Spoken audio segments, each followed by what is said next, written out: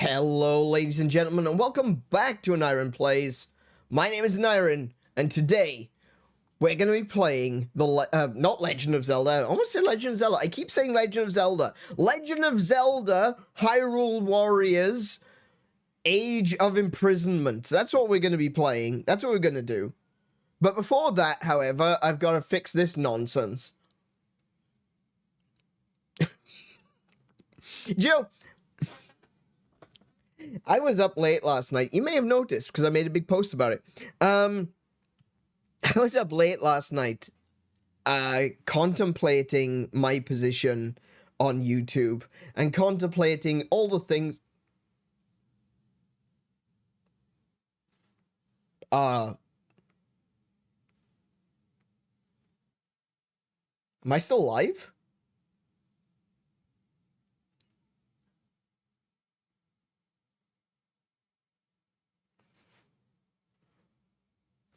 Hello? Am I still live? Shit. Oh, I am. Oh. Interesting. I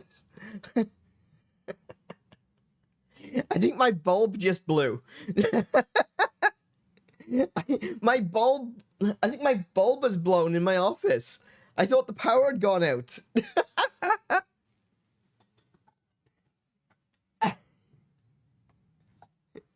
Damn it. Oh my goodness. Can anything else go wrong today? Oh no. Do you know what? I bought a brand new chair, right? I bought a brand new chair a few months ago. And it's so squeaky all of a sudden. I'm just going to complain about everything. It's not going clunk like my old one did every time I moved around in it. But it's gotten really squeaky and I don't know why. I need to find out where the squeak is and oil it or something. I don't know. Okay. Oh, damn it. All right. I'm gonna have to get a new light bulb. I'll probably do that to Sunday. Good grief. All right. Yes, as I was saying, last night I was up quite late, as you probably are aware, because I made a post. I made a very big post talking about accountability and talking about how I need to recognize my own mistakes and stop perpetuating the air of negativity that has been dragging my channel down recently. I say that I'm going to stop complaining about YouTube, and YouTube immediately makes a liar out of me because they go and change something and they break my chat. Look at that. Look at this. Wait a minute. Where's my pointer gone?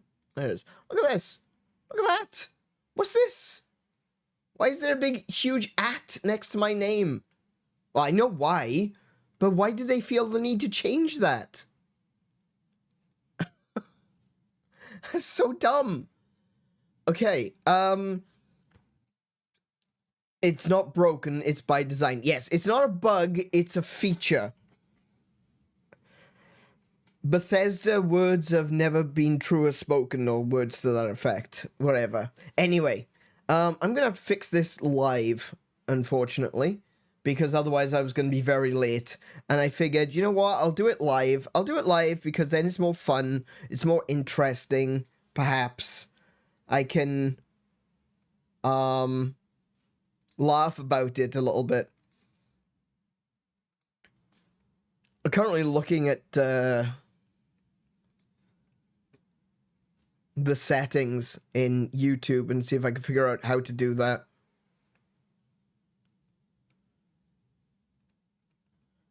I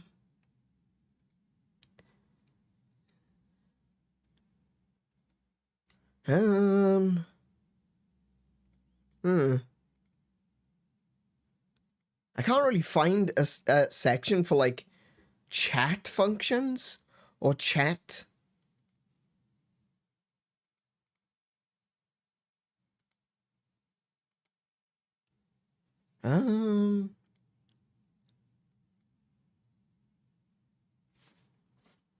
Okay, so basically what's happened is chat is slightly different. Chat has changed. Instead of chat showing your username, it is or your display name, I should say. Chat is instead showing your actual YouTube username. Which wouldn't be a problem, but I'm using custom fonts. So that becomes a big problem. Especially when I type my own name. Or, you know, if I talk in the chat. Because my username looks like this. Where's the finger? I need a finger. Finger. Not that finger. Bloody hell. Just pointing. Just pointing. I just want a finger pointing, YouTube. Bloody hell. There we go. My username looks like that.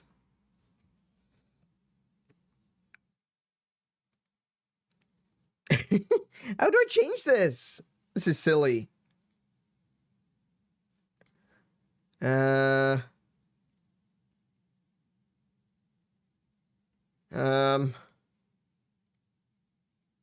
Community and moderation? It could be in community and moderation. User management? No. No.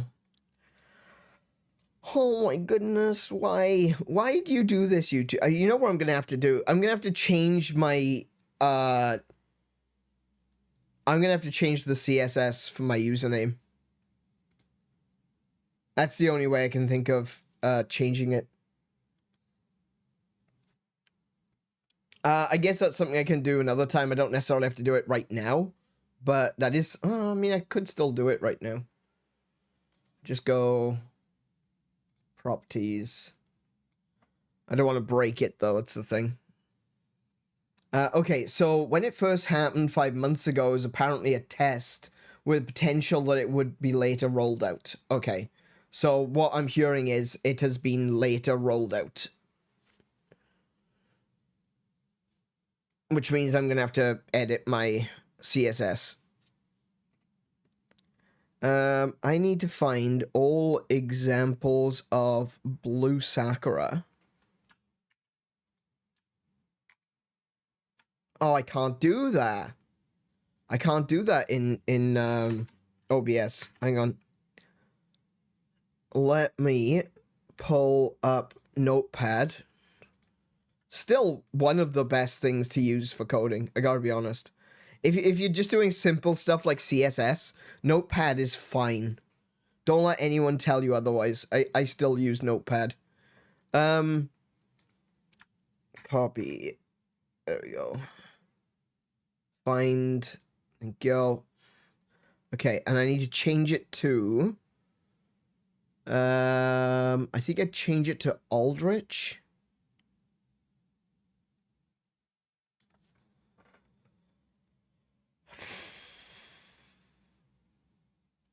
Yeah, I think Aldrich.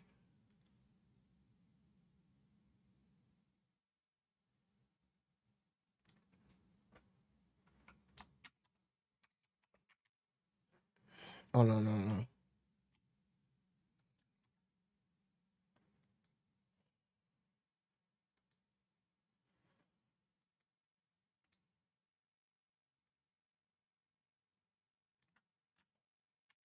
Okay.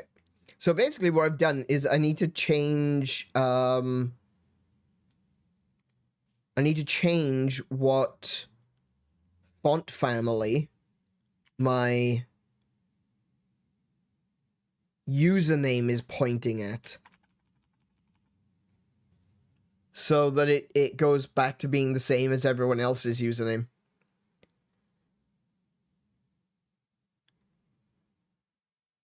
That's weird. Apparently I'm using Jura for the font body. I thought I was using a different font entirely. Okay. I really like Code Mono. I don't know if you've...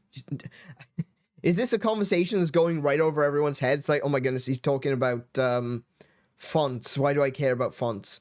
Background music isn't coming through. Oh yeah, that's my bad. Hang on. I'll put that back on. There you go. Yeah, people are like, oh my goodness, he's talking about fonts. Why do I care about fonts? Let's try that. Oh my goodness, my font is huge. Why is it so big? Oh my goodness. Now I need to find that again.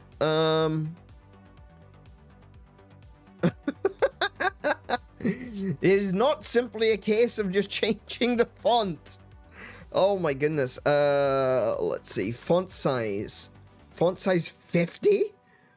Alright. 24. Font weight, I don't need that. Line height should be 26 pixels. Transform, translate, I don't need to do that. Color is fine, margin left is fine. There we go. Copy. You're seeing me doing some coding live. You can't see me doing the actual coding, but it is happening live. So that's kind of fun, I guess. Okay. There we go. My username is back to normal size. Oh my goodness. I should put a little logo at the end of my name, shouldn't I? I should put a little thing like Kiko has got, anyone who's a moderator has got a little pair of crossed hammers. I should put one at the end of my name as well. And see YouTube screw that up next. I don't remember how I did that.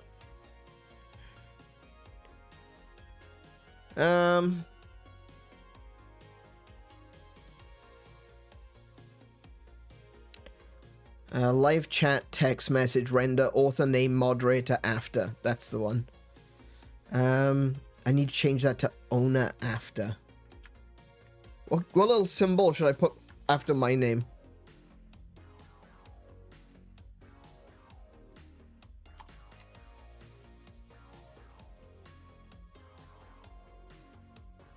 Let's have a look. Let's see what options I've got. Web code symbols. HTML symbols.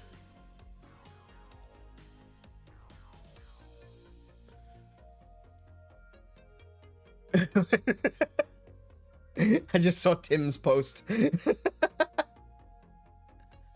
Oh, GH, I didn't get your message. I can see it. I can see it in on the main screen, but it isn't showing up.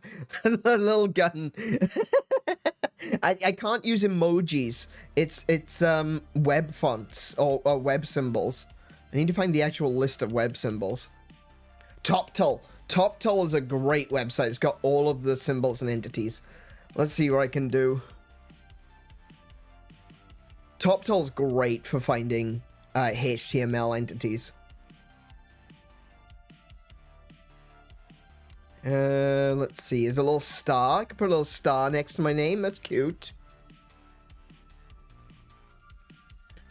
I wonder if there's like something that looks kind of like a D-pad. Oh, guys, I got it. I know what I should do.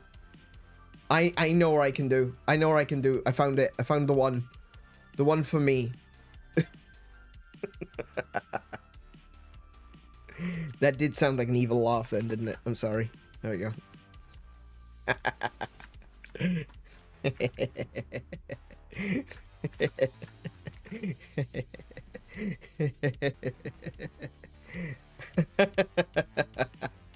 How about that?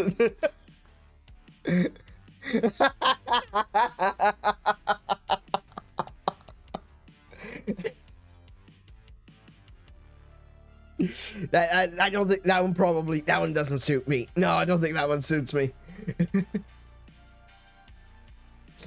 I don't know what you're laughing about, but I'm about to mute you. Look at what's next to my name.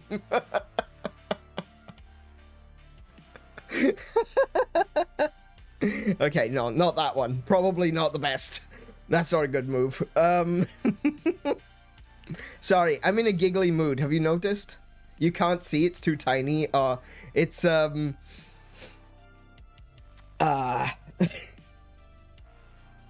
it's a hammer and sickle.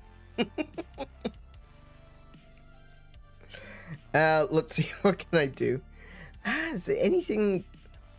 I can put a little star next to my name. That's about it, really.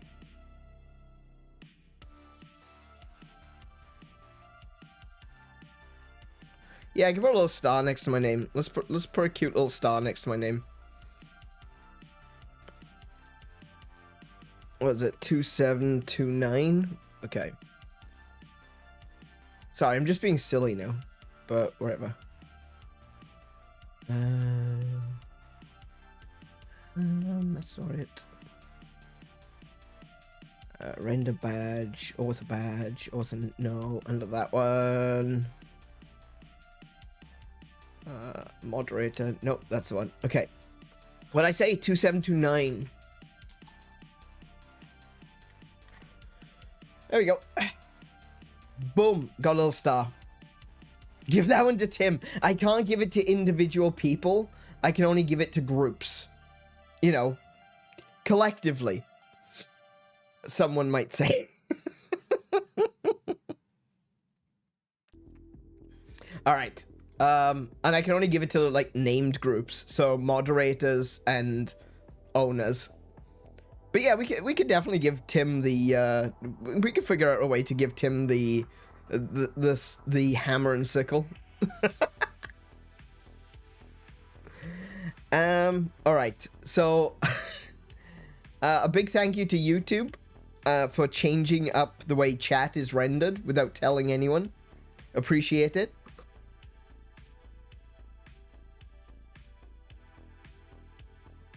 And thank you to YouTube for making a liar out of me. I'm not getting... Hello? Hello? Oh, there we go. There we go. Now my headset's working. Brilliant.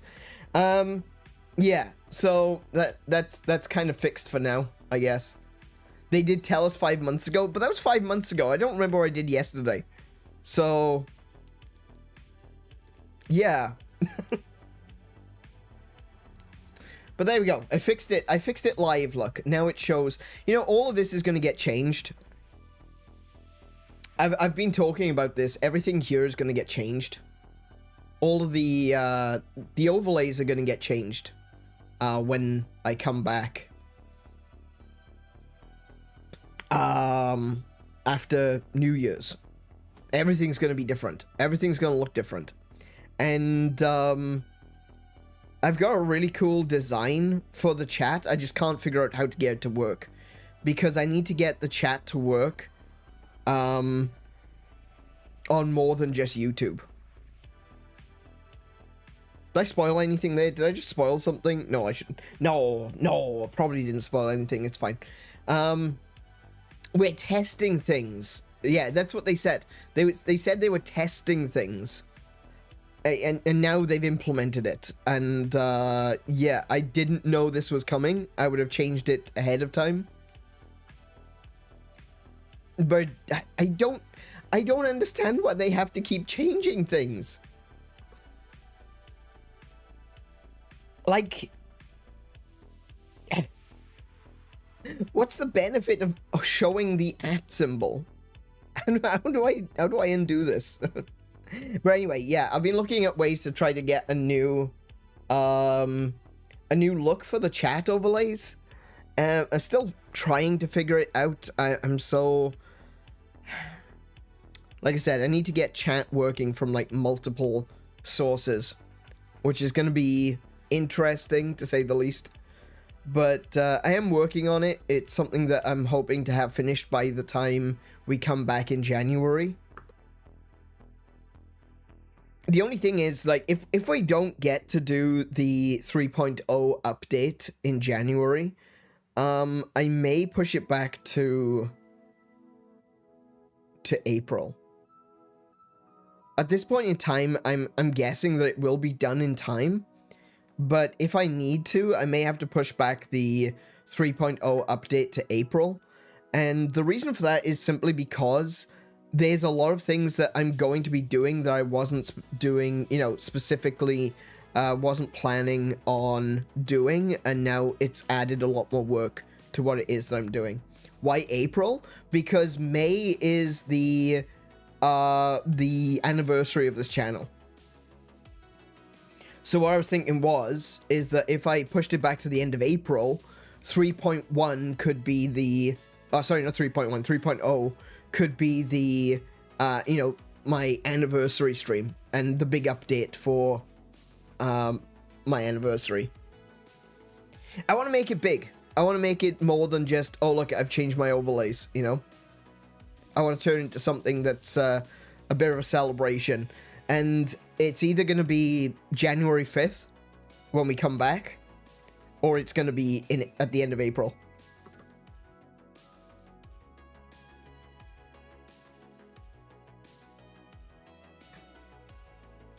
But that's the plan. That's the ideas. At this point in time, I oh, excuse me.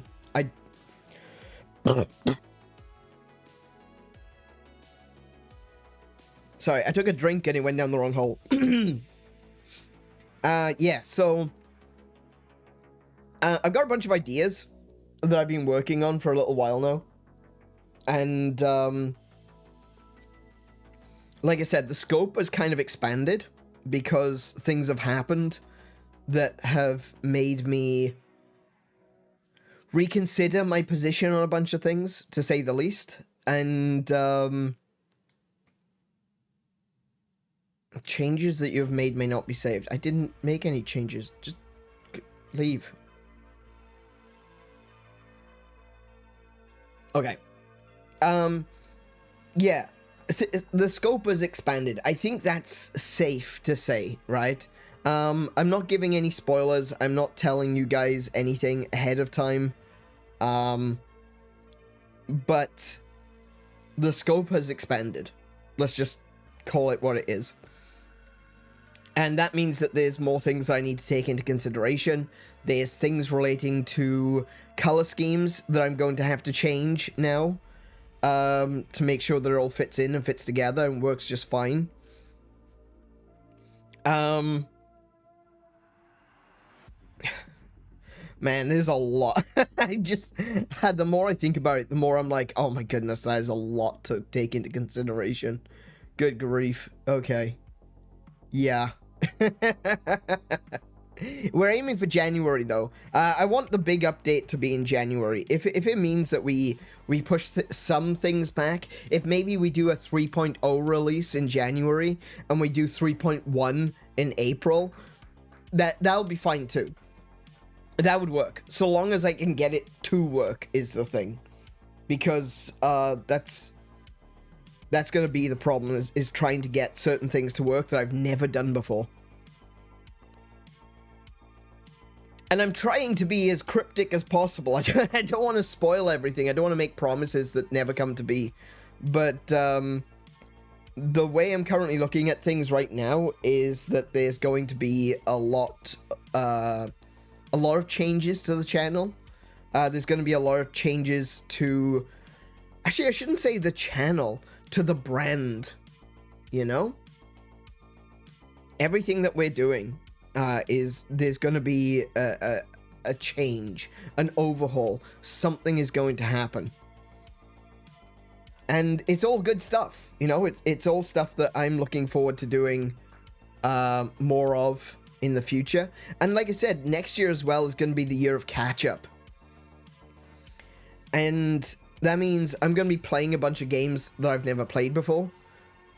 Games that I should have played. We'll be catching up on the art changes, the overlays, everything, all of that stuff, which has kind of been kind of sitting in the barrel. Like, we haven't pulled the trigger yet, but it's been sitting in the barrel for a while now on a few things. Kiko is still working on more art, so my character design is going to change slightly, and we're working on doing multiple different character designs, so that I'll be able to switch between the standard design, like what you're seeing right now, but also a bunch of other designs that will be released in the future. I'm considering dropping the new designs every few months.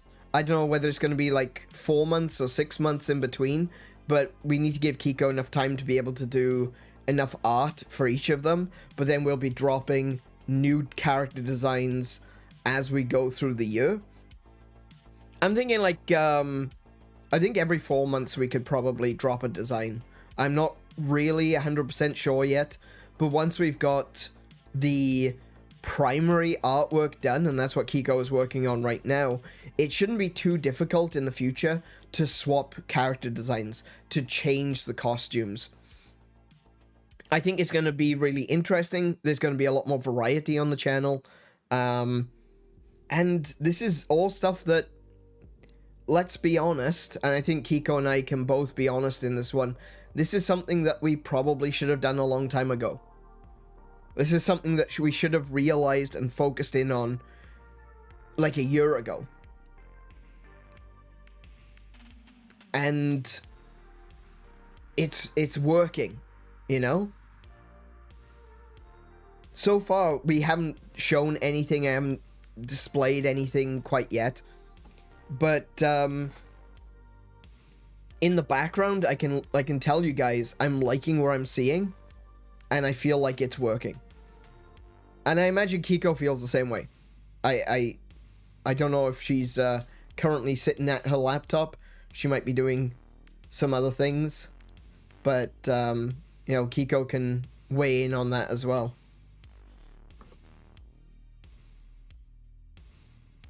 But there's a lot of work that's been going into the channel recently. And I'm excited. I'm excited for what we've got coming. I hope you guys are as well. Now then, on to the topic of last night. So, oh, there's Kiko. I am happy with where we're at with the channel and changes, but yes, a lot of work. It'll take, and will take more work. Yeah, it will. It absolutely will. Nothing good comes for free, you know? Sometimes we want things to be easy, but I think it was Booker from Animal Crossing. I'm pretty sure it's Booker from Animal Crossing says, "Don't wish it was easier, wish you were better." And I completely agree with that sentiment. It would be nice if it were easier, but it's not. And it's not going to be. Nothing is going to change for me. I have to be more flexible, change for the situation, and adapt. And I feel like I haven't been doing that. I've been very much set in my ways, saying to myself, no, I don't have to change. I'm not doing anything wrong. Well, you know, if there's a tidal wave coming towards you and it's going to destroy your house, you still haven't done anything wrong, but it's going to destroy your house either way. You know, a tidal wave bearing down on you is not your fault. But you have to move. If you don't move, you're going to be destroyed with your house. That's just the way of the world. Bad things happen to good people. And you can complain about society, you can complain about the law, you can complain about politics, you can complain about everything. Bad things happen to good people, and it's not their fault.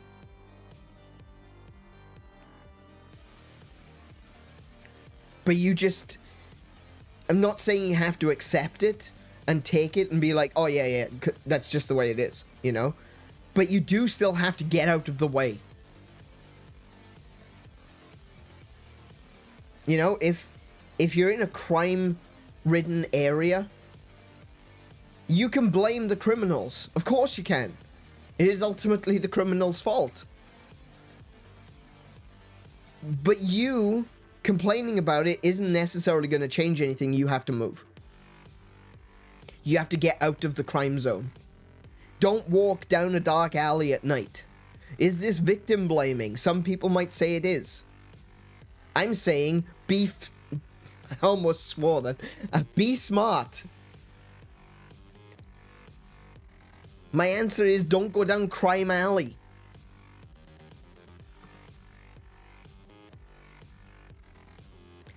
If you can hear cars revving up outside,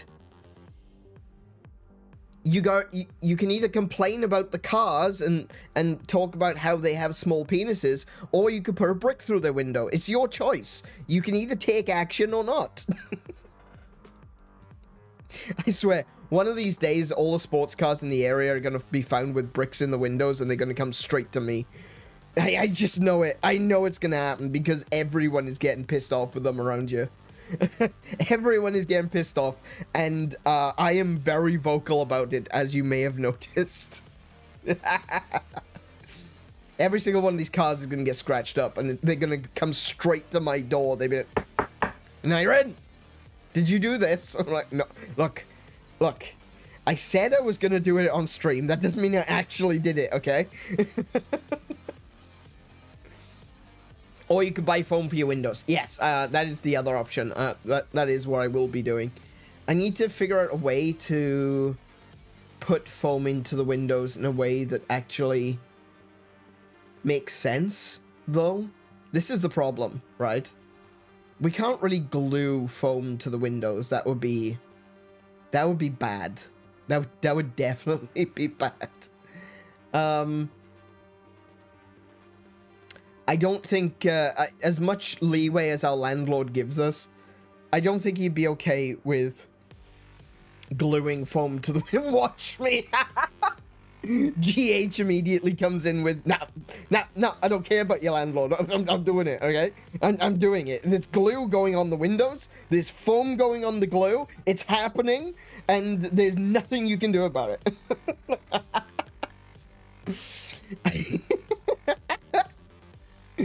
No, I've got an idea. I think I know what I want to do. Basically, I want to get a big piece of cardboard, corrugated cardboard, glue the foam to the cardboard, and then put the cardboard in the window frame.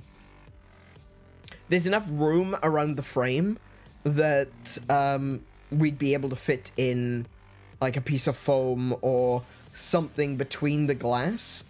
Yeah, between the outside of the frame and the glass of the frame. So we should have enough space to put something in like that. That was your idea as well? Okay, cool. And then we can put that down. And I'm going to put some big, heavy curtains as well. I've got plans for a really cool little modification that I'm going to be doing in the office. I need to talk to the landlord about it because it is potentially going to result in a couple of holes in the wall, but he has already said, like, so long as it's something that's easy to cover up, it's not a big deal. So I'm going to be putting some curtain rails up so I can put some heavy curtains in front of the window and have it run around the room, like inside the room. Think of it like you know, like when you're in a hospital or something, you've got the big curtains around all the beds. It's going to be something like that, but it's going to be in the corner of the room so that I can make the walls noise dampened. Now, normally people would put like foam on the walls, but curtains work as well. So we're going to have some ruffled curtains on the walls that will hopefully stop my voice from echoing as well. So the sound of my voice should be even cleaner than it is right now. And I think I've gotten my voice pretty clean, to be fair. There's almost no echo to it at all, which is really difficult to do, honestly. But yeah, soundproofing / dampening curtains are no joke. They really aren't. They're so good. They're so useful and easy to put up. But I'm gonna have to do some very interesting things. It's not going to be so simple as, oh, I'm going to put some curtains up. I need to do interesting things to make sure that all of the curtains go up where they need to go. There's like a stupid little shape that I'm going to have to do if I want to follow around the corner of the room. So, yeah. I'm going to see how that goes. I'm hoping that it'll be fine.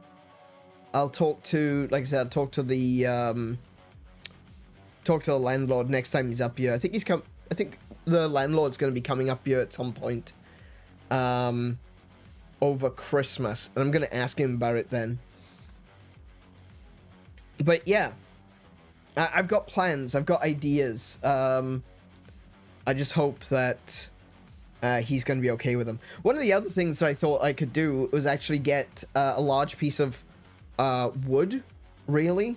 Just like a large piece of thin plywood to cover up the window, and then put foam on the other side of the wood so that the foam sits in the window. The only problem with that is that the foam is going to be pretty... It's going to be one of those things where we will have to change the foam because the sunlight on it all the time will result in the foam degrading. So either we need to cover up the window from the sunlight coming in, or we need to be able to change the foam out on a regular basis. I think the best way, if I wanted to absolutely soundproof this place, would be to do the piece of wood with foam on it. But like I said, that could be a bit more difficult. It's going to be a bit more work. It's going to be a lot more to repair later. But it does allow me to do more things in this room if I were to do that. It's just a bunch of ideas. At this point, it's a bunch of ideas. I have got myself a table saw from fixing the basement. You know, when we first moved in, the basement was a mess. That's all nice and clean now.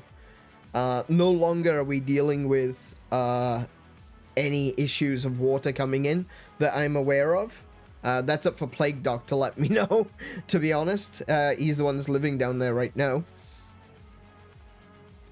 But that's all nice and tidy and clean and repainted and sealed, and it's looking fine as far as I'm aware.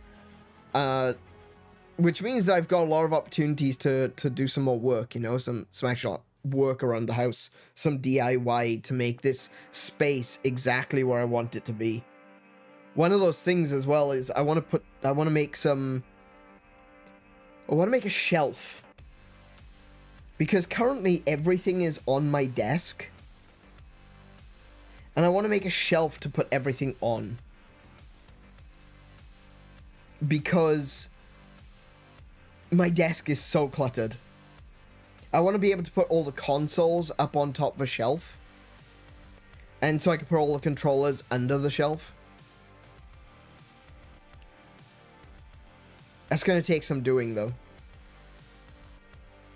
I need to actually get some material to do that.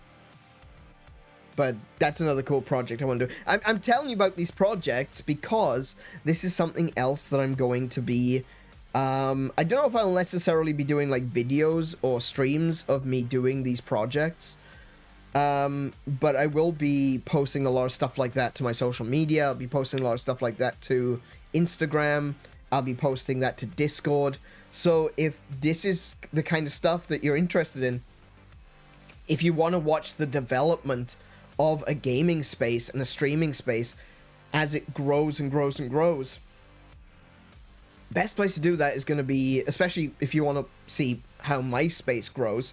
Obviously, if you don't want to see my space growing, go follow someone else. But if you want to see how my space is how my personal gaming area and streaming area is developing, you can follow me on social media. You can come and join our Discord. You can follow me, like I said, on Instagram. And I'm going to be posting a lot about this. There's a lot of stuff I still want to do. And so I'm going to be posting a lot about it. I hope that's interesting as well. Because there's more to gaming than just playing video games, you know? There's also the maintenance and the development and everything else that goes into creating your perfect gaming space. To making that space yours, you know?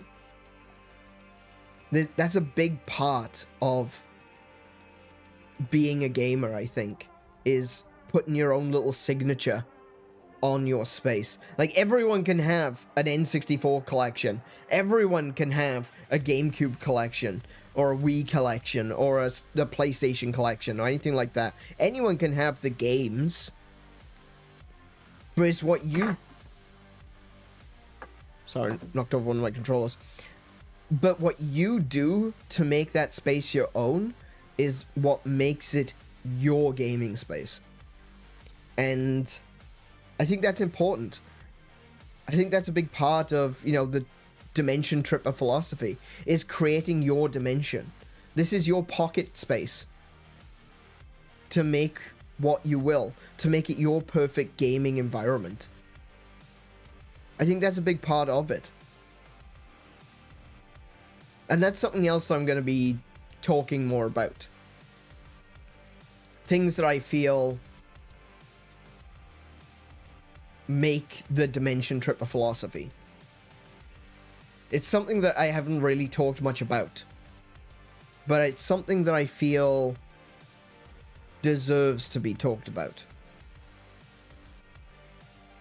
It's something which has always been there, a part of my channel, ever since we first started on YouTube. Actually, even when we were still on Twitch. It's the basis of my outlook on video games as a whole. And it's something that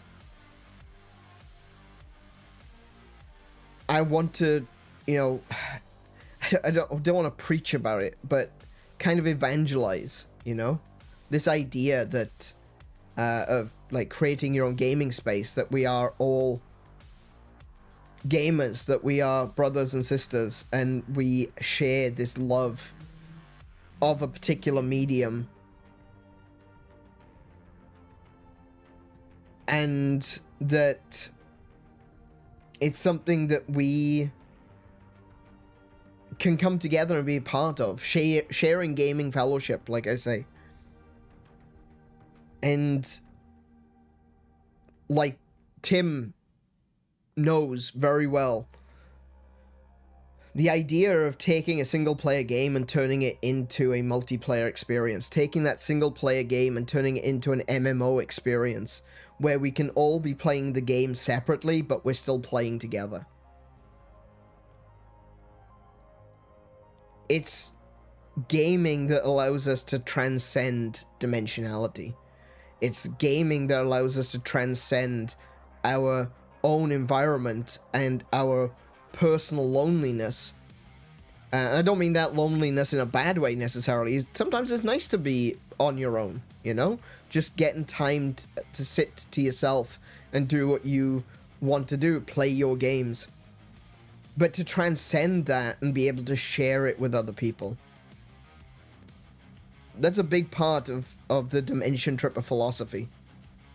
And that's something that I really want to do more of on this channel. I want to talk about that. I want to talk about the positivity of video games. I want to stand up against negativity against video games. Anytime that someone makes a stupid post on social media saying that real world violence is because of video games, you know? I want to stand up against that. Anytime someone says that, oh, these sexualized characters in video games is the reason that women get assaulted, I want to stand up against those sorts of claims, because that's just not true. It's been proven time and time again that violent video games, sexualized content in video games, does not result in real world acts of violence. There is no connection. Even the studies, and some studies did show that people get more angry when they are playing video games, but when the game is over, the turning off of the game is almost ritualistically putting away the negative emotions as well. People that get angry, people that get violent, throw their controller, they turn the console off, and a lot of that goes away. Alternatively, they were already angry people before they started playing the game. That is another thing. Unless you're playing Call of Duty Black Ops, then it is entirely the game's fault. Never forget, video games are the cause of... Never forget, video games are the cause of the Crusades and directly responsible for creating Jack the Ripper. Absolutely. If it wasn't for video games, Hitler wouldn't have done what he did. If it wasn't for video games, you know, all the bad things in the world would never have happened. We'd still have dinosaurs. Video games are the reason why the meteorite hit the planet and killed the dinosaurs. It doesn't matter that, you know, video games didn't exist back then, but that's the reason why. It's video games, because video games are the root cause of all evil that has ever existed in the world. Did you notice that in the Bible, here we go. Did you notice that in the Bible, there's Longinus, the guy with the spear that stabbed Jesus in the side, but what you don't know is that the actual Roman soldier that drove the nails into Christ's hand and feet was actually an Xbox. Yeah, bet you didn't know that. Wasn't a Roman centurion. It was. Why do you think that Xbox One released with the game Rise, Son of Rome? See? Because the Romans were actually walking, talking Xboxes. And, you know, evil. Of course they're evil, because it's an X. You know, like a cross is like a T shape almost, with a little bit of a neck sticking up. It's like a T shape. The X is a crooked cross. It's a cross on a crook. Get it? Do you understand now? Xbox is evil. How much evidence do you need? I mean, I could go on for literal days. This is the sort of insanity that I see regularly. Odysseus threw an infant off castle walls because of video games. He did. It was. He was playing Assassin's Creed, and he saw people doing the leap of faith, into the bale of hay, and he was like, I want to try that, but I'm not going to test it myself. What I'm going to do is I'm going to throw this infant off the castle walls, and turns out he missed the bale of hay, so that was a problem. But it was because of video games. It was because of Assassin's Creed. And as we know, Assassin's Creed, the Crusades, yep, it all ties together. Video games are evil. That is the truth.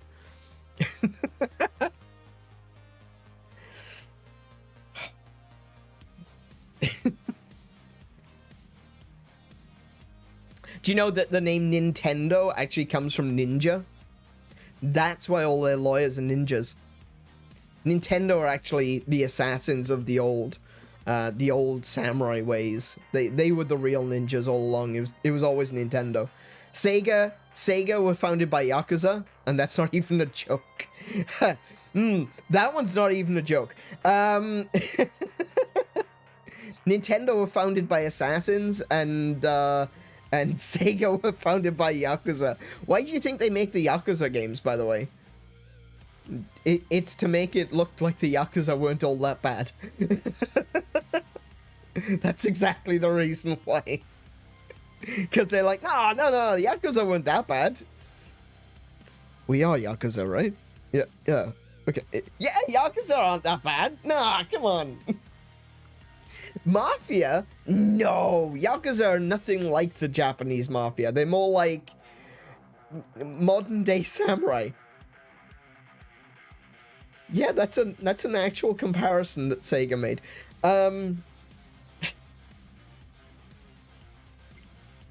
Yep. Speaking of Yakuza games, though, and now YouTubers can use the Like a Dragon game footage for videos on real Yakuza. I mean, you can. Yeah, absolutely. You actually can. Yep. You could do that. Why do you think Grand Theft Auto 5 is, was it 5? Yeah, Grand Theft Auto 5. Why do you think Grand Theft Auto 5 is the best-selling game of all time? It's because it's a crime game. It's because it makes everyone into criminals. Yeah. But, still, you know, getting into more serious things. Yakuza, we're going to be playing Yakuza next year. That's going to be part of the catch-up. I'm looking forward to that, actually. I'm really excited to play the Yakuza series. I don't know whether I'm going to be playing the Yakuza series in release order or chronological order. I know that there is a slight difference. It's like whether or not you play 0 first or not. I haven't really decided yet. The purist in me says start at 1 and play 0 later. But I think I want to start at 0. I think there's some spoilers. That's what I've been told, at very least. Is that there are spoilers in 0 for things that happen later. So that the best way to play it would be playing like 1, 2, and 3 and then play 0. So, not really sure which order to do them in. I'm probably going to talk to JC about that, because I know JC knows the Yakuza series better than I do. But it would be cool to, you know, to get an idea of what I'm going to be doing and plan ahead. I don't know if I'm going to be playing every Yakuza game. I do need to point this out. The plan is not I'm going to be playing like 15 different games from the same series for the entirety of 2026, right? I'm gonna start the Yakuza series, so I may do like 1 and 2 or something throughout the year. And there are other games I also want to play, okay? Otherwise, I'm just gonna be playing Yakuza from now until, well, until my 50th birthday, probably.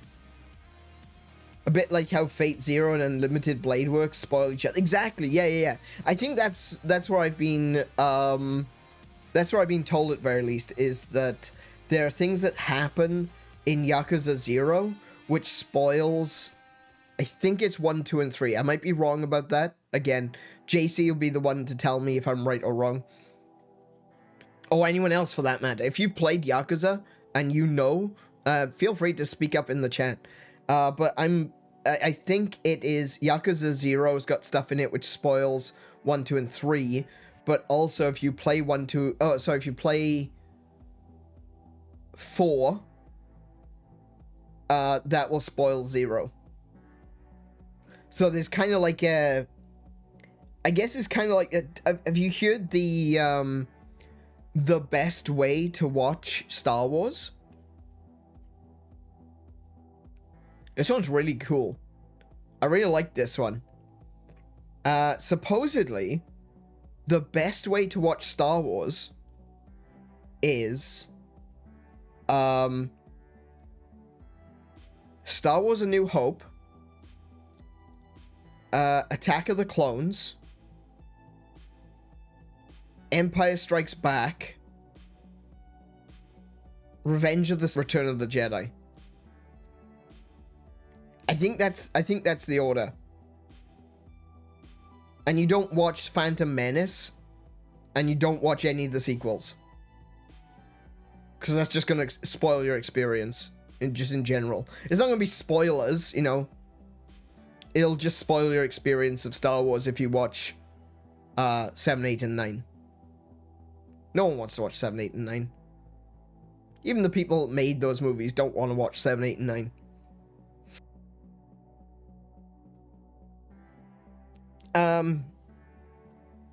I did see that there was a version of Phantom Menace.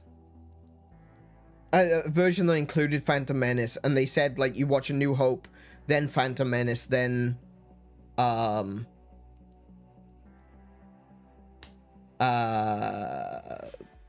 of the Clones, and then Empire Strikes Back.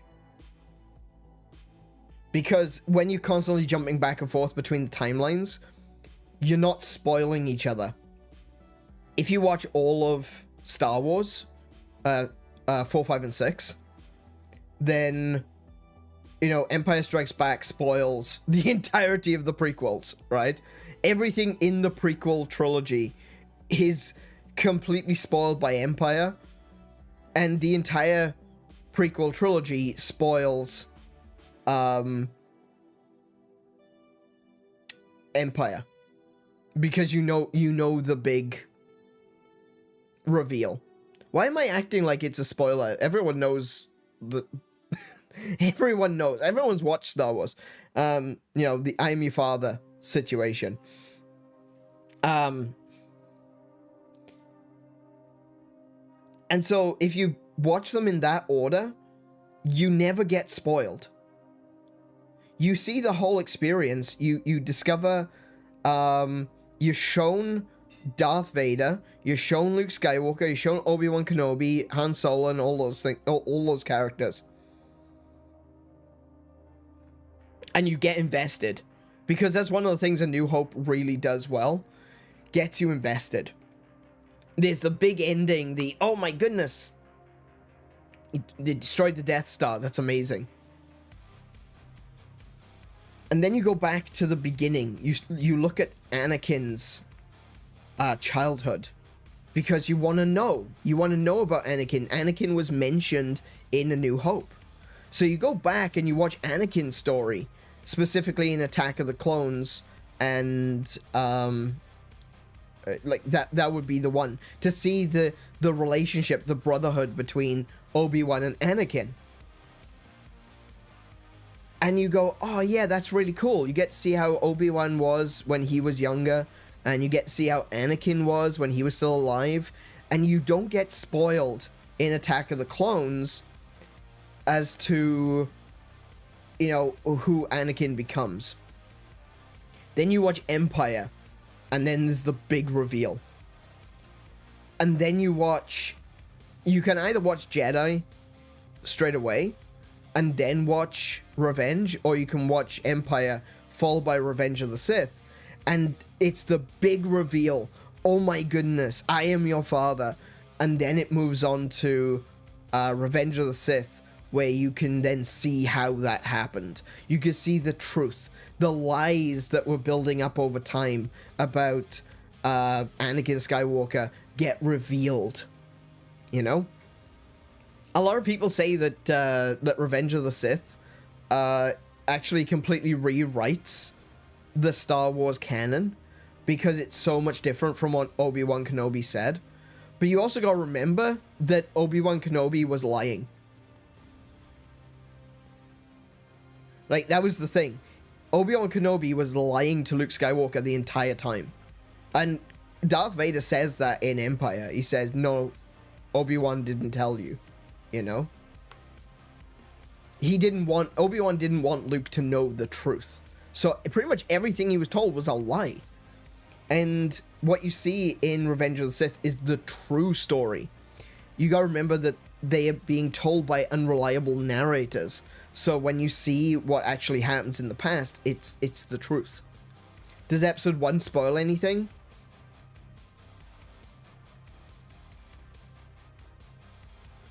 No. I don't think so. Episode 1 doesn't spoil anything. The posters do. If you've ever seen the posters for Phantom Menace, the posters are terrible spoilers. I mean, if you've already seen Empire Strikes Back at that point, it doesn't matter. But the poster shows Anakin Skywalker walking through Tatooine, and his shadow on the wall is Darth Vader. Like, I know that Empire came out, what, 20 years before then? But, for goodness sake, there are some people that won't know, okay? There are some people that this is the first time that they are watching Star Wars. So don't spoil it in the bloody poster. Good grief. You'd think someone who is as, you know, focused on canon as George Lucas was, that he wouldn't do that, but he does. Yeah, there's always going to be new viewers, like new kids that have never seen the movies, you know? I think that's one of the reasons why I still feel a bit uncomfortable talking about spoilers of Star Wars. Because at the end of the day, Star Wars is still one of those timeless movies that anyone can pick up and enjoy. And I feel like spoilers for Star Wars are still something that that is still going to be relevant, you know, in the next 10 years, in the next 20 years, in the next 50 years.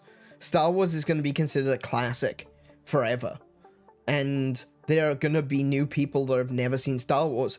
So the spoilers for Star Wars are still something that I feel is prescient. It is something that is still true in the moment. There's a lot of movies like, you know, what you think about, like the Marvel movies, you know, they're kind of like it's kind of like popcorn, you know. Don't get me wrong, I like popcorn. I love popcorn.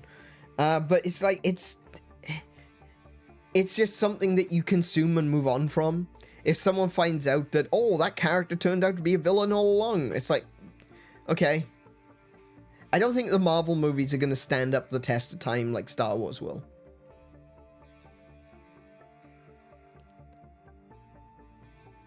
The idea of retroactive knowledge is lunacy. Yeah, exactly. Yeah, absolutely. If someone's first introduction to Star Wars is this stream, then they're gonna get spoiled. You know? There is something known as, you know, there's meme theory, mimetic osmosis. If that's something that you're interested in, I could go into depth on that one. I could talk for hours about mimetic osmosis. But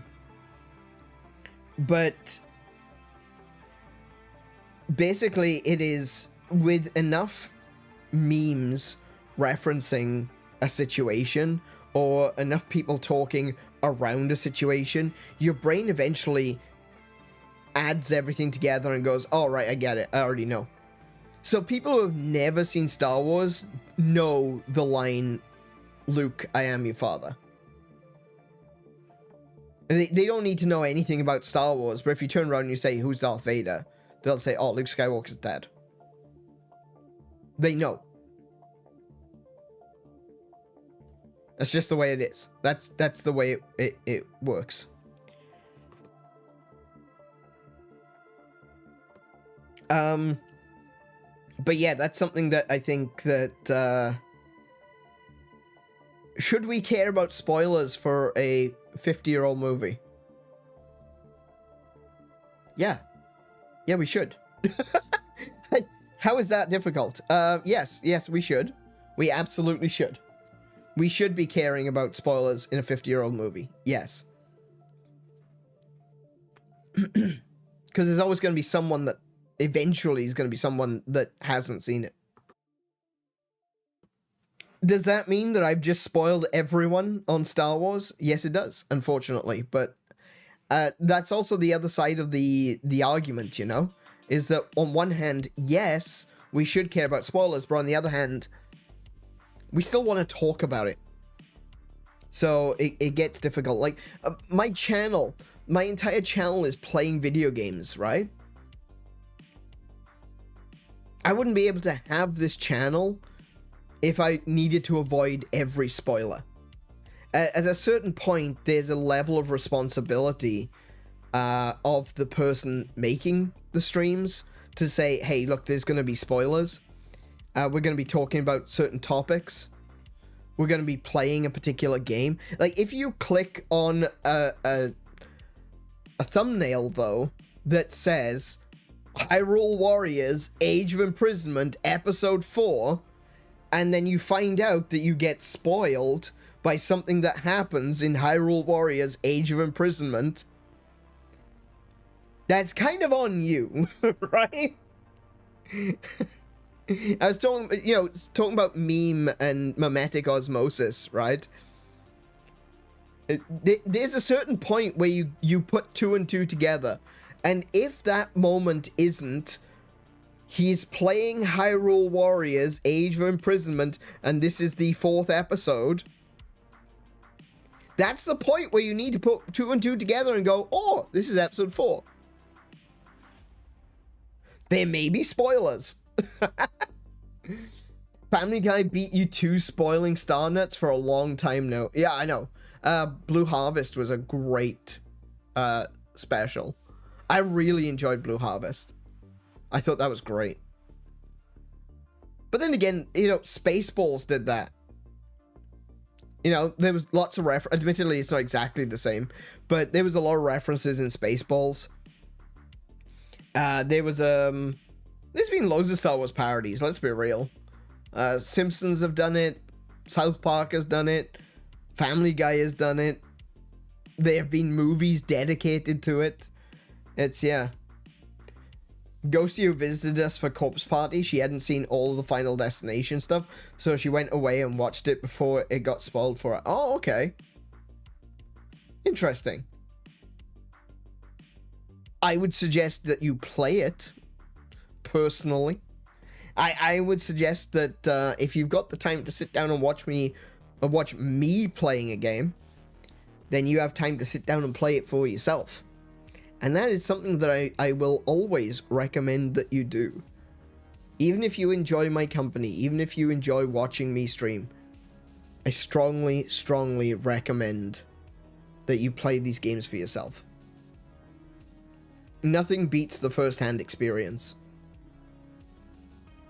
It just doesn't.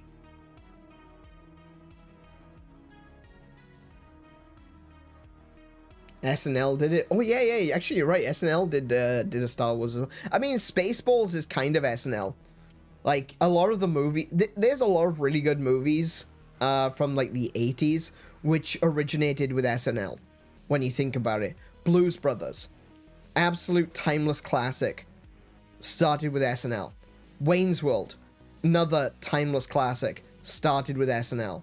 Ghostbusters was a little bit different, but the idea came about by with different people who had met through SNL. Some of these absolute genius classic movies, things that today are still considered some of the best in cinema history, a lot of it started with SNL. You know, while SNL was good.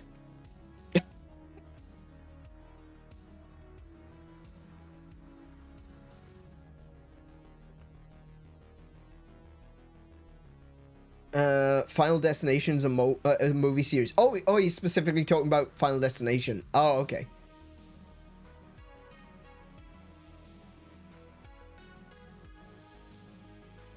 Wait, so was there actual references to Final Destination in Corpse Party?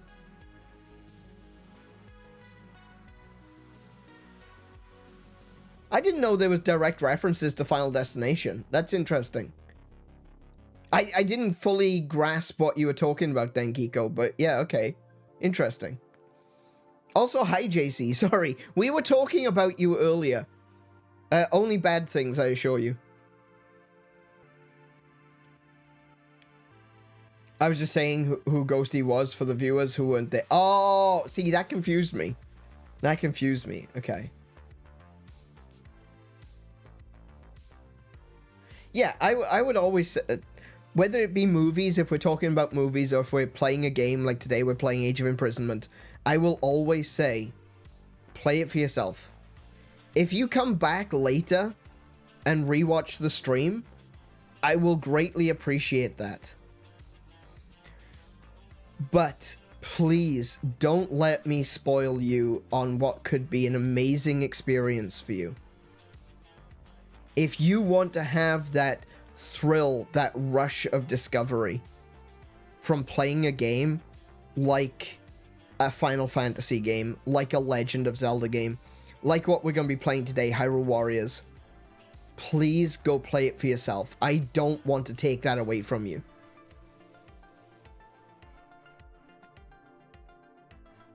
So, yeah.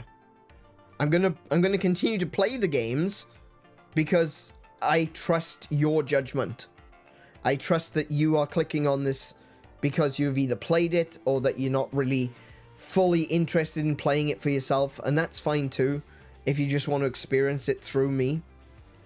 Or if you want to experience my background in, you know, playing every Zelda game, doing the research, knowing a lot of the backstory and development and stuff like that. If you want that understanding, come back and get it from me later, you know? After you've seen it for yourself, if there's something you don't understand, come and ask a question. Come and ask a question. I didn't quite get what they were getting at when Rauru said this. Can you help? Yes. Possibly, if I remember what he was saying. But yeah. But I want you guys to experience it for yourselves. I want you guys to have that enjoyment of first discovery. You know? That's one of those things that I've always said is true about video games. It doesn't matter how many times a game has been played. It doesn't matter how many people have played it, or when the game was released, or how many years have gone by since that game is released. If it's your first time playing it, that is the first time it's been played. It doesn't matter that the game has been out for 20 years. You experiencing it for the first time is the first time experience. You aren't spoiled. You don't know what's happening. There's a lot that you can throw yourself into. You can get yourself invested in the gameplay and enjoy the precision of the mechanics. Or you can throw yourself into the story, become emotionally invested. You can, when you discover a game for the first time, it doesn't matter that it's been discovered before. It's not like some undiscovered territory. It's not like we land, you know, going to America. Let's use that as an example. Why not? You know, if I go to America, it's not like even if it is my first time being there, it's not like it's the first time it's being discovered. It's already built up. There are cities, there are towns, there are villages, there are farms. There are all kinds of places where you can go and visit. There's tourist spots. There's Disney World. There's all kinds of things that you can do in America. It's not some untouched jungle paradise anymore, right? Video games aren't like that. The first time you play a video game is still the first time. Unless you're playing Dark Souls and people have left notes everywhere. Now, that's slightly different, okay? Dark Souls, Bloodborne, Elden Ring, there are notes absolutely everywhere. You have to turn them off, okay? Because they will spoil you and they will tell you to do things that you cannot do. Like, you have to jump to proceed. I watched a couple of streamers. In fact, I've seen a lot of streamers. As soon as they start the game in Elden Ring, as soon as you go out where you gotta fight the first boss and then you fall down into the place where you learn about grace and everything like that, okay?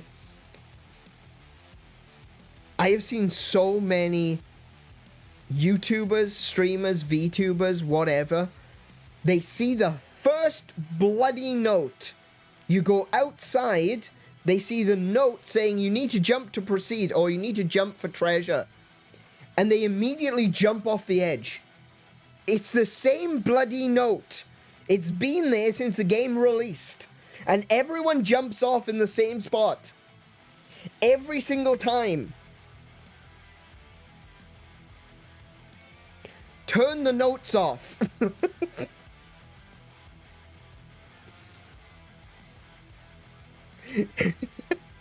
It is. I gotta be honest, it is funny. It is pretty damn funny. I just started watching DB Geek playing. I think he was playing yeah. I watched DB Geek playing Elden Ring. I love watching DB Geek. He's a really funny guy. And I started watching him playing Bloodborne recently, which was hilarious. But I watched him playing a bit of Elden Ring. First thing he did, jumped off the edge. I'm like, oh my goodness, I can't believe that. Started watching Korone. Inugami Korone from Hololive. She started playing Elden Ring recently. First thing she did, jump off the edge. I got all the way back to the beginning, back when, Elden Ring first released. And Ninomai Nanis, also from Hololive, she starts playing Elden Ring. First thing she does, jumps off the edge. It's the same bloody note. It's the same note that gets them every time. You have to jump for treasure, or you have to jump to proceed. And they do it. They boink straight off the edge. Every time. I don't think of it. I need to. Do you know? Maybe I should put a compilation together. I need to put a compilation together of everyone who reads that note and jumps off.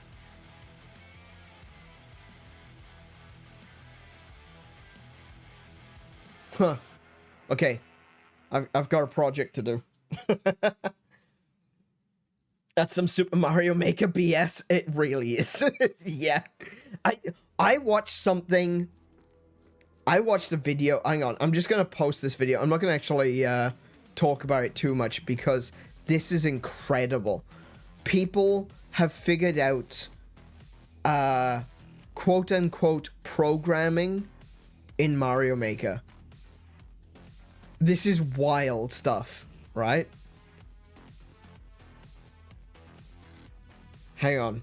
I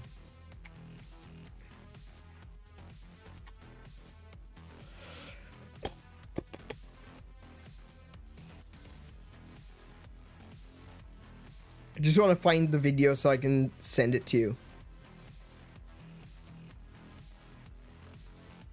Oh, this one. Yeah. I found it. This one, okay? I'm going to post this in our Discord as well. I want you to click on that link. I know that if you're watching this from the VOD, you can't click on the link. Sorry.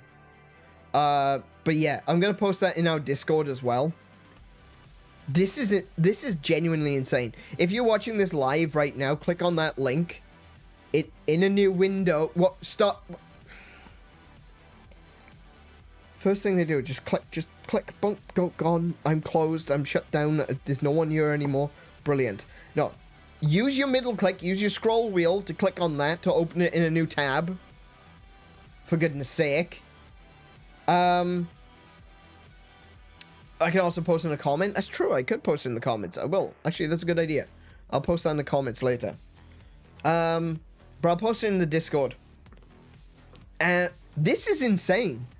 The level of programming that is now possible in Mario because people have discovered that people have completely figured out how the random number generation works in this game.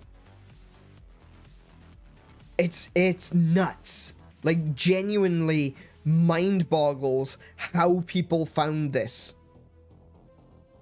But yeah, it's really cool. I recommend checking that out, especially if you are a fan of Mario Maker. Do we have a thread for Mario Maker? Oh, we don't. Interesting.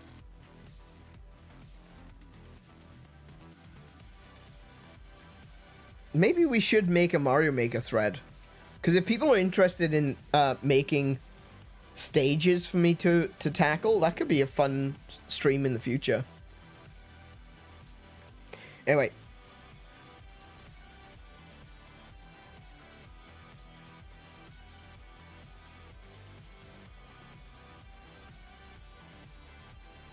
This is insane. We're talking about this in the stream and wanted to share it here. There we go. Boom.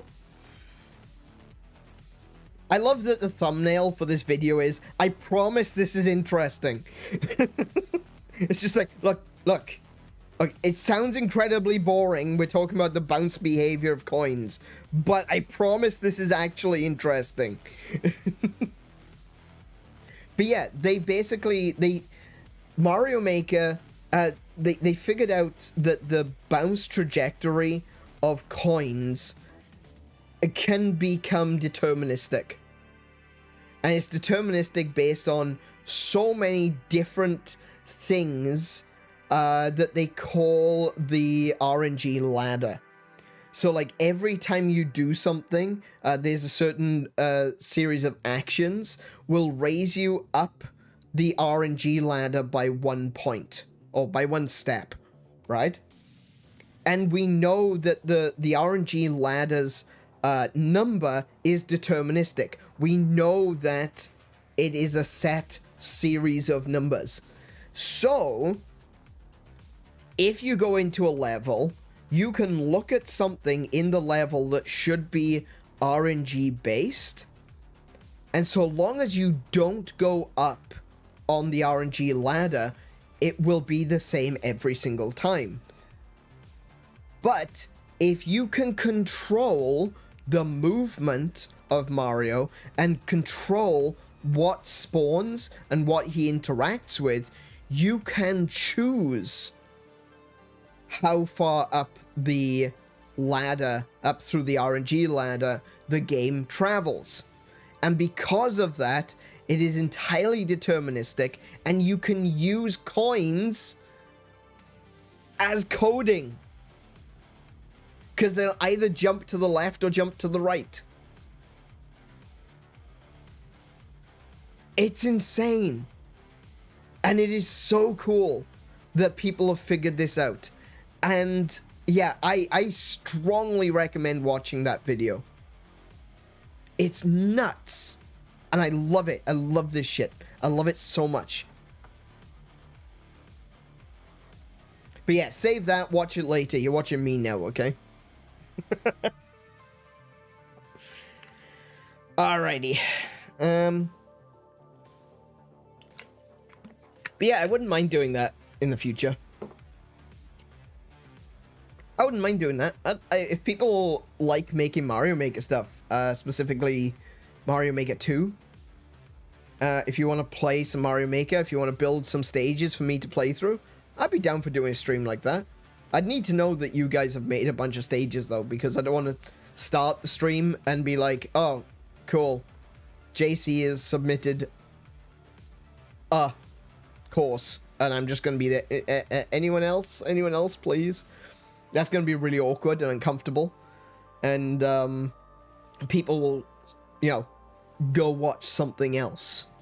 So I need to make sure that you guys actually would be interested in doing that. But yeah, if you guys want to do that, if you want to do something like that, I'm down. I'm totally down for that. Just don't make one of these, okay?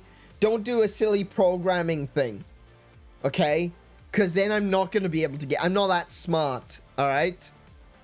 I sound smart sometimes when I don't sound drunk because I'm tired. But yeah. I'll make Super Mario remake Super Mario Frustration for you. So I'll end up the entire stream time. Oh, okay.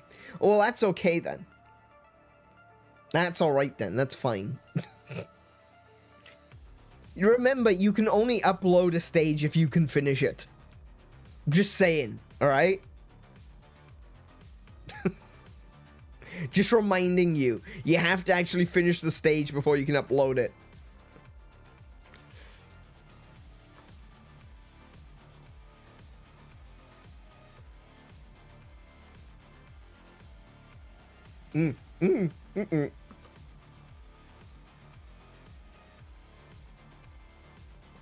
Sorry, I was drinking then, but I thought I'd muted myself.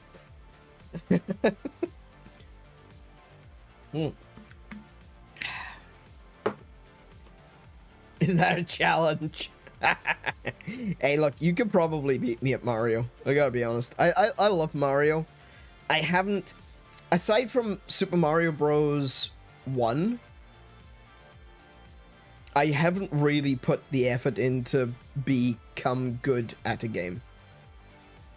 The only reason I did 1 was because I was playing it as part of the Nintendo World Championships NES edition.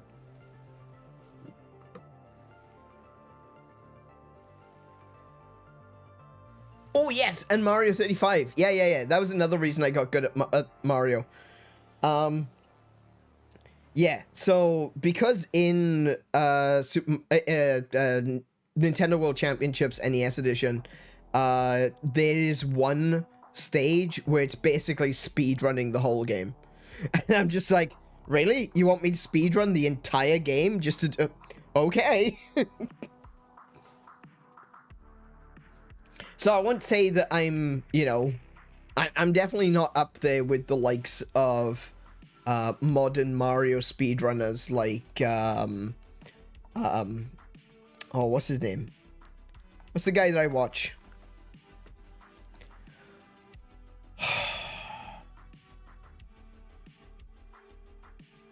Kiko, help. Who do I watch? What's his name?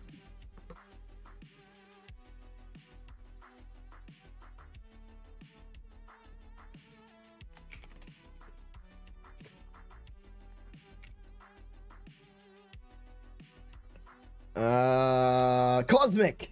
That's the one. I just googled Super Mario speedrunner. First result, Cosmic. That's the guy. I'm no Cosmic, okay? I'm not even not even remotely claiming to be close to Cosmic. But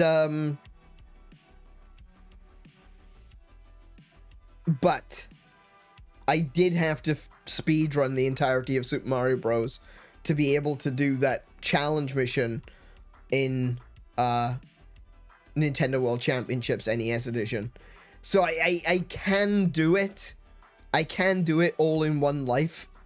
It would take a little bit of practice for me to get back up to that level. But yeah, I can do it. I just... I was never going to do it in like 4 minutes, right? That's not gonna happen. I don't know. I can't do any of the glitches. I think that's the thing. Is like, if I was to do any sort of speedrunning category, it would probably be a glitchless category, because that's where I suck at. I suck at the glitches. I can't do them. I just can't do them. Yeah, I'm really bad at that.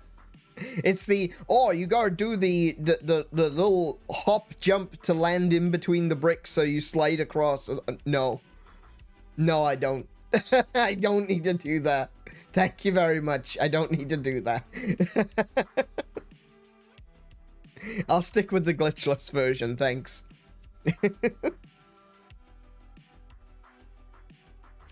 I don't know if I would actually do speedrunning, though, to be honest. I think that Super Mario Bros. Speedruns are so... what's the word? What's the word I'm looking for?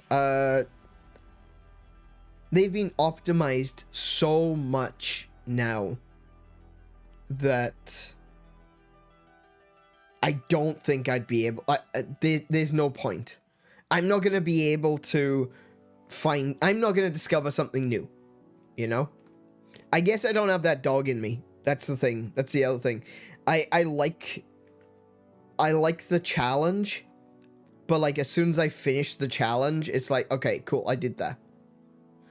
I don't feel the need to go back and do it again. I think this is something that I was, you know, we were discussing with Mint in a previous stream. I don't get it. I don't get the, you know...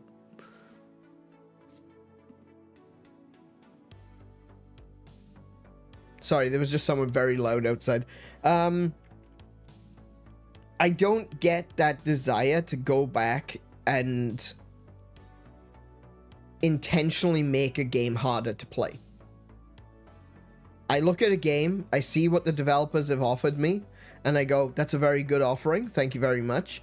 I'm now going to play this, and I'm going to enjoy it, and I'm going to rise to the challenge, but I don't see the point in going back and challenging myself further. I've done what the developers asked of me. Yeah. I think that's it. I think that basically that entire conversation, that's what it came down to, was I said, okay, that's great. I'm glad that people can enjoy the game that way. You know, how many button presses can I get in before I reach the top of Bob on Battlefield? Like, sure, that's fine. I can literally just walk there though. I'm fine. You know, I don't have that dog in me. But I'll take up a couple of challenges, like finish Super Mario Bros. Without dying. Okay, I can do that. I've done that. I finished Super Mario Bros. On 1 life on original hardware. Okay, I can do that. That's not a problem. I'm gonna need to practice. I'm definitely gonna need to practice. I think I finished, when I finished Super Mario Bros. Glitchless, I think I finished it in... I don't know, it wasn't that bad, actually. I'm gonna have to look, I never wrote anything down. See, this is the thing. I think it was like 2 minutes away from the world record, so it's not great, you know? But it was good for a first try. You know? Just never went back and tried again. Anyway. That's something for another day. We can talk more about the possibilities of doing stuff like that in the future. Today, we are going to play a little bit of Age of Imprisonment. I had to remember for a second. I have to stop myself every single time because I'm either about to say Legend of Zelda or I'm about to say Age of Calamity. I don't know why. Maybe Age of Calamity just kind of rolls off the tongue better. Age of Imprisonment, Age of Calamity. I don't know. I like Age of Calamity a bit better than Age of Imprisonment in terms of like the way it sounds in my mouth. I like the way it feels in my mouth. Yeah, every time I'm like, oh, Legend of Zelda, Age of Calamity. No, that's not a game. That game doesn't exist. It never has. All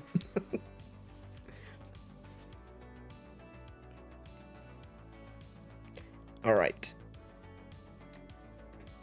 Before we go in, I'm just gonna send a message.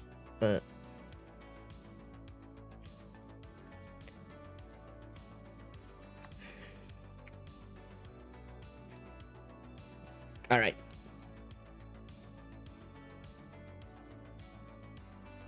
Oh, do you know what would have been a good idea?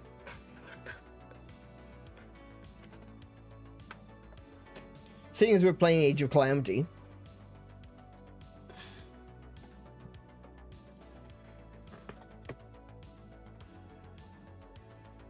A good idea would be to actually have my Switch turned on.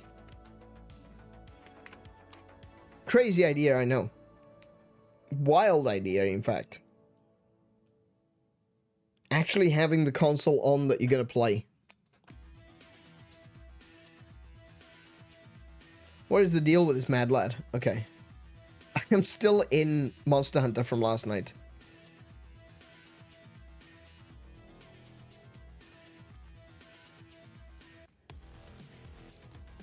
Oh, no. That's the wrong one. Wrong one. Damn it. There we go. A bonkers idea. Yeah, the wildest of ideas. I only have the wildest of ideas. You know?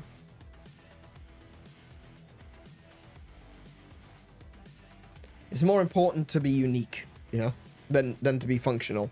And I sure as the shit ain't functional.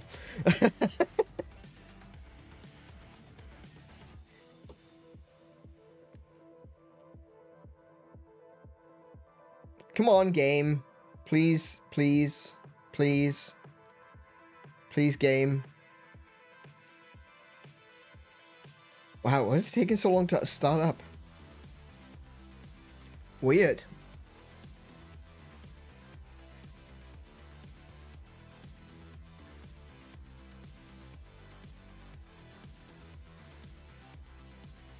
Alrighty. And we will jump on over to the game screen. And we'll play some Hyrule Warriors.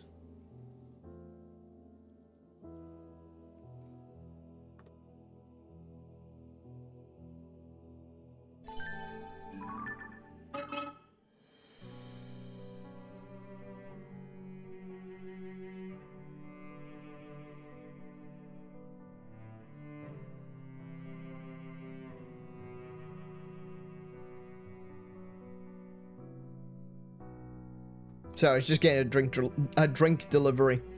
Okay. Right. We are now in Hyrule Warriors. Age of Imprisonment. We've got a few things to do. We've got, I don't remember, what's this one?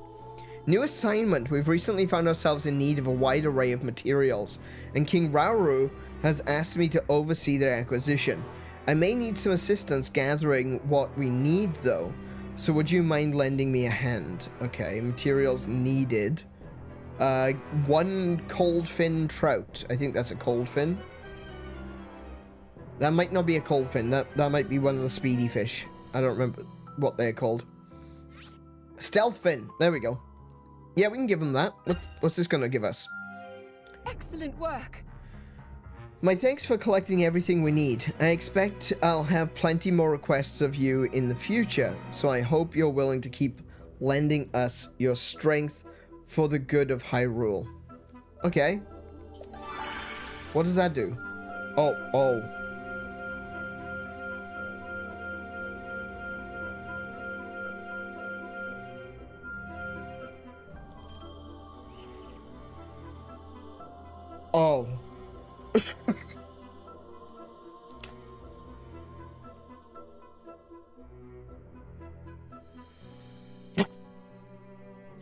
Okay, that was literally a can of worms.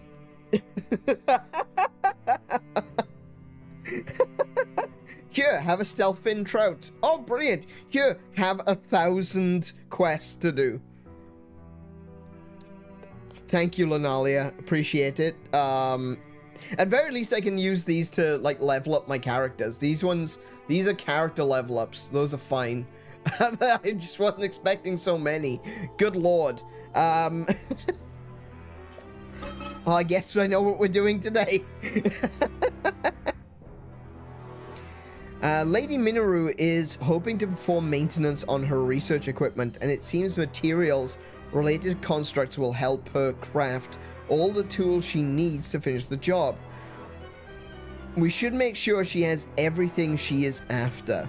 So that's some Zonite, some stealth flowers, and some pieces of paper. Okay, we can do that one. Boundless energy, what does that mean? This should prove useful in battle. Using the tools she crafted from the materials we brought, Lady Minoru managed to get her research equipment looking sparkly and new again. She was quick to resume her studies into ancient Hyrule and was pleased to discover some new uses for her Zonite devices. Okay. What does boundless energy mean? Oh, it's a skill. Oh, okay. Increase the efficiency of your Zonite devices, negating energy consumption for a short period of time. Ooh, okay. Wait, is that just for oh, that is just for Minoru, isn't it? That's one of Minoru's skills. Oh, that would have been great on the construct.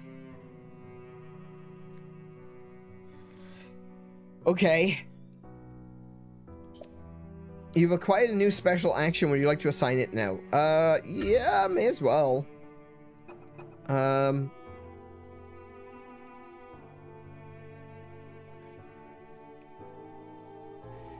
See, they don't give you a lot of options for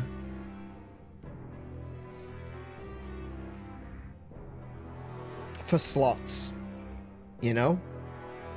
I want to keep the special ration on ZR because that just makes it easy, accessible, you know? I want to use these skills rather than the constructs that do the same thing, because the constructs use battery power and these don't. So while this is a really cool ability, it means that I have to take this ability and these, you know? So that's like an extra thing. I think I'm gonna stick with the skills, and I'm gonna keep the can of spam for now. Who knows? Things might happen in the future. Might change my mind. Might want to use something else. I like having an emitter. You know, fire, frost, water, lightning.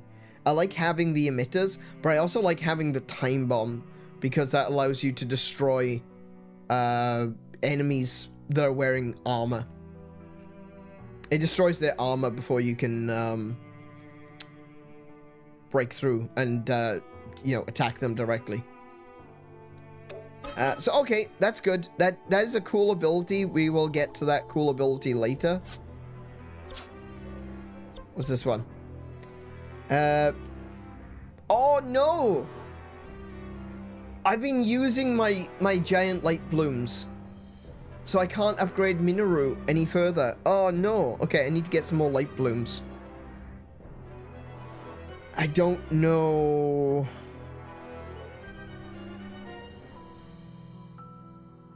I don't know exactly where to get them. I might have to do like a redo on one of these quests or something. I don't know. Maybe. We'll see. We'll see. Okay. We'll go up into the world. What have we got up here? We've got this one. Urgent supplies. A convoy carrying essential materials for the Kopiki supply depot has come under attack from monsters, which has delayed the depot's opening. As such, I was asked if we'd be able to provide potential substitutes for the missing construction supplies. Okay. That's worth it. If we're getting another like item shop, I guess. Not bad. The materials we delivered were just what they needed to bring the Kopiki depot up and running. Kopiki? That's weird. Like, the only way I can see that being read is Kopiki or Kopiki. But it's got, like, double E, then an I, and they both have the same pronunciation.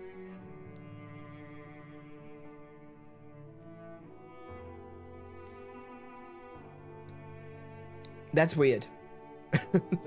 You don't see that very often. You don't see two different letters with the same pronunciation.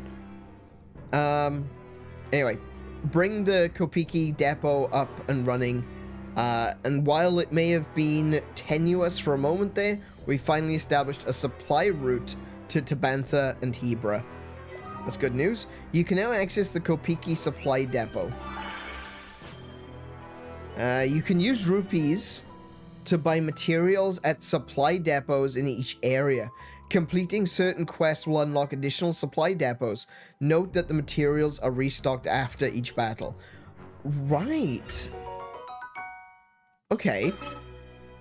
So if I go here, I can buy... Oh, that's cool. Alright. So if I can get supply depots set up in the different regions around Hyrule, I can buy certain materials. That's really useful. Okay. What else have we got? This one looks like it's... actually, all of them look like they're on fire. Complete the challenge to liberate the territory. What have we got here? What's this? Archery lessons. Rafika, upgrade to basic actions. Yeah, we'll do that one.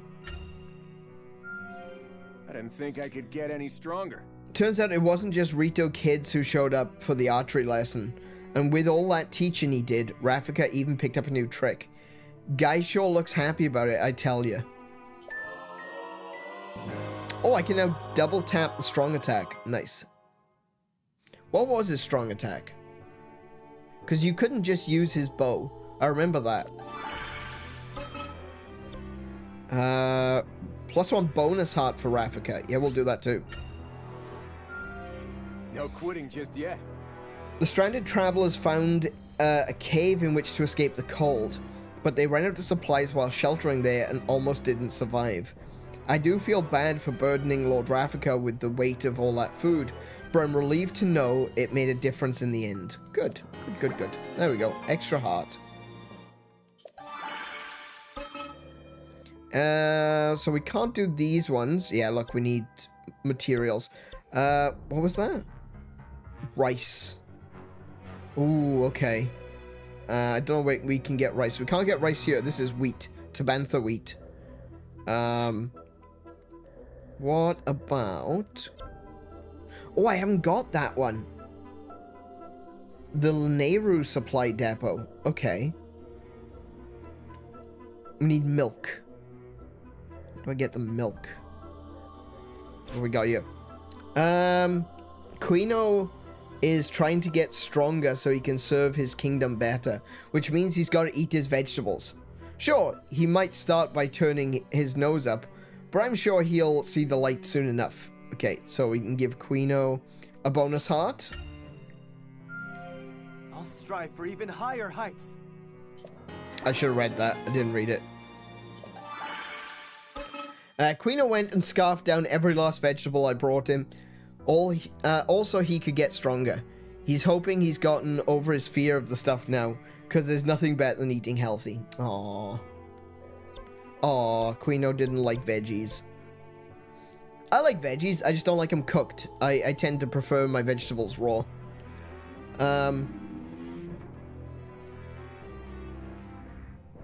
Typhon has been running all over Hyrule to help people rebuild, but there just aren't enough materials to fix up the areas that got hit the hardest. He said he'll take just about anything we got, including stuff we grab off of monsters. Okay, that gives Typhon an extra heart. Things will go even better now. When Typhon caught a glimpse of the materials I brought, he snatched up as many as he could and ran off to start working on repairs. I'll tell you, it sure feels nice helping folks out. Hey. I still think Calamo is the Deku Tree. When Typhon caught a glimpse... Oh, I've just read that, didn't I? Okay, what else have we got? We've got a... Is this a Zelda? It is. As Queen Sonia once suggested, Lady Zelda wishes to practice manipulating time with multiple objects at once. I should provide her with items of varying sizes and weights to aid in her training. Upgrade her actions with the power of time? Yes. Wonderful. With the items I brought her in tow, Lady Zelda immediately set to training her manipulation of time. The new regimen proved to be a struggle at first, but by the end of her session, she was controlling multiple objects with relative ease. It was truly an impressive sight to behold. Temporal counter. Reflect incoming enemy projectiles using the power of time. Interesting. Okay. So, one of the things that we could use to do that... Oh! It also improved my strong attacks. Press X to ready your bow and aim with L, then use X to fire arrows of light. During X attacks, press X to rewind time for a follow-up attack. Oh my goodness. So her heavy attacks have now gotten heavier. That's really cool. Zelda's power of time can reverse the path of objects thrown by enemies, reflecting them back. Yeah, so that's what I was going to say, is that previously we had the fan. The fan can reflect things back as well. But now Zelda's got her own ability. I've got all of the counters I'm ever going to need. This is a counter in the air. This is a counter on the ground. This is a shield counter that basically protects me and deals damage to the enemies, even if I don't know if they're countering from the ground or the air. And this one throws projectiles back.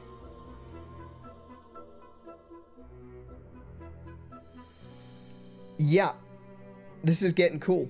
This is getting really cool. I'm loving these combinations. They're so much more interesting than the combinations in previous Hyrule Warriors games.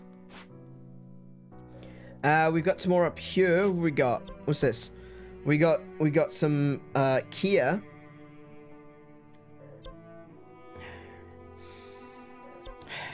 She kind of needs as much help as she can get, let's be real. She was incredibly weak when we used her.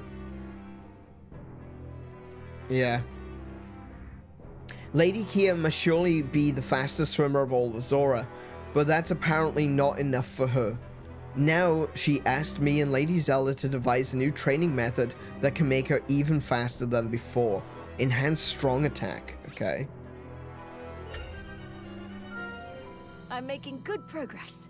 The materials we gathered showed Lady Kia just how fast she could truly swim, even if only for a brief moment. With that feeling fresh in her mind, she spent the rest of the day in the water trying to replicate it. I imagine she spends a lot of time in the water, funnily enough, you know. Being a Zora.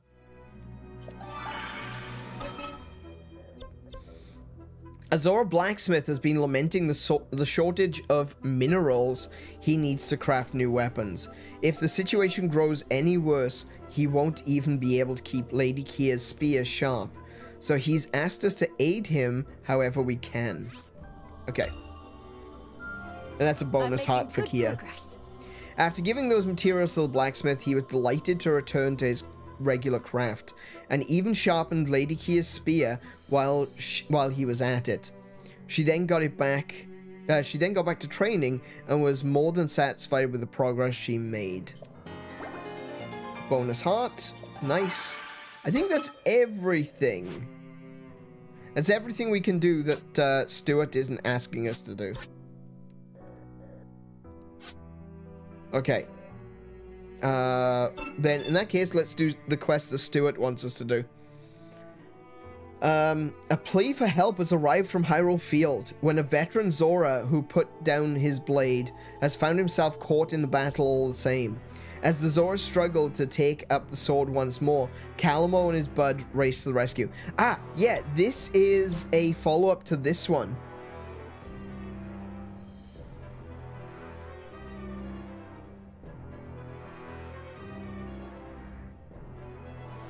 Yeah, it's this one.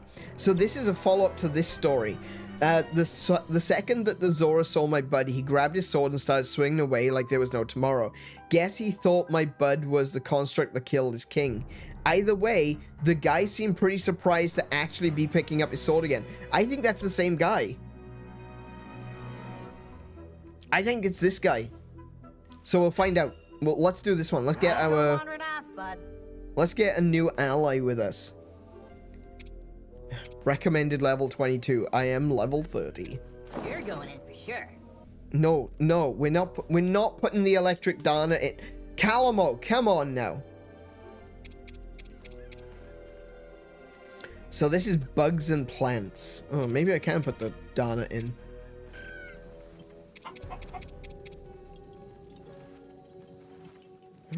What options do we have? That's the chicken noise from Ocarina of Time. That's not the chicken noise from Breath of the Wild or Tears of the King. That's the Ocarina of Time chicken.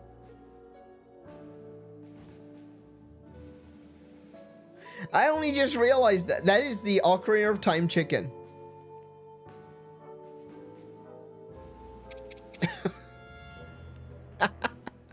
Righto.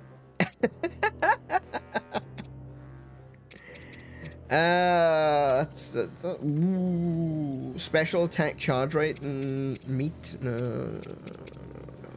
No. I'm looking for stuff that does level ups on multiple. Can you use the splash fruit twice? What have I got in terms of insects, though? Do I have many insects? I do have some insects. Not particularly good insects, though. Yeah, I think I'm going to stick with fruit. So I want to use the pine cone, because that's fruit and veggies. So, pine cone. I'm going to need 2 of these, because I've got the most of those. And was it swift carrots I was using? Oh, I can actually use bright bloom seeds, the little ones, not the big ones. I need to stop using the big ones. Oh, I could use silent princesses, actually. Or electric Saflina. Actually, that I got 53 of these ones, the cool Saflina. I think we'll use those. There we go. Yeah, that looks good.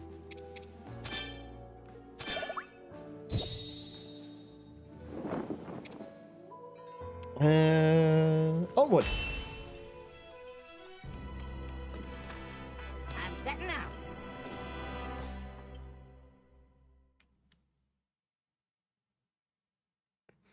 Verdant rich field which spans central Hyrule. Its grassy plains are dotted with a number of ponds and lakes, each providing respite for the local wildlife. That's nice. Oh, hello.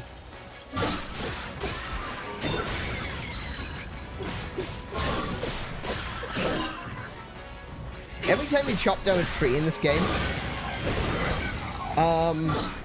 you actually gain wood, which is hilarious. Like, I get that in Breath of the Wild and Tears of the Kingdom, but the fact that they kind of encourage you to chop down trees in a Warriors game is hilarious to me. Watch now.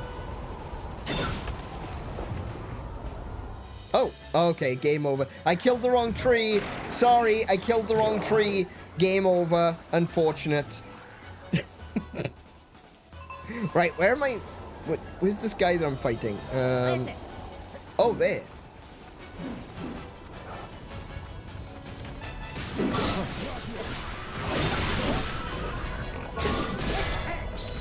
Oh, up we go.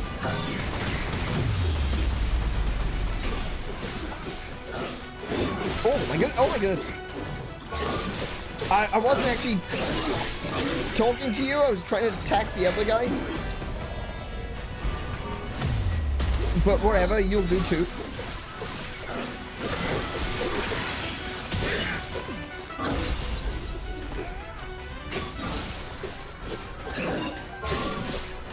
Ow. No, I don't want to lock onto you.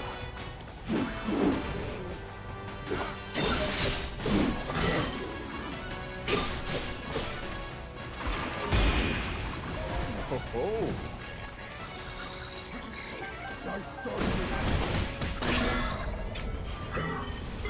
Oh no, I missed! Bloody hell. Ow.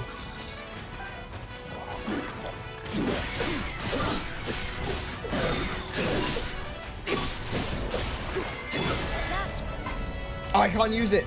Switch. Someone else. What? Use your counterattack. Damn it, Calamo. Ow. Ow, ow. Not done yet. Stop telling me I can dodge. I'm gonna turn off help now. I'm gonna turn off help. I don't want to be reminded all the time that I can. Oh, did you know you can dodge? Did you know you can dodge?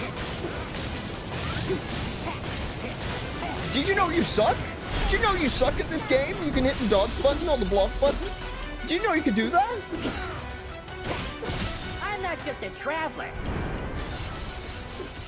I can fight too. With a deadly bee weapon. Bees, my god. Largo. Hi, Largo. Oh, hang on. Calamo is so cool, though. Like, Calamo is just a straight-up spell sword. This sword failed to protect my king, but perhaps there is still merit to be found in my wielding it. Controlling Largo. A veteran soldier who served the late Zora king.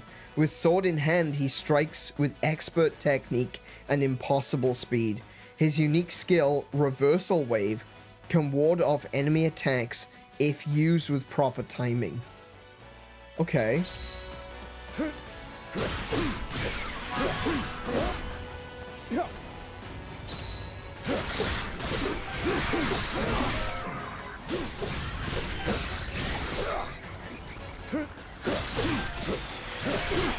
That's pretty cool. I like that one. Most of his skills appear to be very similar. Yeah, they're just combination strikes. They're not like. I'll not hold back.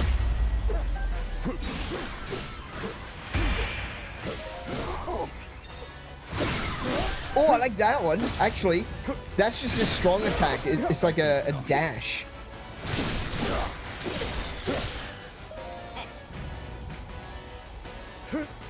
Oh, I wonder if there's anything over here.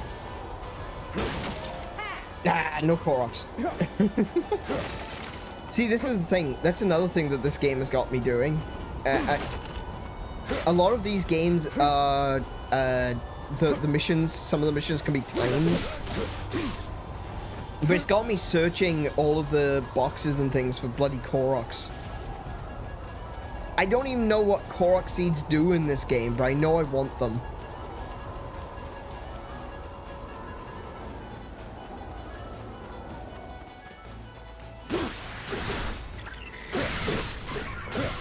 Okay, so really, that one's a dash with an uppercut.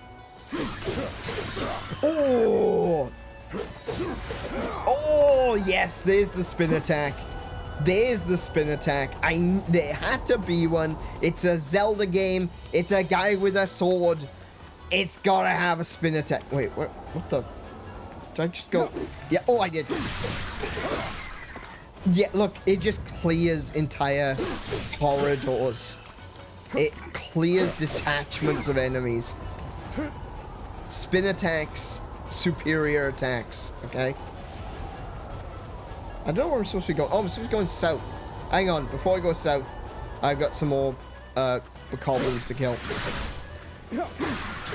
That was not too bad. The second strong attack. And that one's pretty cool, but I'm sorry, the spin attack is, that's the superior attack. It says that there's two... Oh! Okay. I can go... Ooh, what's in there? Oh, it's a battery. Oh, down. Down, down, down, down. Ooh, Lizalfos. Ooh, Lizalfos!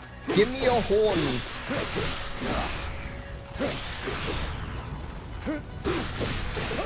My blade is at the ready. I noticed. On account that I'm using you.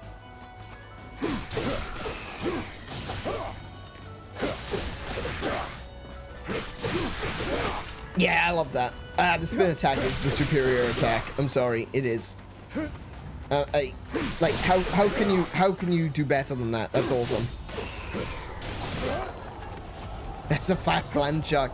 He is a bit of a fast land shark, isn't he? I'm kind of curious what his special is. You go no further. Oh! Combination strikes, but with a water element. Sick. Oh, here they come. Oh, hello. They do indeed. Probably should have kept my special for that.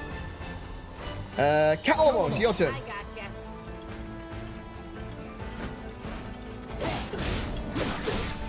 What are you gonna do? Up.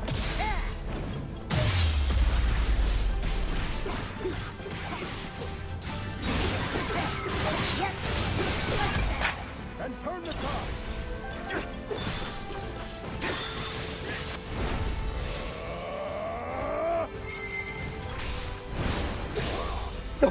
Oh, that's cool. Yep, yeah, I like that. I like that one. Oh, it's a Lionel. A Lionel just showed up. Hang on a minute.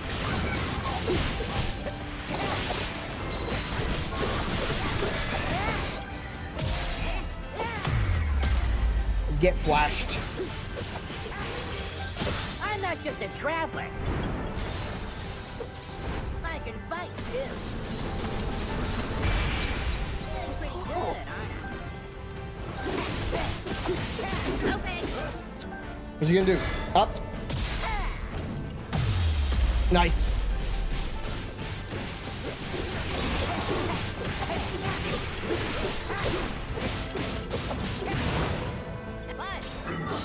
Oh, ow, ow. I don't know why I did that. Wrong button.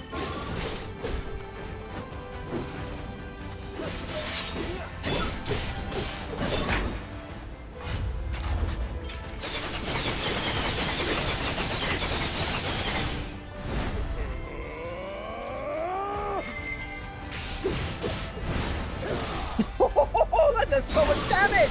Oh my goodness, his weakness meter just disappeared!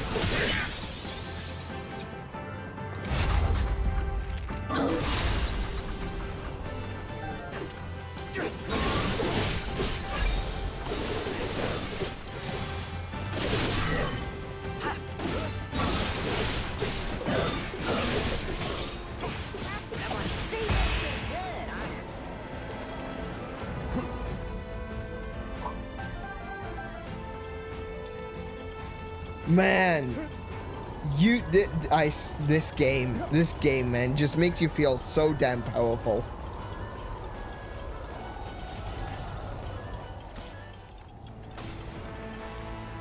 Stop attacking the Zora.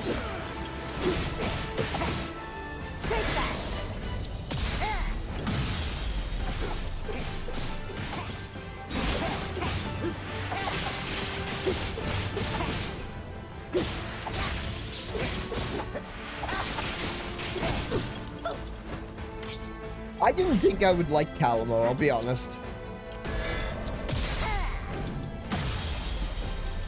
I don't know why I'm turning around. I really didn't think I would like Calamar. He seemed like a real smartass. Ow. Ow. Okay, that's it. You're getting everything. You're getting all of the fruit and veggies. And the bees.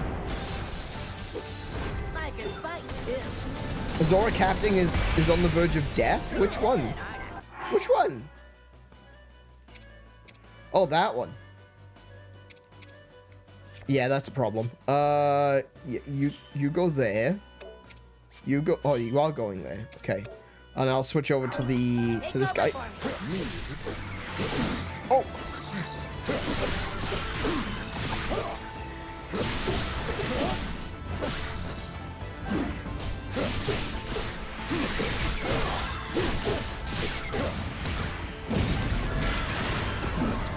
With all my strength. You go no further.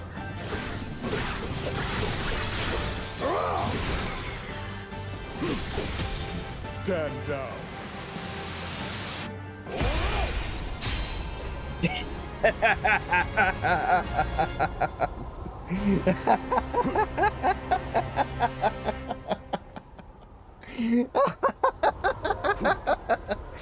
I've made my decision. I shall accompany you on your journey from here forth. Listen.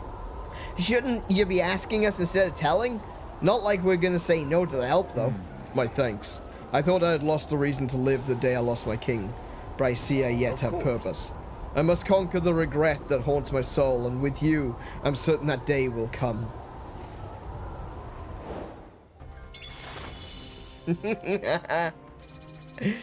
He'd been more annoying if he was all talk and couldn't back it up, but instead he's constantly trying to avoid the conflict, but keep stepping up and doing it well. That is true. Yeah, actually, I think that's one of those things that's really good about characters like that, is that if they've got a flaw, but the flaw has a redeeming quality to it. Like, he is a coward. He doesn't want to get involved, but he will still fight. And I think that makes him a really endearing character. But also the fact that he's just a they could have done anything with a lot of these characters, but I feel like there were some characters that didn't make a whole lot of sense in the original Hyrule Warriors. They did the best that they could, but I feel like some of those skills, like the mages, for example, magic users are a little bit more difficult to deal with in a game like this. This is a game about on-foot combat. It's about being in the thick of it in the battlefield. The idea of a mage is you stand back and you cast spells. Like, if you've ever seen any sort of movie or anime or anything like that where there's an actual war, a proper in-the-field conflict, you don't have mages on the front line. Mages are like archers. You keep them at the back, right? Because they can cast spells at a distance. If you've ever played D&D, your mage generally isn't the one that's going to be stepping up in front of an orc, you know? Unless you've got some sort of specialized mage, which maybe you've got something like oak skin, and you've got something that makes you into a tank mage, you know? Like stone skin, diamond skin, stuff like that. Generally speaking, a mage isn't going to be on the front line. So when you see characters like Lana, for example, from the original Ocarina of Time, the original Hyrule Warriors, they did really well with the skills that she had, but it also felt a little bit weird to have a mage on the front line. So they could have done something very similar. They could have just made Calamo a mage, and it would have been a little bit weird. Why is this mage getting so close with his spells? But instead, because they utilized like all the different kinds of fruit as his magic, and he's got a sword. He's basically a spell sword, and spell swords are usually my favorite class. I love red mages in Final Fantasy. I like playing spell swords in games like D&D. Someone who's got a little bit of balance between not just being a fighter, but being a fighter that can do a little bit of magic. You know, someone like The Witcher. I think it comes down to I think it comes down to the first Final Fantasy game I ever played was Final Fantasy VII. And when you're playing in that game, because you've got a character with such a big sword, you'd immediately think, oh, well, Cloud, he's a warrior class, you know? He fights with his sword. But you can still give him spells. And I think that resonated with me, the idea that a character can carry a big stick, but also cast spells. And it felt like it made sense. In a world where magic exists, even if you are good with a sword, why wouldn't you learn magic? You know? Oh look, more steel! I'm gonna need a lot more sword steel. I'm gonna need a lot more sword steel. How many of these did I get? Oh my goodness, I only got 8? I only got 8? I'm saving those up for a rainy day.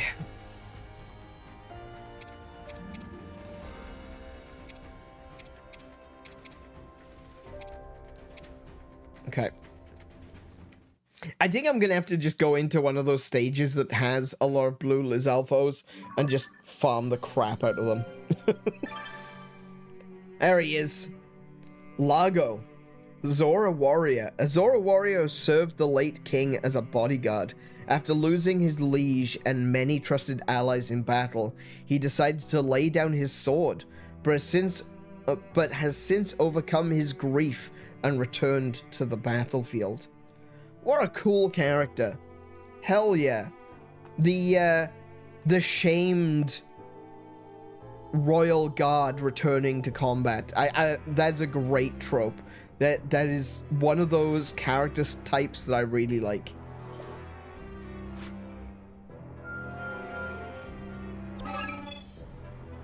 So I can't level up. I need bananas. I ran out of bananas. The gallery has been updated. Oh. I love this artwork. This artwork of Vence is so cool.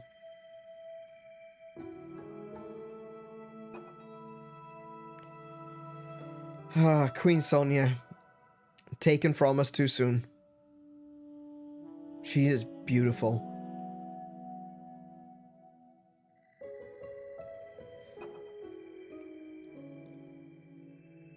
Lunalia. Lunalia is kind of the narrator of this game. Ganondorf. Bloody hell. He's a scary looking dude, isn't he? Demon King Ganondorf. Ganondorf gets 2? It's interesting though, isn't it? He's still calling himself Demon King Ganondorf. At no point is he called Ganon. You know? It was Ganondorf, the Prince of Thieves, or the King of Thieves, or the King of the Gerudo, whatever you want to call him, all the various titles he's had throughout history of Legend of Zelda. But when he gets his abilities and he becomes the Demon King, he's the Demon King Ganon. Interesting how they're not leaning into that he's still Ganondorf.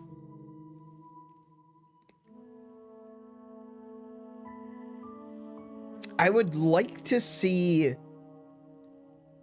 I don't know if they will, but I would like to see that moment that it goes from being Ganondorf to being Ganon. I'd like him to bring that up, you know? I just want to see that moment where he finally decides, I'm no longer Ganondorf, you will refer to me as King Ganon. You know?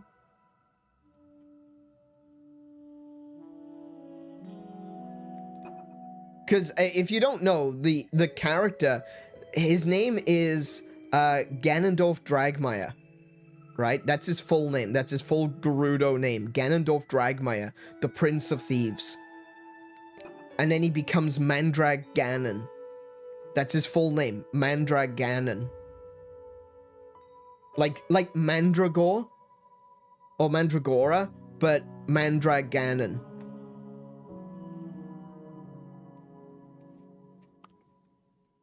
I want that moment. I want to see that moment. I want him to say, you do not refer to me as Ganondorf. Or, you know, at very least some incarnation of the character saying, I am no longer Ganondorf, I am Mandrag Ganon. Or just Ganon. Either way, I'd be fine, right? But I just want to see that moment. Grimgera. One of the 4 archfiends formed from the Demon King's gloom. Oh, it says gloom here. It said malice in the cutscene.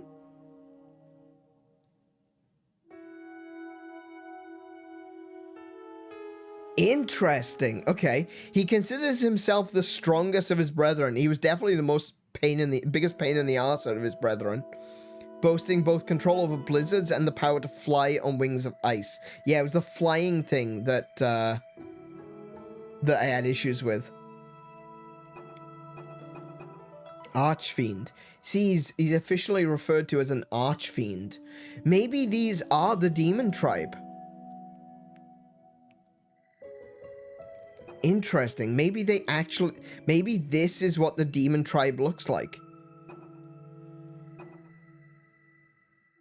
The only people that we've ever seen in the Demon Tribe were Demise and Girahim.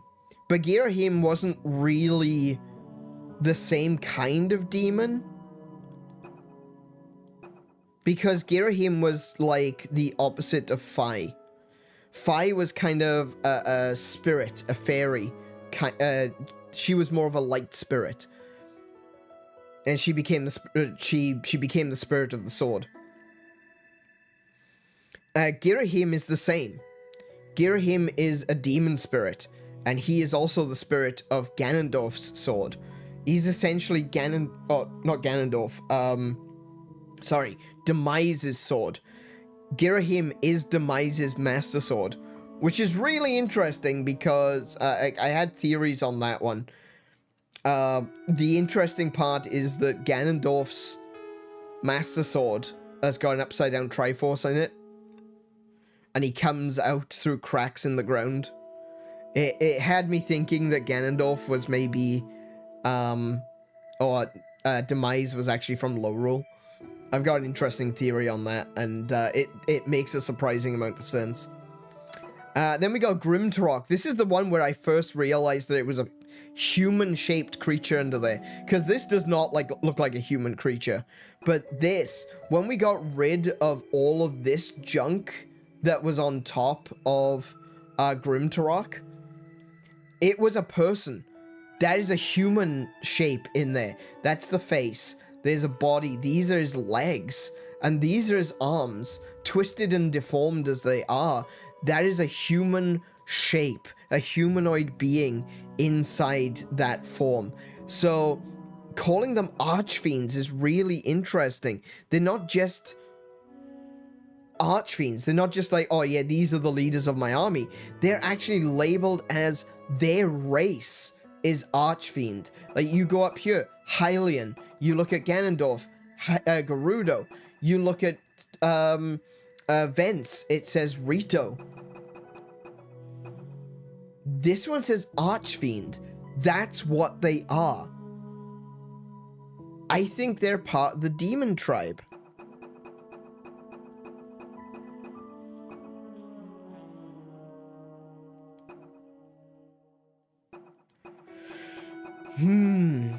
Kia, the new Zora Queen. Oh, we've read most of these because we read them when they come up, but we hadn't read the ones for the villains.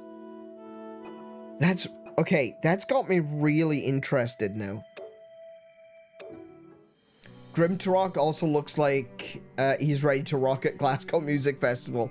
Yeah, with arms like that, you can imagine him rocking out at Glasgow. Glasgow? Do you mean Glastonbury?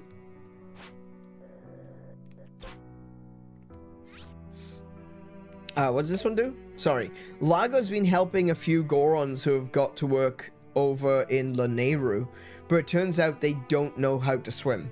Apparently our Zora friend knows a way to make them walk on water, but I don't know, I don't buy it. Yes, Gorons can indeed walk on water when you freeze water. Oh, I get it now. Lago froze the water with those materials, and the Gorons rolled right across. Must have been an inspiring sight too, because Lago ran off to train almost immediately afterwards. Ah, good. Bonus heart. Delicious.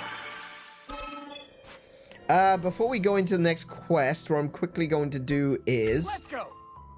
Level up... Oh, wow. I've got a few characters that need to level up. Ooh. Okay, Minoru. You can go up to level 30. Let's go. Kia needs this more than anyone.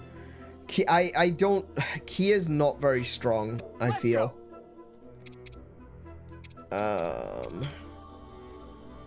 Vence? I've never actually used Vence. I know he's one of the side characters, he's not one of, like, the main crew, but still. Maybe Lago? Lago's pretty cool, I like his abilities, so let's level him up. Let's at very least level him up to... I don't want to waste too much. Let's get him to 25. There's a bunch of other characters that are 25 as well. Let's go. Rauru and Zelda are falling behind, so... Let's go. Seeing as they're the main characters, I kind of need those guys up as high as possible. Let's go. Vence, I swear, I'm gonna turn you off in a minute. I'm gonna turn you off in a minute, mate. Yeah. Alright, next. What should we do now? Okay, so the construct is telling us, little Stuart here is telling us we need to do this one. Blue Lionels. Oh, okay, that's gonna be fun. Purging the Hyrule Field monsters. Recommended level 2. I'm level 31. Awesome sauce.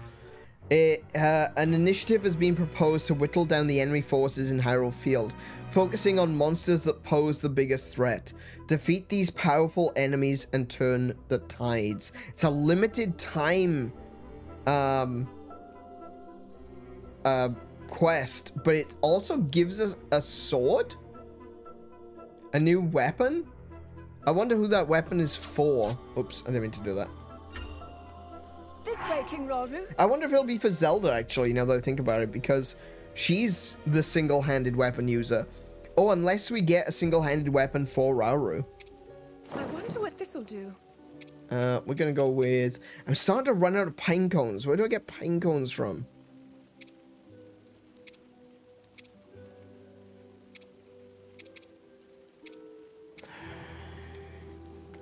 I've only got 14 pine cones left.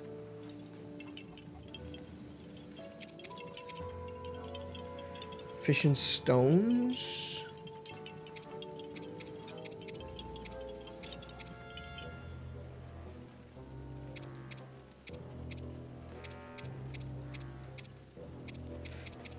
Yeah, I'm gonna have to use that. I'm gonna have to get some more pine cones outside at the park. Thank you, Kiko. Yes, that's super helpful. Appreciated. I've got 43 dazzle fruit, so yeah, we'll use 2 of those. And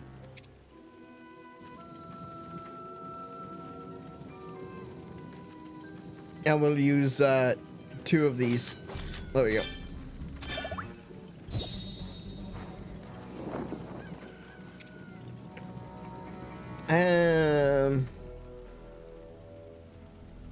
Yes.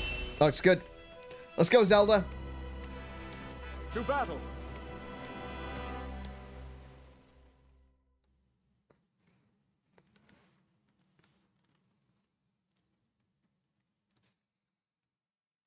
You know, I can't wait until I can get some more soundproofing up in here, because it's one of the things that bothers me the most is the fact that it's so... These idiots that drive around are so loud.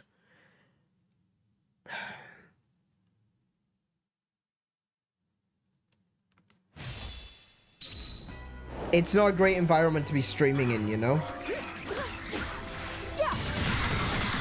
Oh, ow, ow, ow. This is nothing. With my aim. Switch.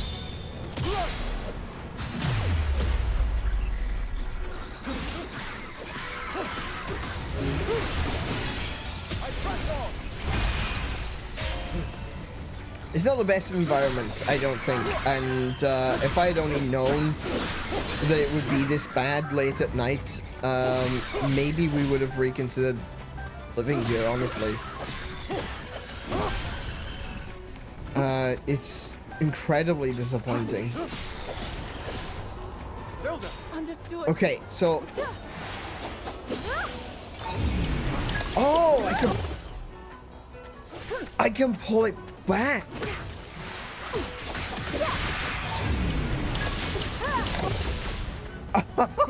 That's sick.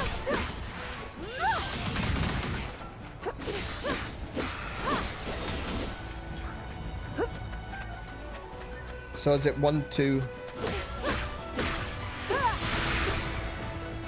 I didn't get the second one.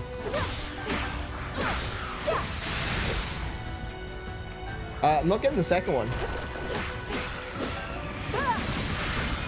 Oh, there we go. I got it. Oh, and then I pulled the bloody thing towards me. Okay.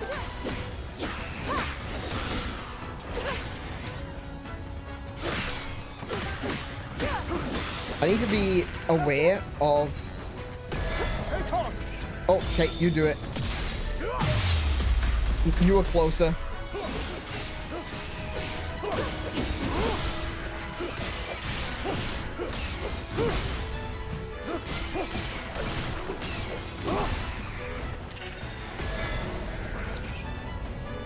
Noble impact. I can't remember which one it was.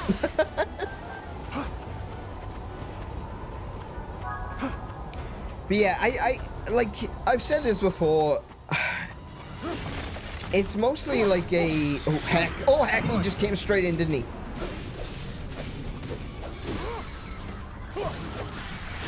With me, Zelda. I'd be honored.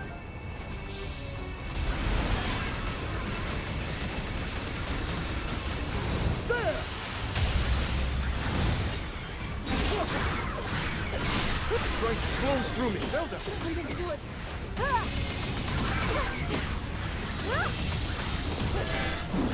By my power. Nice, nice, nice. Got it. Got it. Got him. Got him. Got him. Got him. I won't fail. Yeah. King Rauru. Very well.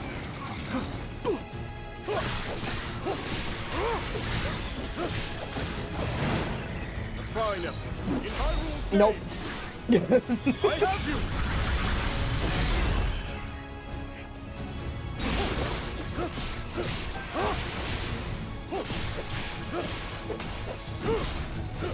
Zelda. Understood. Oh. Oh. Sorry, she wasn't facing the right direction. Yet begun.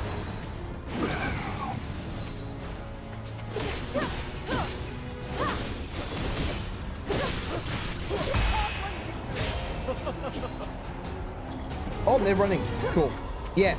So, no, what I was saying was that, you know, it's not a great environment to be streaming.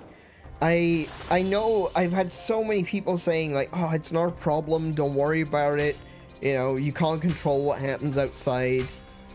But all the same, it's still not nice to have just that going on in the background. It's I feel really self-conscious about it, and you know, it's such a weird thing to be self-conscious about something that other people are doing, but I'm aware that it's in my streams and it bothers the hell out of me. But yeah, we're gonna try to find a way to mitigate that in the future at very least. It's but it is one of those. Excuse me, it is one of those things that that does bother me. Liberating Lanayru wetlands. Monsters have taken control of some allied outposts in the Lanayru wetlands. Head there with all haste and reclaim the territory for the forces of good. Okay. We've got another quest here. Hold on. What's this one? Training with the Zora. King Rauru intends to take part in Zora training. Exercise focus on swimming, and while I trust His Majesty's skill in the water, I expect the Zora will leave him in their wake. Perhaps I should find some things to give him a boost. Well, we've got all of those things. Give him a bonus heart. Very nice. Seems I've room yet to grow. We all do.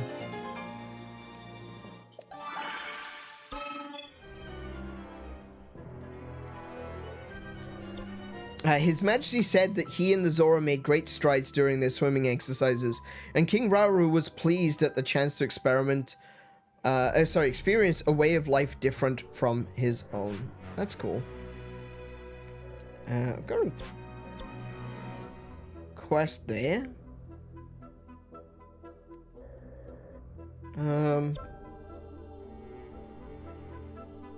This is the one that Stuart wants me to do.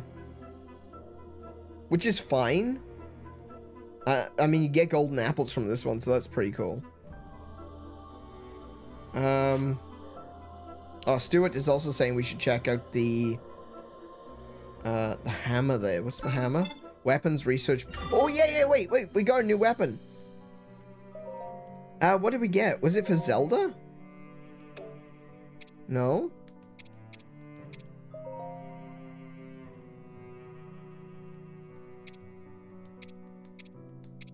What was the new weapon we unlocked? Was it this?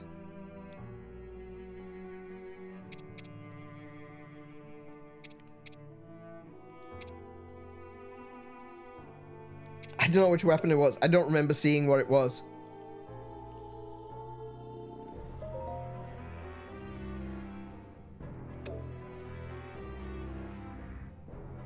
Bum.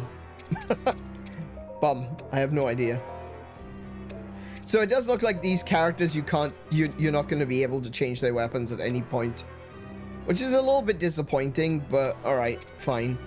Yeah, I didn't see which one was the new one. I think we already had one of these.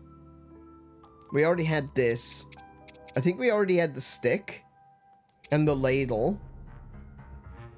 This is Calamo's weapon? No, it's not Calamo's weapon. Maybe we got this? Or possibly the Zonite Spear? I'm honestly unsure. I don't know. I don't know what we got. I guess we could probably level up some of these, weapons now. Level up Minaru. Bloody hell, that's like everything. Oh, goodness. We're gonna be constantly starving for weapon level ups that don't have skills on them. No. Okay. 5, 5, 5, 5. 3 on the bow. I mean, I do like him. He's really cool. What can chuck? We'll do that. What's this do? Strong attack damage plus 2%. Yeah, no, not worried about that one. Okay. We'll level up the Great Eagle Bow to level 4. What else have we got? Oh, that's actually quite low. He's only level 3. Oh my goodness. Like I said, starving for supplies. It's ridiculous. It's war. Starving for supplies is going to be the norm, I guess. But, like, look how many spears I've got. Look at all these spears that I've got that I can't use. Give me another character with a spear, for goodness sake. Oh, now I got another bloody Zora sword to level up too. Look at all of these characters with single-handed weapons. 1, 2, 3, 4, 5, 6, 7. 7 of them have single-handed weapons.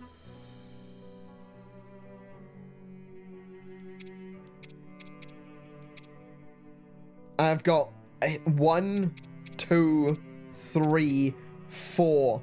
4 of them don't have single-handed weapons. Only 2 of them are lances. And I have got so many lance steels. Look at all of these lance steels. I cannot carry all of these lance steels. I'm gonna run out of space if I don't use them. Oh, I'm running out of money instead. Never mind. I need more sword steel. What do I do?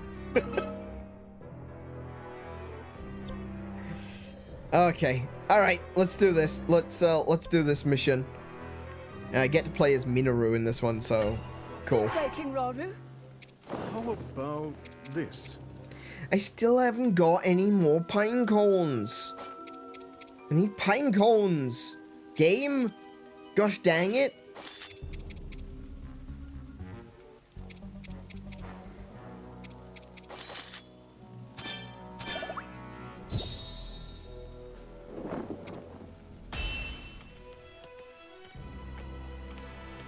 Let's go.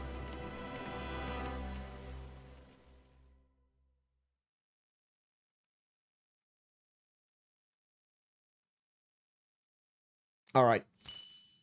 Start the battle. Let's see what we got.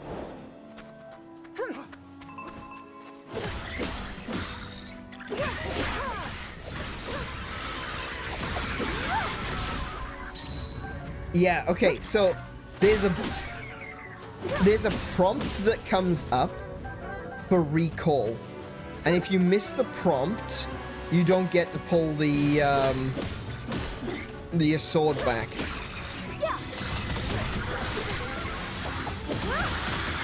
Yeah, see, if you miss it, you don't get to pull it back. Okay.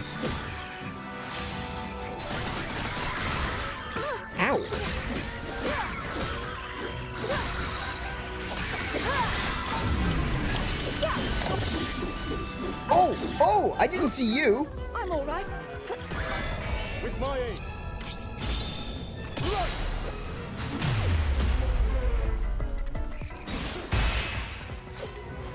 Oh, he died. He straight up died. He straight up was not there anymore.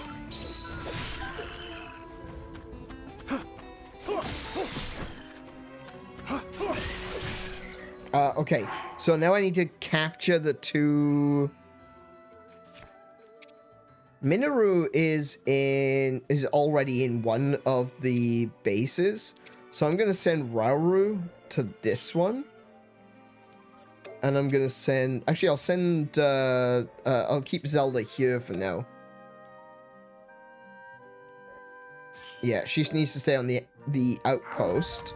I'll switch to Minoru. I have you.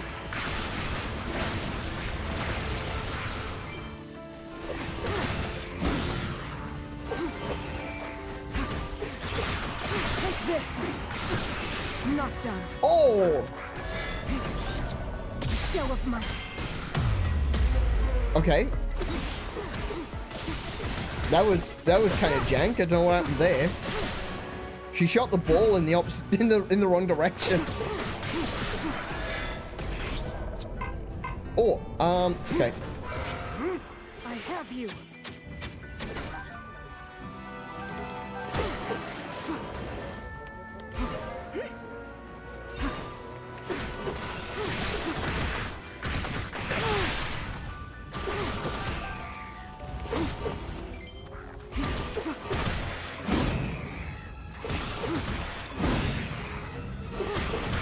Take this.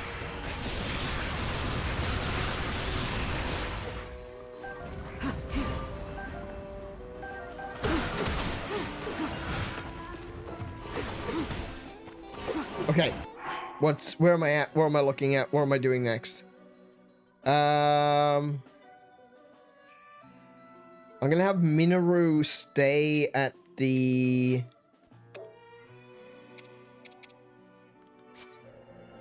current outpost. And I'll switch over to Rauru. Zelda. With King Rauru. Very well. Oh, Zelda's in a bit of trouble. Zelda's in a little bit of trouble. Yeah. I can't do anything. I'm constantly being interrupted by that stupid sludge-like.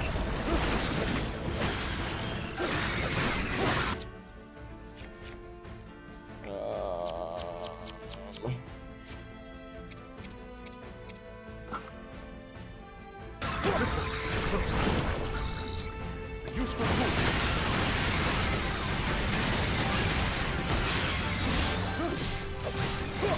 Now then.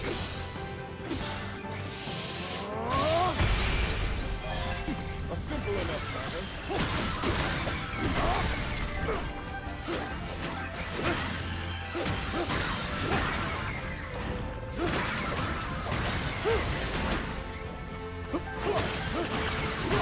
Strength flows through me. Oh, it's still there. I didn't realize it was moving around.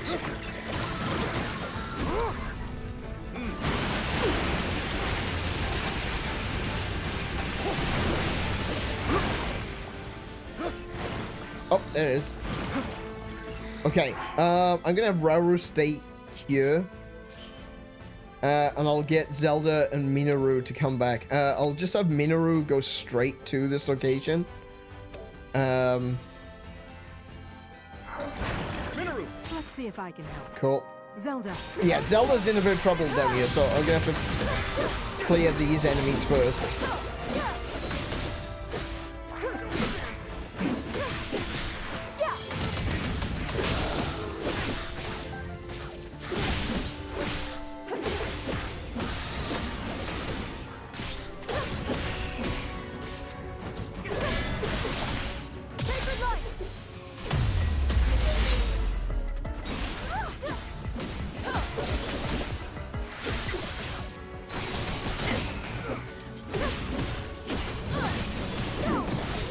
Oh, I dodged a little bit too soon there.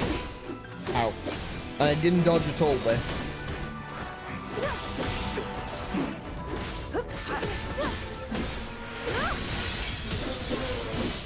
Half of the time limit remains. Oh, okay. A hard-won victory. Run away! You horrible lizards. Damn lizard people. Oh my goodness, new enemies have appeared.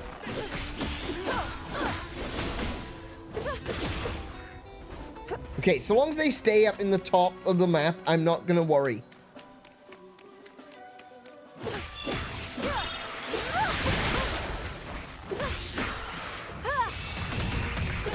Now's my chance.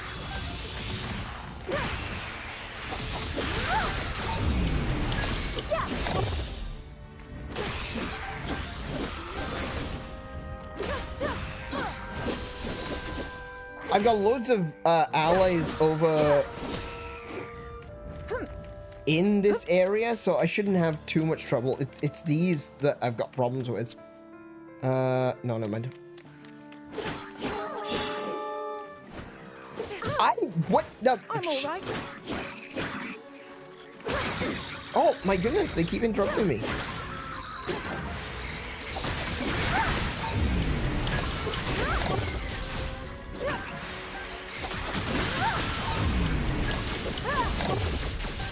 Cool. Sorted them out. Ah, my goodness, it's so slimy. It's horrible. Right. Where's the sludge light gone? There it is. Victory is assured.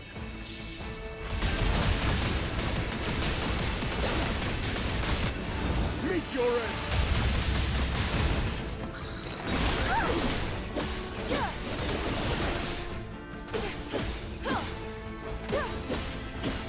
Come on, break the last one. Damn it.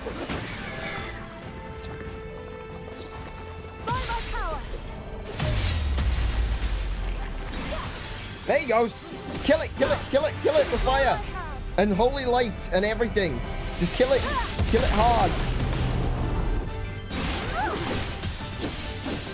Prepare yourself. There he goes. Get wrecked. Get wrecked.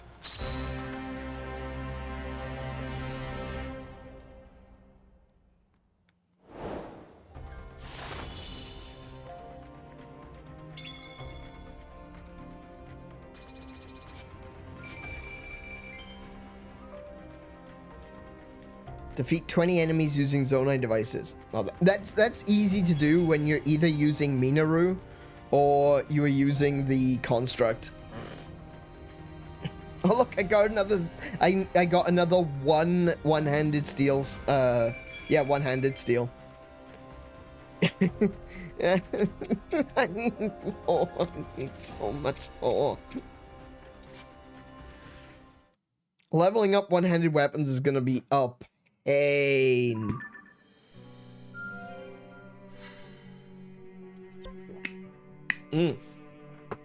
Collect 3 golden apples. I've done it. I'm hardly fond of such busy work. Righto, princess. Oh, I'm sorry, queen.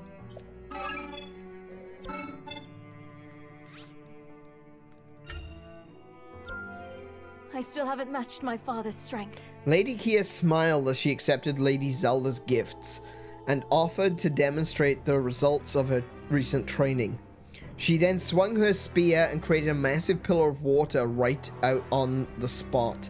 Needless to say, such forceful determination has put Lady Zelda's worries to rest. And they haven't put my worries to rest just yet.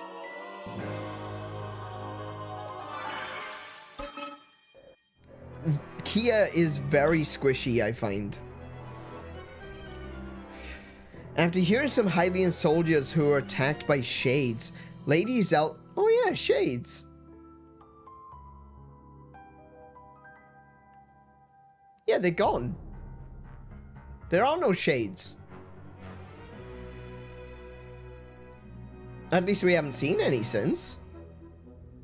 Kiko was suggesting that maybe the shades were like the incomplete forms of bokoblins, like Ganon was trying to pull goblins through, bokoblins through, and because he wasn't the Demon King yet, he wasn't able to do so completely, and so all we were getting was like an echo of them, like a shadow of them.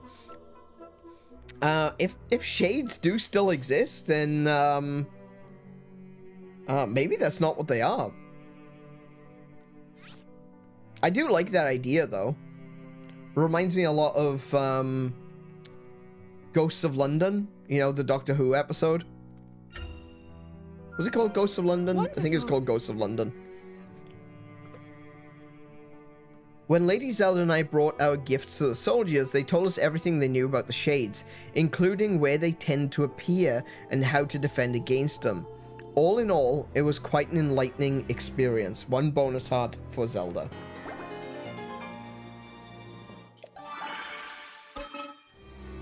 What have we got next?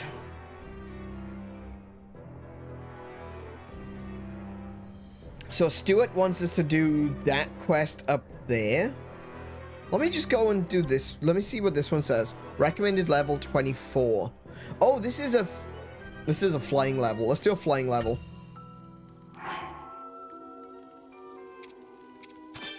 Oh,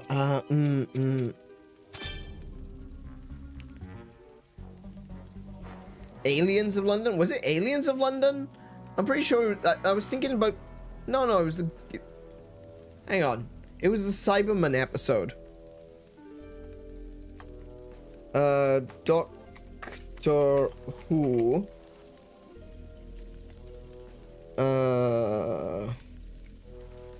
Season 1. Ghosts. Army of Ghosts. Sorry, not Ghosts of London. Army of Ghosts. And they turn out to be Cybermen.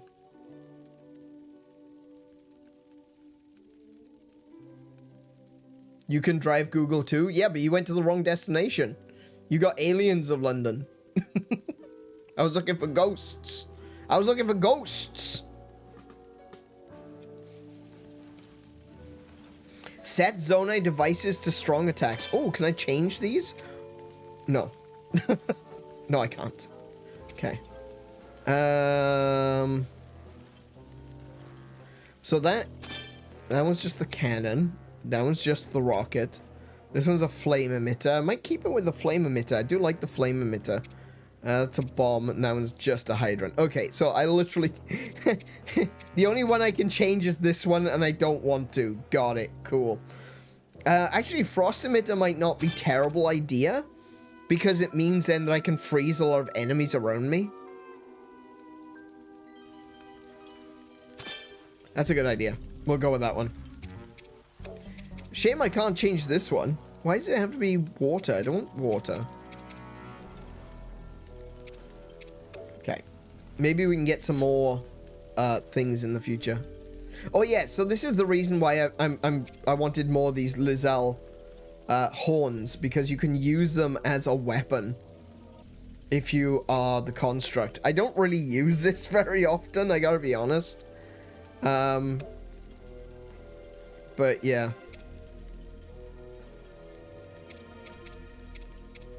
Okay. Onward. Going to bed now. Have a good night and a fun stream. Thank you, GH. And we will catch you next time, mate. Sleep well. Calamo and his construct partner managed to fend off the horde of monsters, thanks to the aid of Rafika, the Rito Elder.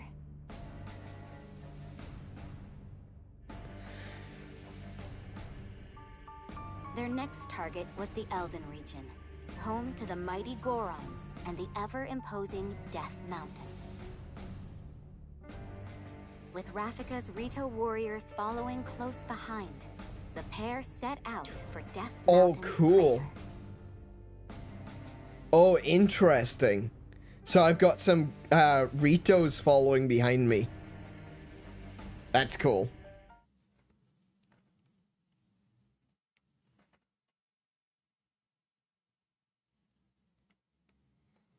Yes, but Aliens in London is also a Doctor Who episode, and I think the closer title by year anyway. Oh, yeah, but I was... it's not really the title that I was going for, it was the content of the episode.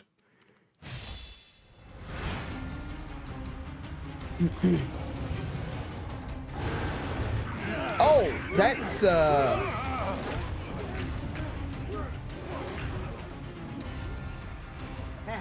back to this game and how words sound on the air. Rafika keeps tugging at my brain for something else. You were hoping to show it who's Yeah. boss, right, bud? Yeah, Come on, Rafika we got sounds some work like to do. something. I'm not sure what it sounds like, but it sounds like something. Like raffia. Raffia is like papercraft, if I remember correctly. Okay. So, Art of Fire. There we go.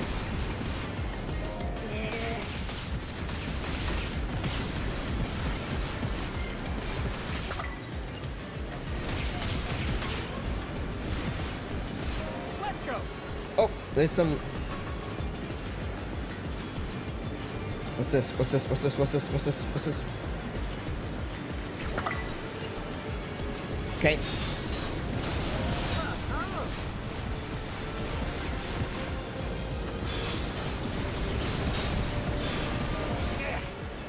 I guess the more of those we destroy, the less damage is done to the people below. We gotta find cover if we want any chance of getting close. Let's take a detour. Oh my goodness, we're going really close to the fire!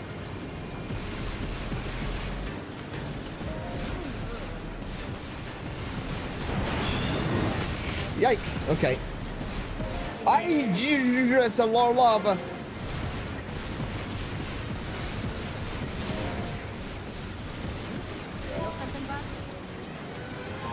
Oh, I missed!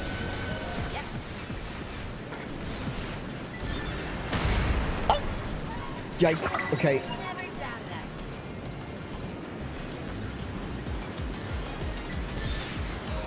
Oh, that's right. I can hold the button down. Ah, right. Oh, heck. I forgot I could do this. Shh. Sorry, I'm not paying attention. Oh my goodness, stop throwing barrels at me, you horrible people. Wait, where did that... Ooh!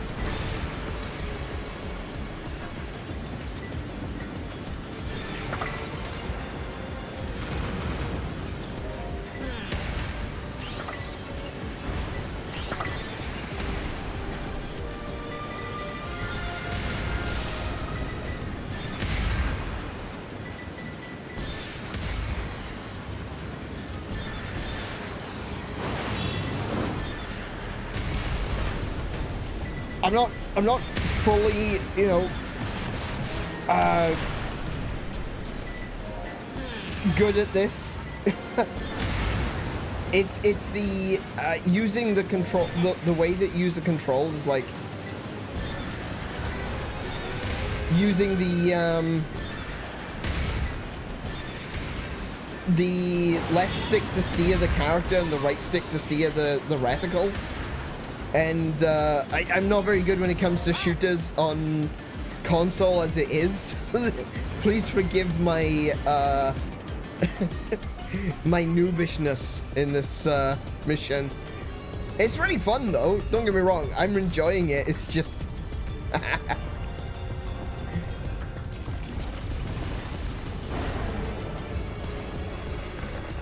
Moragia.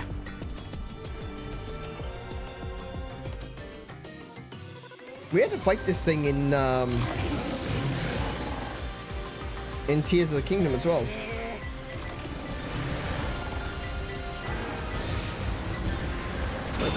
Oh, that did not go as I planned.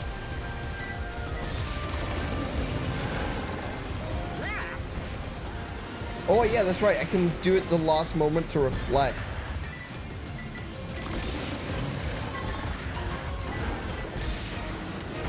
Nope. That'll do it. Uh-oh. Break Moragia's giant bolt and stop the attack.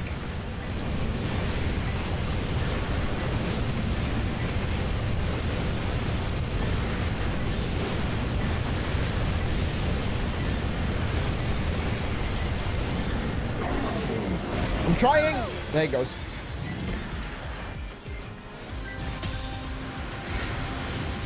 Okay.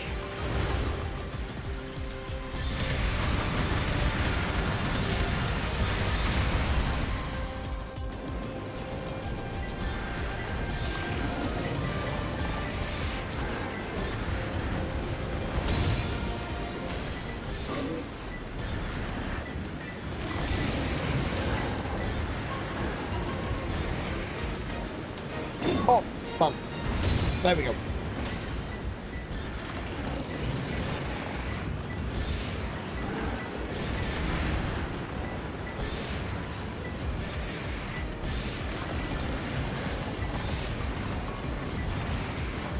I can't reach.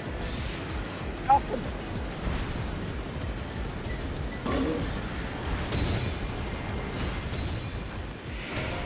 Oh, I got one of them. Awesome.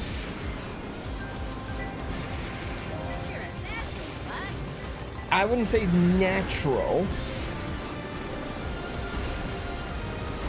Missed.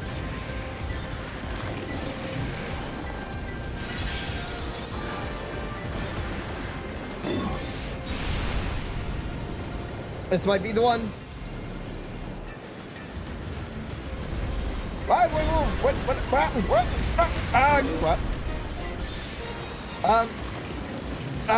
Why though? There we go.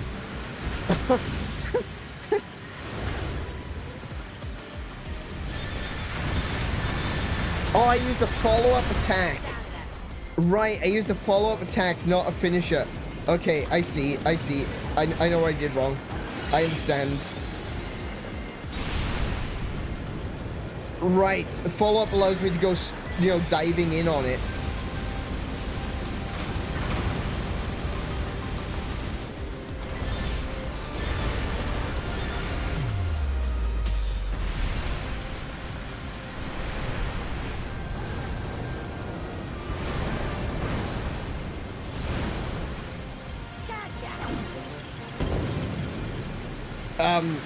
Really? A mushroom? That's it? Okay. Oh. All right. That's a pretty sick finisher.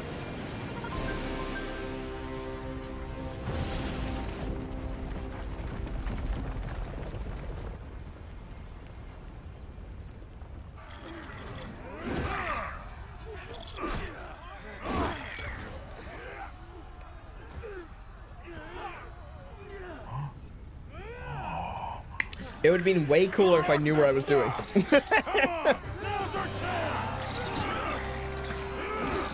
Oh, that poor bokoblin just took one of those to the back of the head. Oh my goodness. I kind of feel sorry for it. That's my butt, all right. Did you see that? True with an arrow, and he can fly. Ah, yep, I sure know a winner when I see him. But, listen, from now on, maybe don't go charging into danger every single time you... Hey, Calamo! Huh?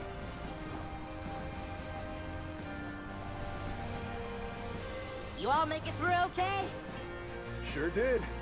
Wasn't all that much trouble cleaning out the little guys once you went and took care of their boss. Got a message from Rafika, too.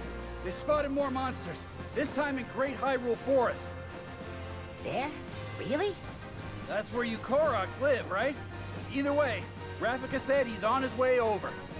Oh. Then I guess we know where we're heading next. Let's get a move on, bud. Oh, we're about to find out if the Deku Tree is really there. If there's no Deku Tree... If there's no Deku Tree, I am convinced that Calamo is the Deku Tree.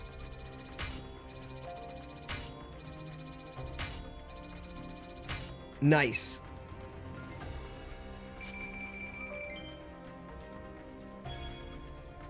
I didn't get the bonuses though from going through the rings, which is a little bit disappointing, but whatever, that's fine.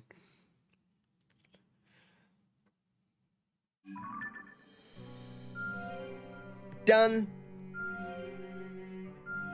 Oh, there's a story in Goron territory as well. All right. Oh, there's a few to. Oh, wait. This zone is about to be taken over if we don't fight back. If we don't defend Hyrule Field, we're about to lose one of the zones. We have to do this one first. Let's see now. With the temple in Tanagar Canyon under threat from monsters, the Royal Army... Okay. The Royal Army quickly constructed a defensive outpost in Hyrule Field. Using this position as a foothold, Rauru moves to intercept the enemy. A fine time to prepare before we move on. Yep. I hope this proves helpful. I hope we can get some more pine cones. I really like this build that I'm using. I would like to continue using it.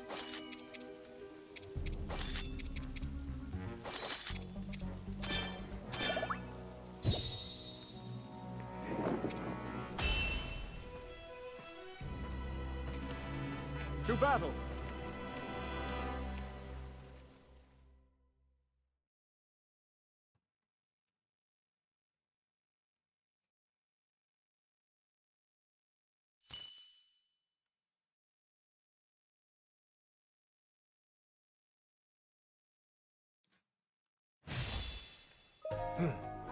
All right.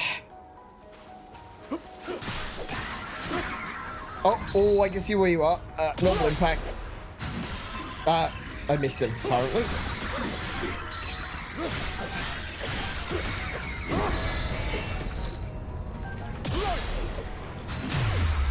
Get wrecked.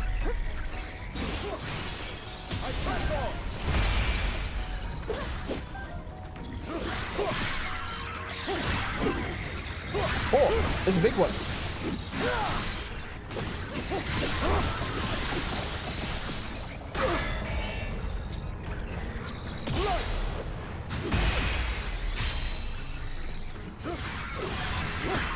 Oh my goodness, there's so many enemies around here.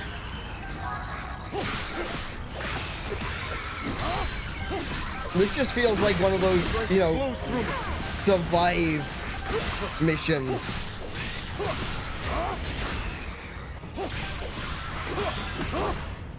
Zelda! Understood.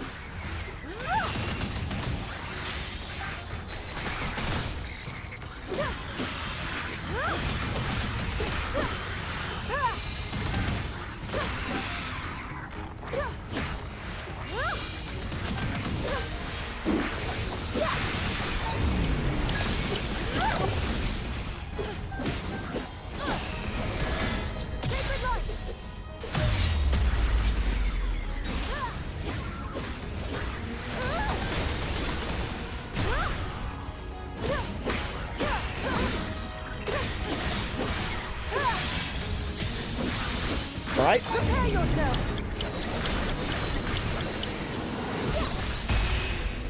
All one victory.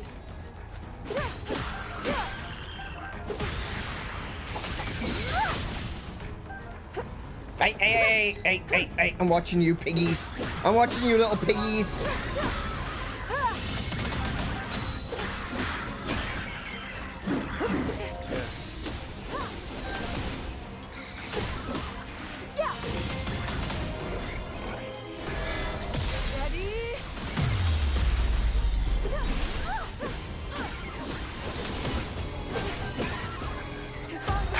Victory is assured!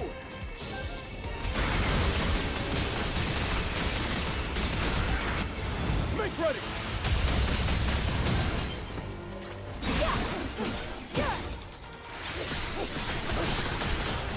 Shoot him in the groin.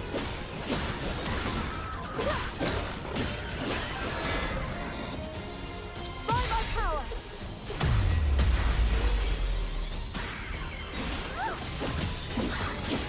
Prepare yourself.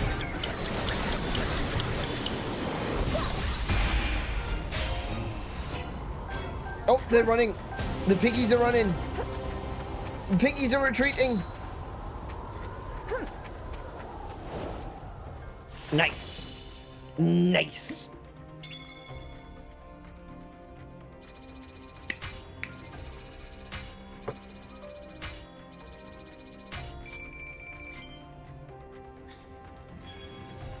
We got another one.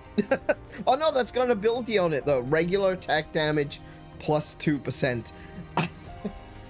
I need to look up what the different skills are because I gotta be honest, 2%? Really? That's... okay. Maybe you can combine steals at some point and raise that amount because 2% is bugger all. Pristine Zonite Steel. Nice. And we're gonna keep those because I think we may have a better use for them later on. They can be used for pretty much any weapon type, but I think there'll be a better use for them later. I don't want to use the pristine ones right away.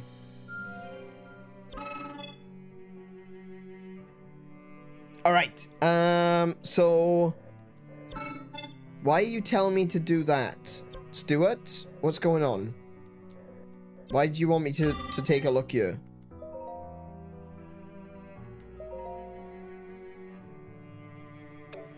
I wish Stuart would say a little bit more than look at this one.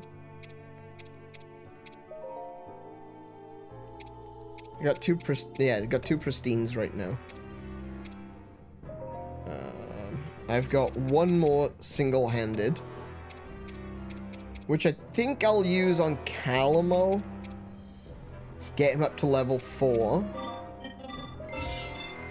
Nice.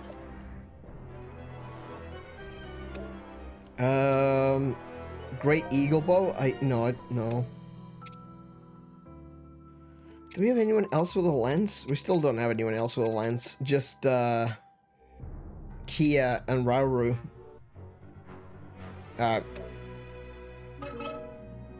Thanks, Smith. Starting to rebuild. Since Rafika is so busy, Vence has been taking the lead with plans to rebuild Rito Village.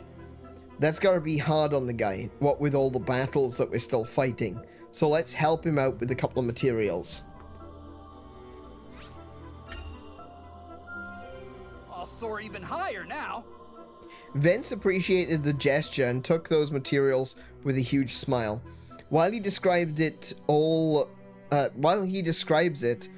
this work rebuilding Rito Village has whipped him into better shape than any old training ever could. There you go. Extra heart. Lovely.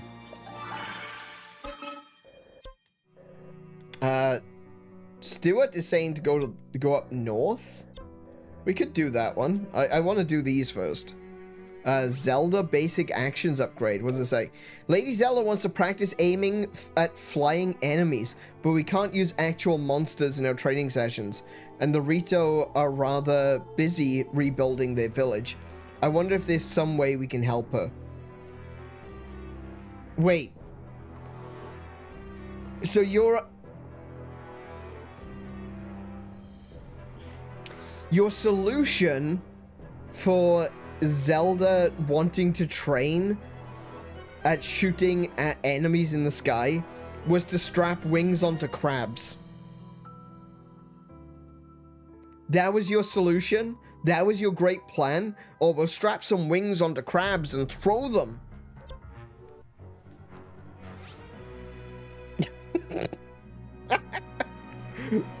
Okay. I wield this power for the good of all. The material we provided danced in the wind. Really? Did it now?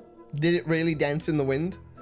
Is that your very poetic way of saying we murdered crabs?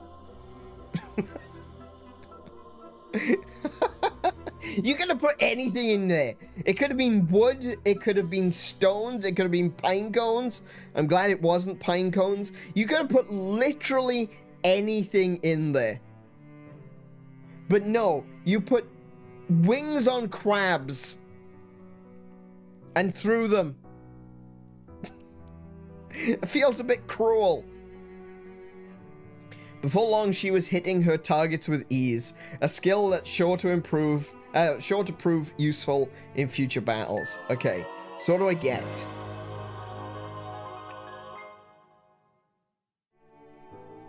Oh, I get another rewind ability. That's useful. Another rewind ability there.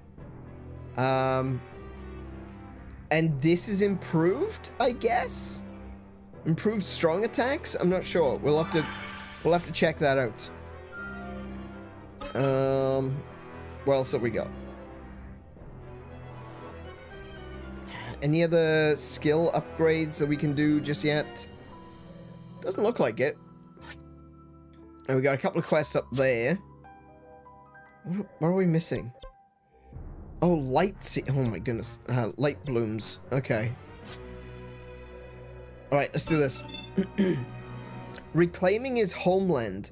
With the enemy forces in Tabantha gradually being stamped out, Rafika decides to seize the upper hand by launching an attack on their outposts.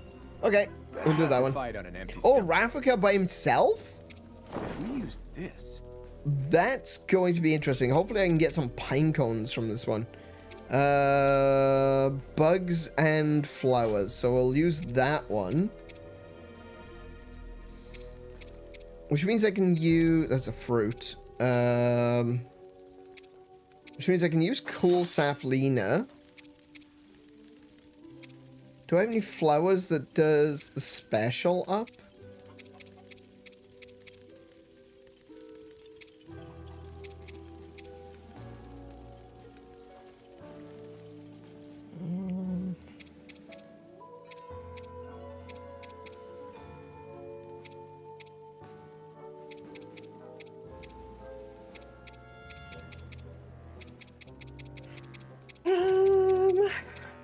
Oh wait, I just realized something.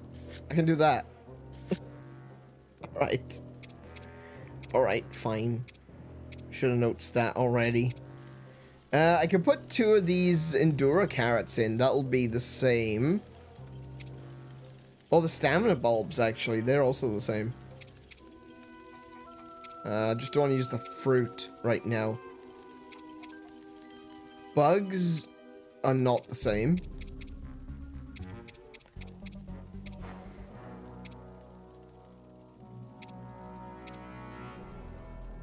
And Muddle Buds only apply to special attack. Okay. I guess we can use 2 Endura carrots. There we go. That gets us to the same build. Nice. I'm more interested in getting lots of materials. Like, that's my goal here. Movement speed is really good and useful. Special attack charge rate, obviously, that's really useful. But the thing that I want more than anything is I want lots of material drops, especially if we're going into a region where we can get materials that I want to use. Things like the pine cones. I really want to be able to get to, you know, get those materials. So if we can get close to a quarter percent, not a quarter percent, 25% is 24%. Bonus materials, I want to be able to get as many of those pine cones as possible. It's worth it. Okay.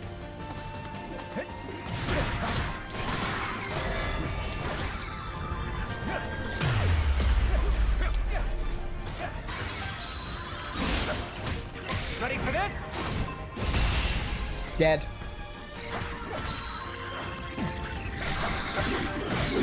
Oh! Whoa, whoa, whoa, whoa. Hi.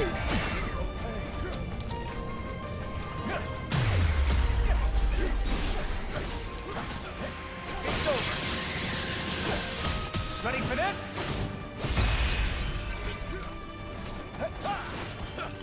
Oh, so that was his... You're done. Ah, okay. Where am I going? Where am I going? This way. This way, this way, this way.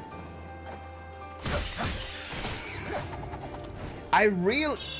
You know, for a character with a bow, I really wish I just had a shoot bow ability. It is wild that he's... that he doesn't have one.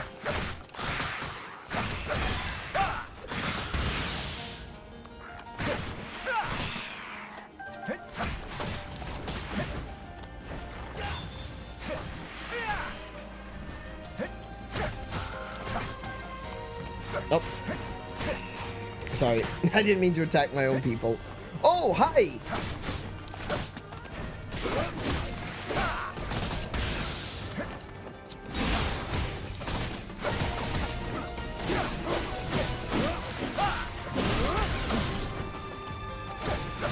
Really? I didn't get a... damn it.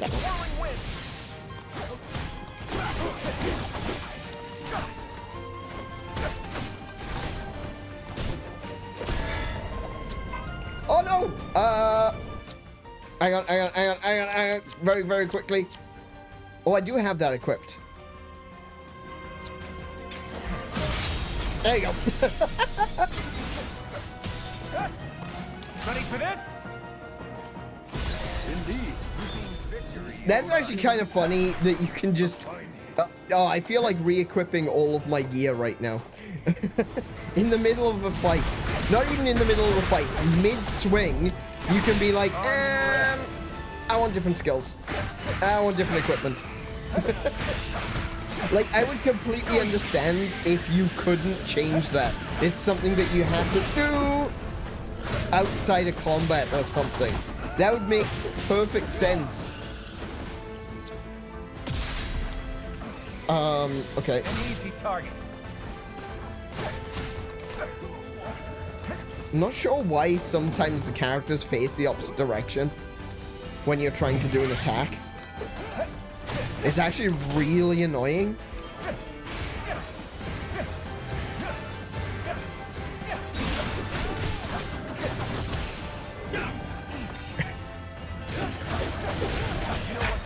Indeed, Ravnica. You're done.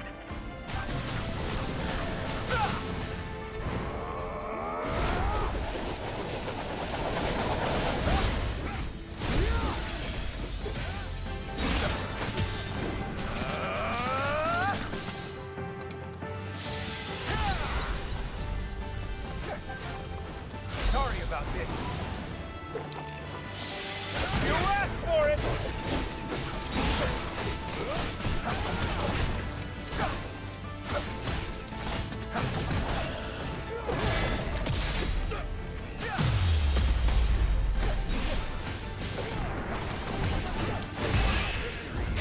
There he goes. You constantly going on about pine cones is just making me think of Pro ZD's side quest video. Oh yeah, and funny enough, like that was made in reference to Breath of the Wild. So yeah, it all comes full circle. You will never defeat me. All the power dies. I found 900 pine cones.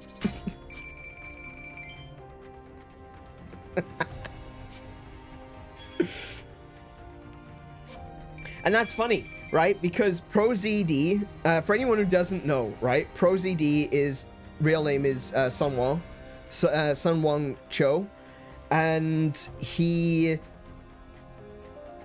made that video based on the Korok seeds, right? Sunwon Cho now plays Calamo in this game.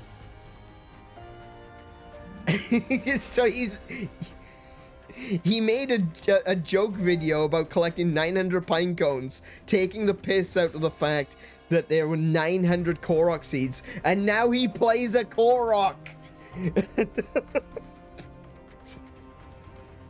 He is actually the voice actor for Calamo.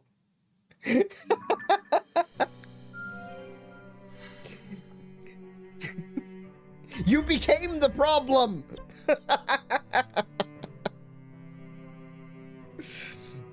Oh, we got another one. We got another defending Hyrule. I'm worried that this is going to be a regular occurrence. Like, I'm trying to progress through the story, and every time I do a mission, it's going to go, oh, by the way, you need to go and do this, like, because you can die otherwise. This is going to be a reoccurring issue. This way, King Rauru. All right, camp effects. So we got some more pine cones. Sick. Still don't have any more bright bloom seeds, which is a pain. Anyway, pine cones achieved. We'll use those, and we 63. Oh my goodness, how many of these do we need? Good lord. I picked up a load of those in the last one. Good grief.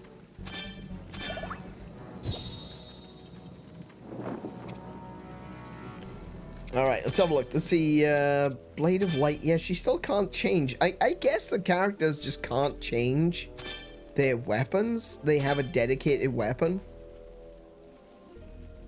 I would have liked to have seen them at least get a secondary weapon.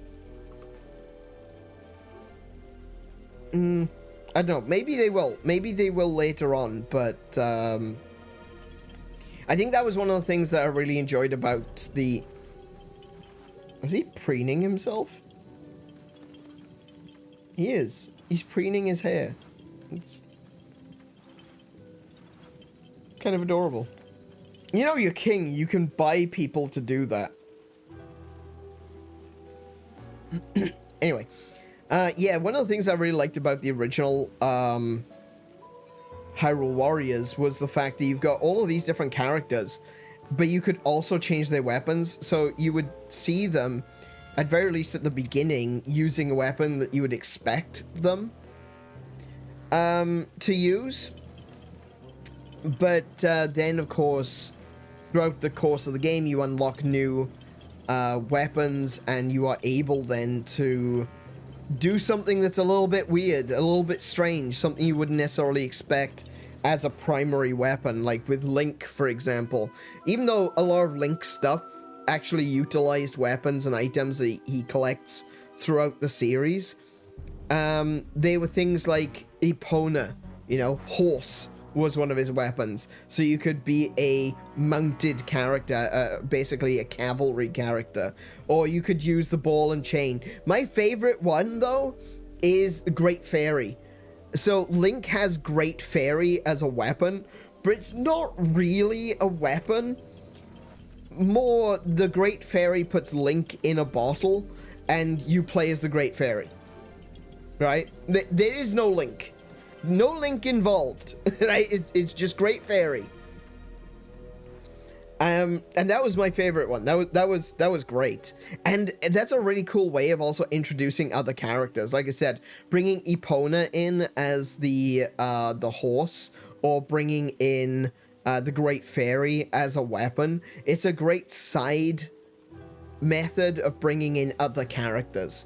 And I gotta be honest, if this game doesn't allow you to play as these characters with other weapons, I'm going to consider that a little bit of a disappointment.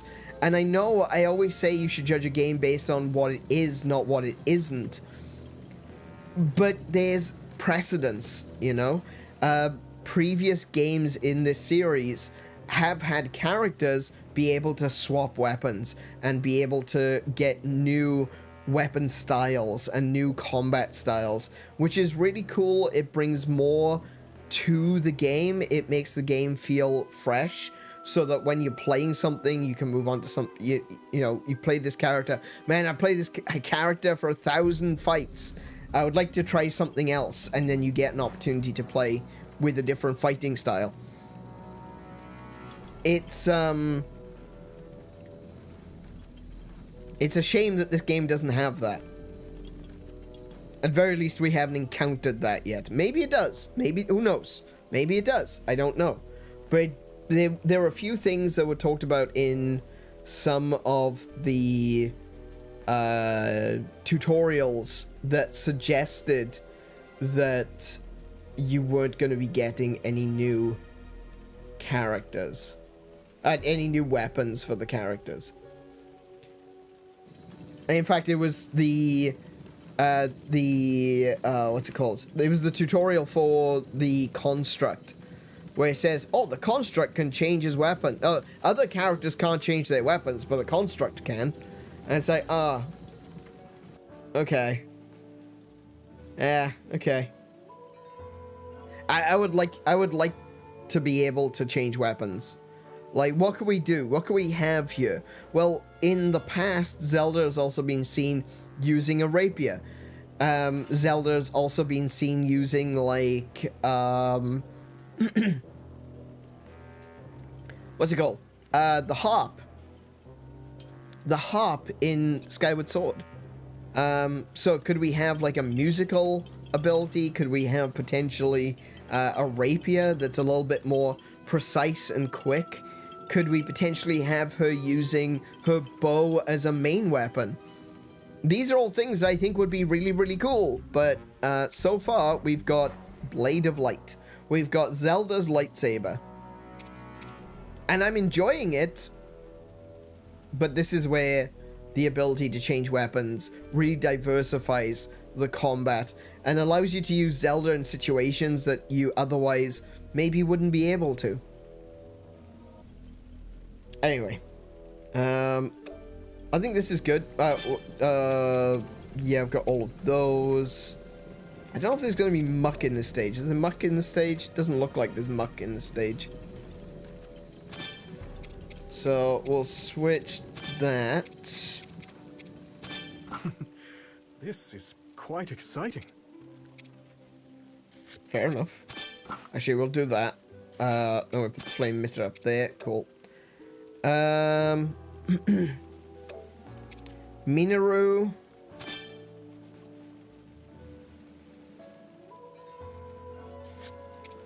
She's got the boundless energy. Again, I'm not really sure about that one.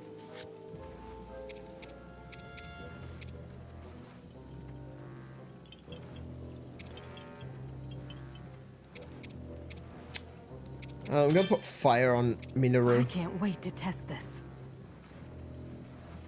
One thing I have noticed, one thing that is kind of useful is if you got something like the cannon, if you use your unique skills, and obviously they've got a recharge time. So you use a unique skill and you're still in the middle of recharging and another enemy attacks you, you can use the Zonite devices as an extra defensive counterattack. That's something I'm gonna maybe like swap skills in and out when needed. Need to be more on the ball about that. Okay, we'll call that done. We'll call that good. We'll move. We'll start the quest. Let's go. I want to get another story mission done before we finish tonight.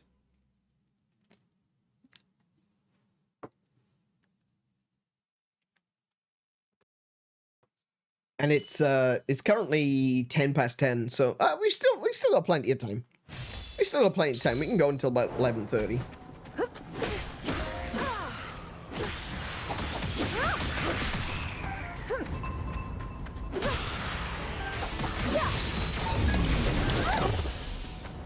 That's a really cool ability. Doing the lightsaber toss and then pulling it back. That is so a lightsaber ability now.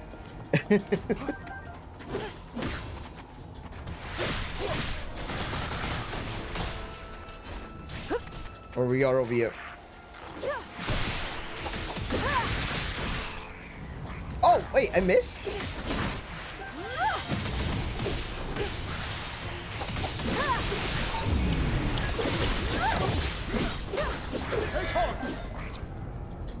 I don't know what he's doing. I'll just do that. There we go. That'll do it.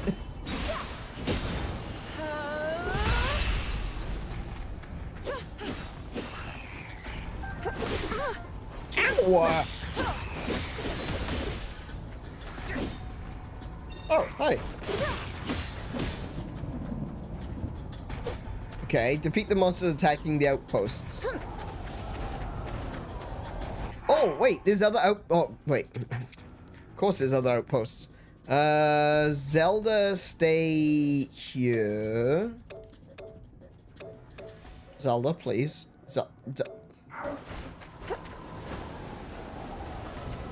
There we go. Zelda, stay here.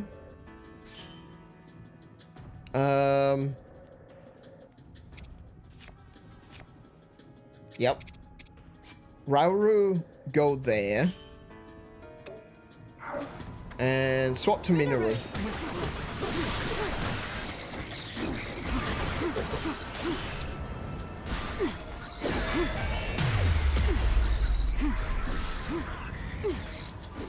Can I aim?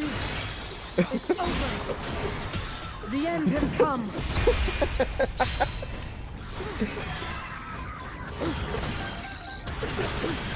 Wait, Boss McCoblin appeared. Where?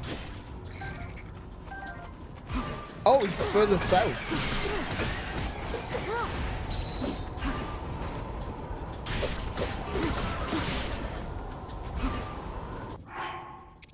I think this one's pretty much done. This area is safe. We'll have her stay at the Allied outpost, and then I'll switch to Rauru.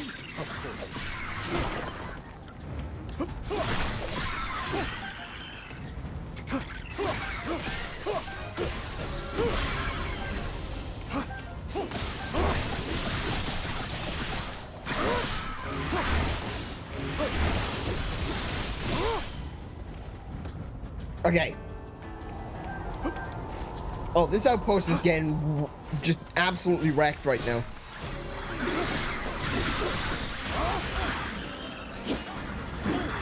Oh no! That's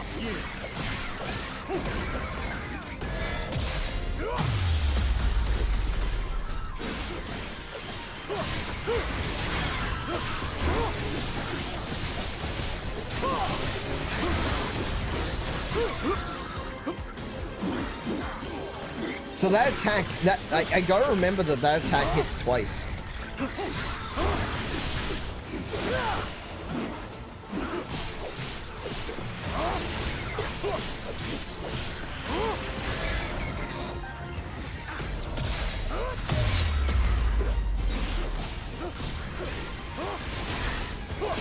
Now then. Boom. And that's it. Run, piggies, run! Run, little piggies.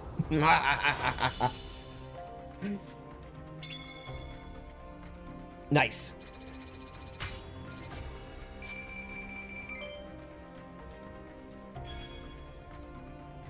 We got another sword. Nice. Nice. So it looks like you get the pristine steel from defending. Like every time you defend an encroachment from Ganondorf's army, you always get a pristine steel. So that's pretty cool. And look, see, Stuart is saying to talk to Smith again. So I'm assuming he does that every time you get a pristine steel. I guess. Anything else we can upgrade? Hang on, Great Eagle Bow. Hang on, we can level that up by 1. It's not a full level, but it's a little bit of experience points to add to it.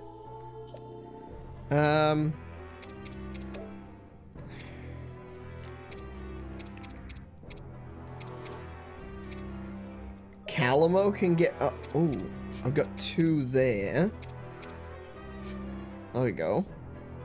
Wait.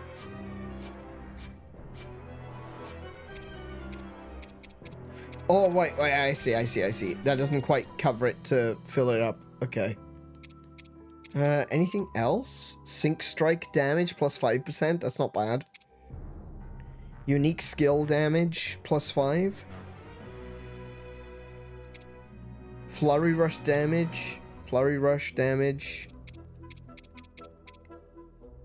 Charge attack time. Damage at 30%, hearts or less, plus 7%.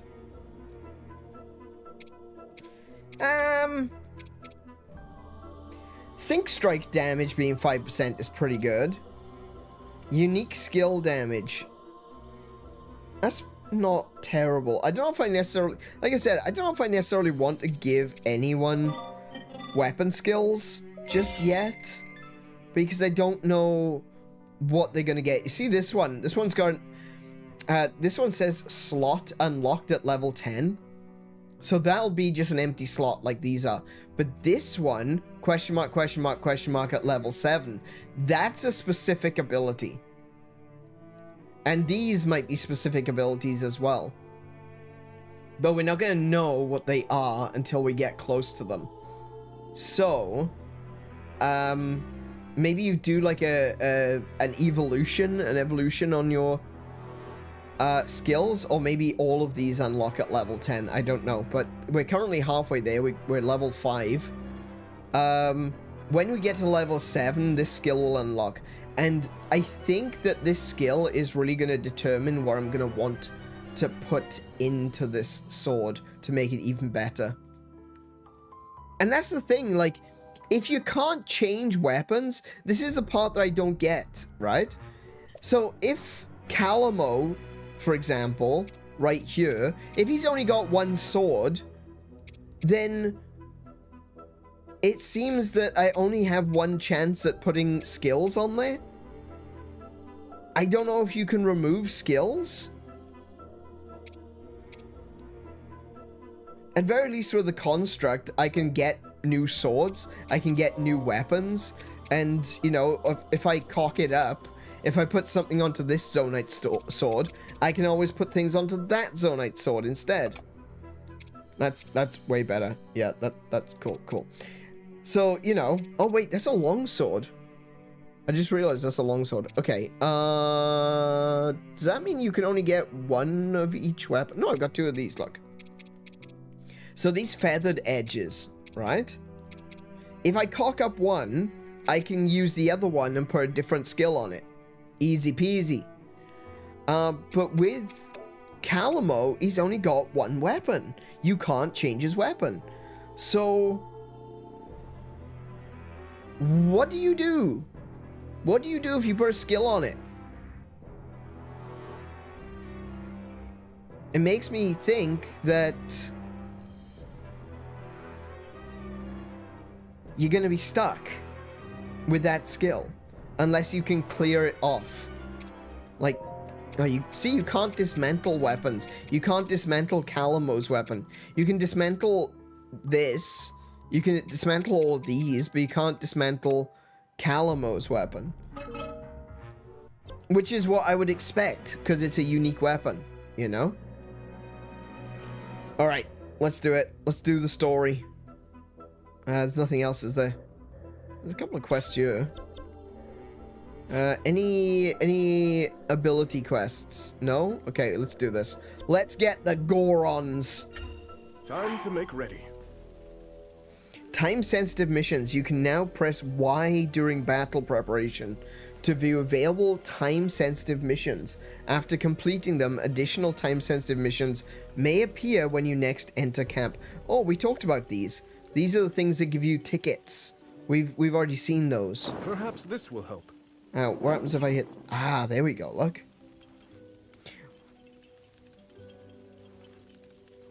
Exploit 1 enemy weakness. Defeat 10 enemies using Zonite devices. That one's going to be easy to do.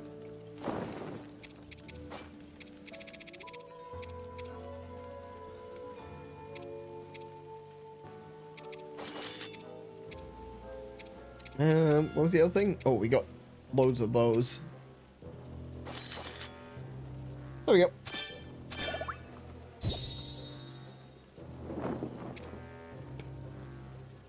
Onward. Wait, hang on a minute. Use Zonite devices to kill 100 enemies, I think it said. Or something like, oh, 10 enemies. Rauru and his companions succeeded in delivering the Zora from peril. Does Minoru's standard attacks count as Zonite devices? They learned the Gorons needed assistance in ridding Death Mountain of a powerful monster. I've already done it. Thank you. Others made for the mountain with all haste. I've already done that, thanks. Find that the monster had been defeated before they could even arrive. Yeah, yep.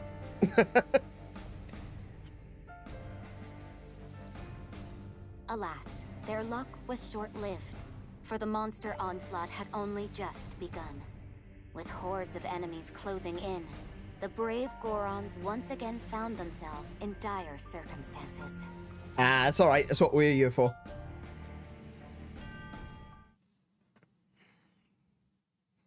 An active volcano located in the Elden region.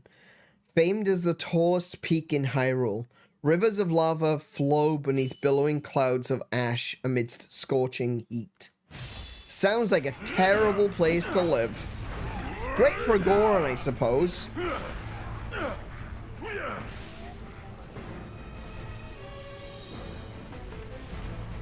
King Rauru, you've come in a time of great need. I'm glad you're safe, Agriston. We caught wind of a terrible creature in the volcano's crater. Yes, my realm was besieged by a rain of fire. Our strength alone could never match it. Besieged by a rain of fire. How can you tell the difference? A strange construct appeared and vanquished the beast. A construct? No. Such questions will have to wait. Yeah. Indeed.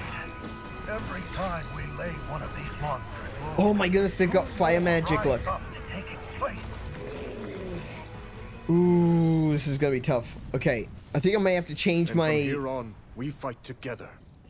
Might have to change my Sonia devices to ice. Greater glory.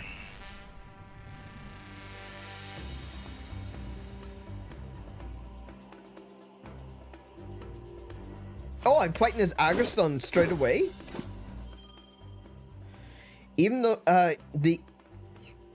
though even tempered, the Goron Chief's sturdy build makes him a force to be reckoned with. He rolls through the battlefield, scattering foes with every swipe of his massive sword. His strong attacks are wreathed in the power of flame and can destroy large rocks. That's fine, but I'm fighting fiery foes. So... yeah. I want ice attacks. Can I have ice attacks? Rolling, rolling, rolling. Keep those Gorons rolling.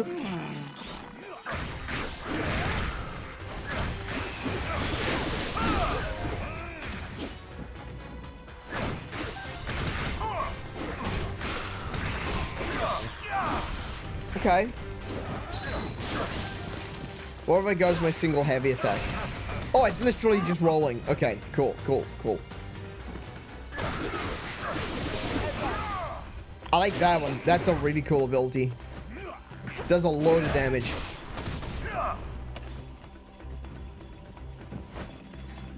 Rolling, rolling, rolling. Keep those Gorons rolling. Oh, he just threw a fireball. Nice.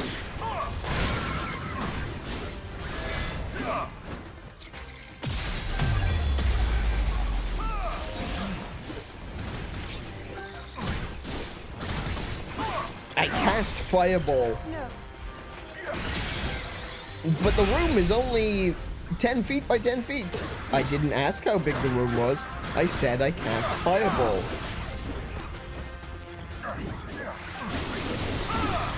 Oh, that looks like... That looks destroyable.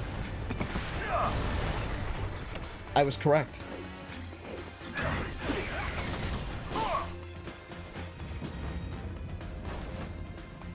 Oh, you! Get squished.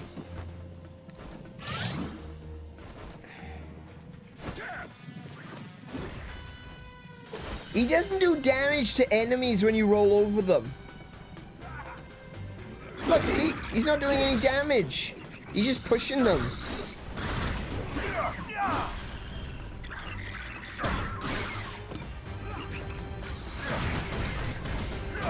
Admittedly, there is the heavy attack roll, which you can just kind of hold down and move. But Minoru does damage when she rolls into people.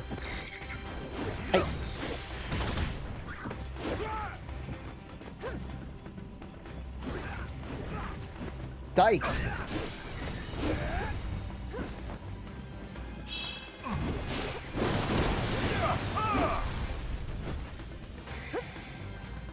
So I got Zelda with me, I just realized. Oh, ow, ow.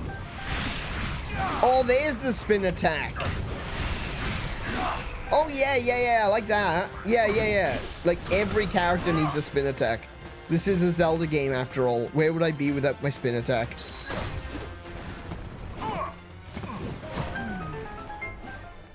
Oh. Oh, I got a secret noise. Oh.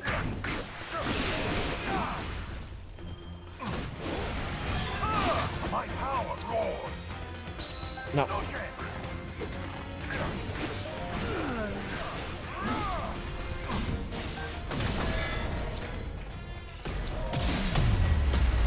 Squish him! Squish him!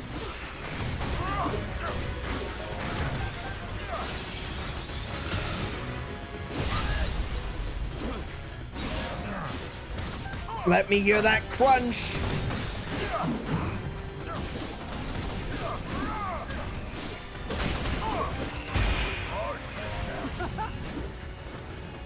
Sick. Oh, I can set up a camp here. Nice. Okay, cool. Right, exploit one enemy weakness. Defeat 10 enemies using Zona devices. So far, oh, I haven't switched over to Minoru. Oh, I've still got all the tickets from last time. Oh, yeah. And Tuscan Talon. I was right. His name's Tafton. He is the ancient ancestor of Kilton.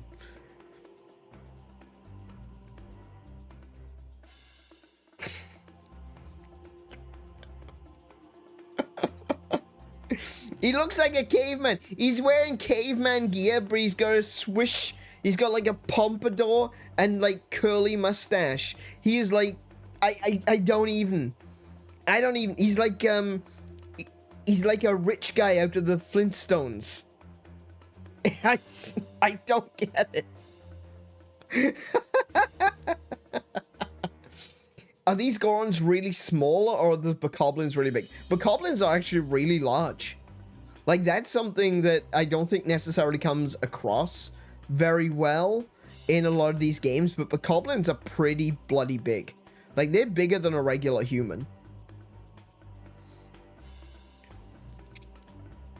But I can... Oh, I've only got one of those. Okay, let's see. You can use this, though, to buy... materials that the construct can use. The thing that's really useful is the monster extract, so I'll be getting like all of those, please. We'll buy the monster extract because that's going to be useful for leveling up our camps. I don't really care too much for these. Maybe a stone talus heart just in case I need it for something. Yeah, go for it. Yeah, may as well. Use the pose for something. I hope we do end up fighting Shades again sometime soon, because I am going to run out of pose otherwise. See you again soon! Okay, what can we do? Reduce Zona device energy consumption by 50%. That's... I do like that one. Negate the effects of burning, freezing, shock, and sludge. We'll do that. And we'll do the Zonite device consumption. I'm sure I can do more of these mini quests to get leveled up. What else is there? I can also use it to do the sync gauges and things. I'll do that later, though, when I need it. Alright, defeat 10 enemies using Zonite devices. I was wondering if maybe defeating 10 enemies using Zonite devices, I wonder if Minoru's standard attacks count as Zonite devices. If so, that's going to be really easy. If not, then it's still going to be easy. Back to our objective then. Minoru. I'll handle this.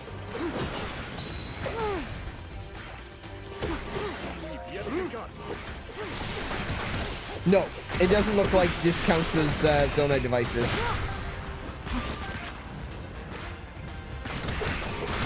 Take this. That would have been really busted and easy to do if it was. Okay. Enemies there. Flame emitter, apparently.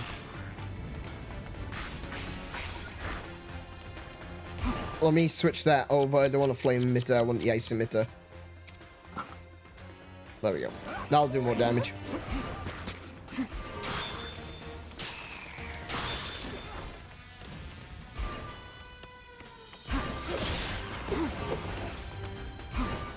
right, where am I? Where am I? What am I doing? Where am I supposed to be going? I don't even know.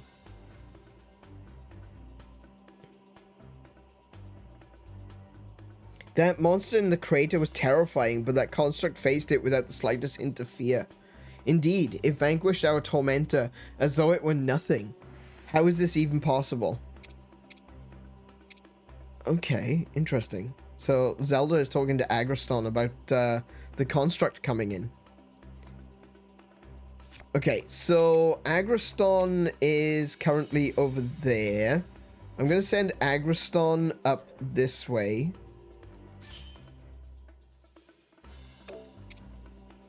Zelda is there. I'm going to send her also...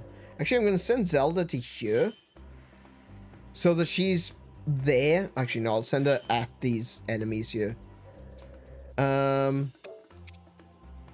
Rauru is here. He's going straight into that area. Good, good, good. And I'll send Minaru up to this outpost. Yeah. That looks good.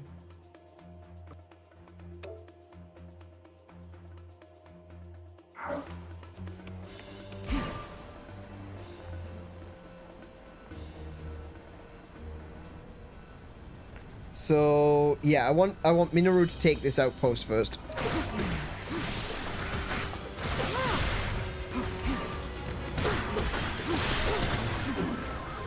Missed.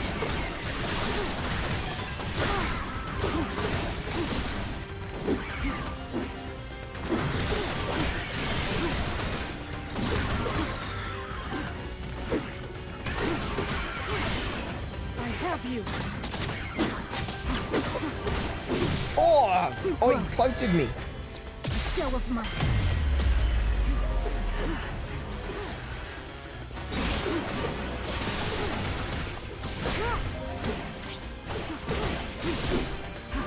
Oh! How is that not a flurry rush? Seriously, come on now.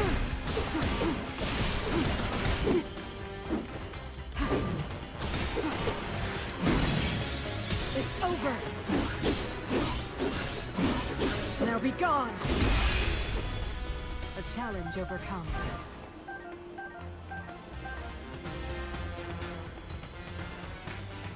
Hello. I have you.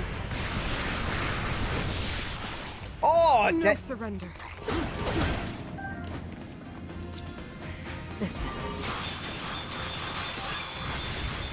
Oh, there's the 10 enemies defeated. The end has come. Get wrecked.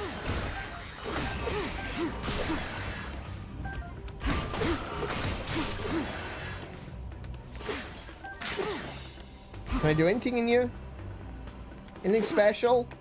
Whoa, battery! Nice! Okay. Outpost captured.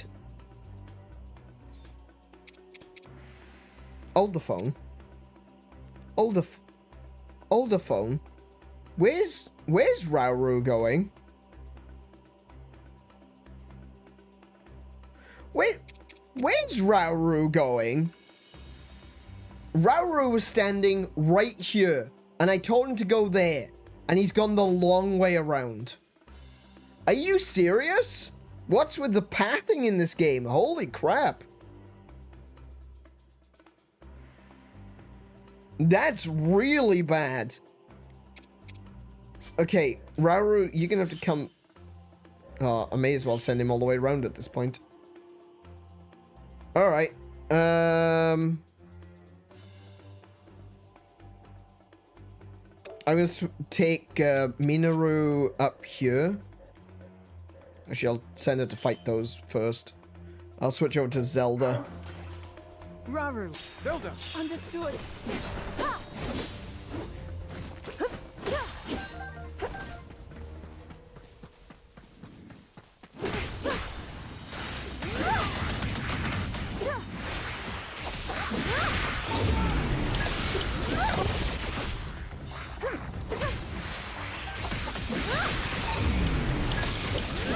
I love that skill. That is so cool. I really like that. I love that. The lightsaber toss and the return. That's so cool. And there's a monster around here that I missed. There he is. There's an Octorok. Wait, he is here? What? When did she get here? I can't command her though.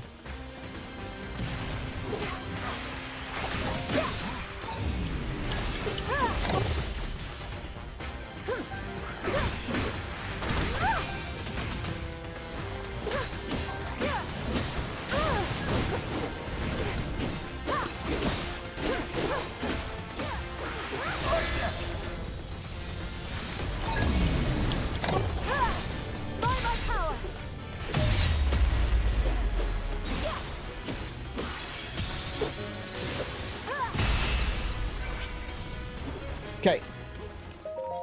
Set up camp. Let him go right. Yeah, indeed. Just let him go right. It's fine. Let him go right. Defeat a boss bokoblin. That could be a problem if there's no boss bokoblins here. Use 4 unique skills. Well, I tend to use a lot of unique skills, so that's gonna happen. Special attack is going to be the easy one to do. I'll do that as soon as I can. At this point in time, I don't think I need to spend any more tickets. I think I'm good. I could raise all the special gauges.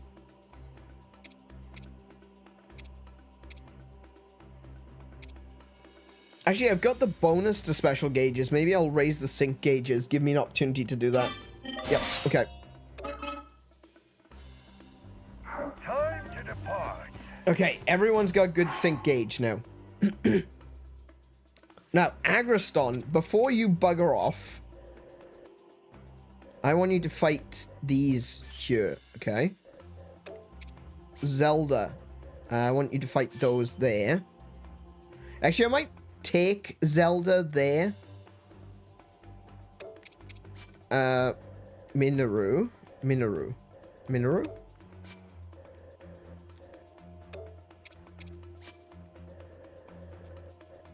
Wait, why can't I control Minoru?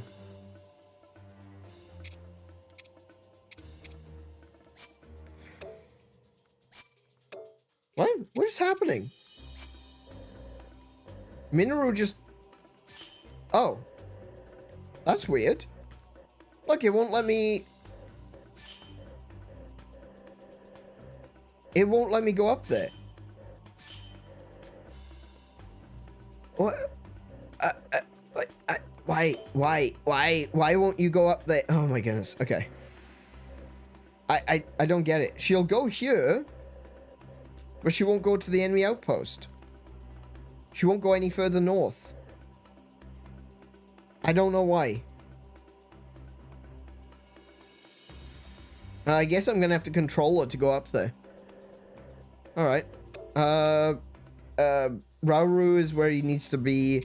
Zelda is heading the right direction. Agriston is heading the right direction.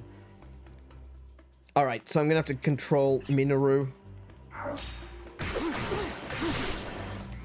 Take this. It's over. I am ready.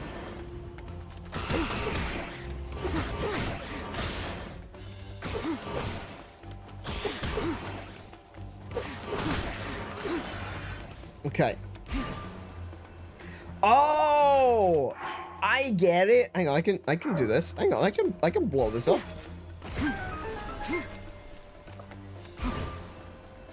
I don't need Agriston. I'm a strong, independent Zonai woman who don't need no Goron.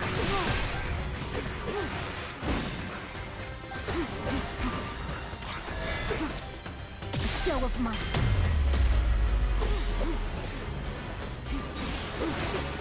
Take this.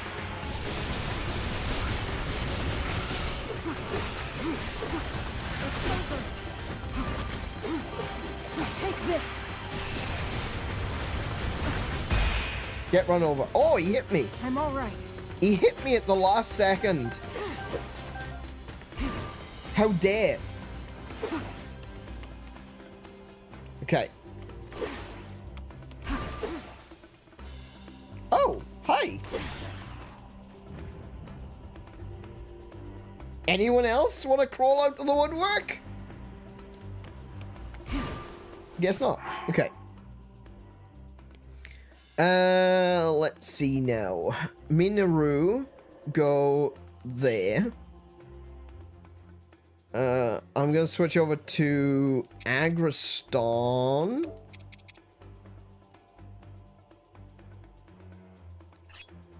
Cool. Oh, pebbles! Bloody little pebbles everywhere. I'm surrounded by pebbles.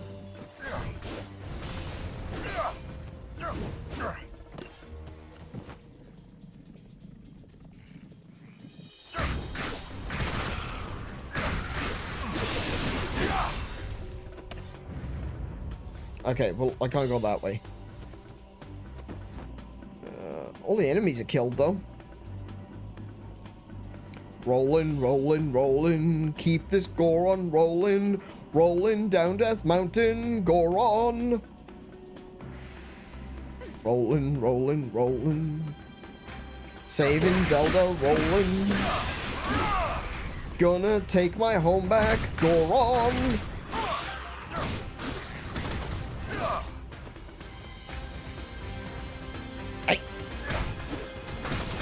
I didn't give you permission to survive.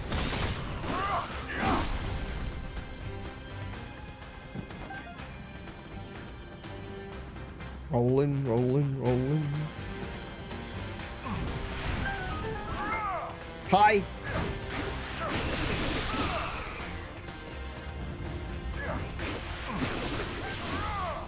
Cool. Oh, that's what. Oh my goodness, that's why Rauru went around? You've got to be kidding me. The AI isn't smart enough to use a bomb. I'm with you.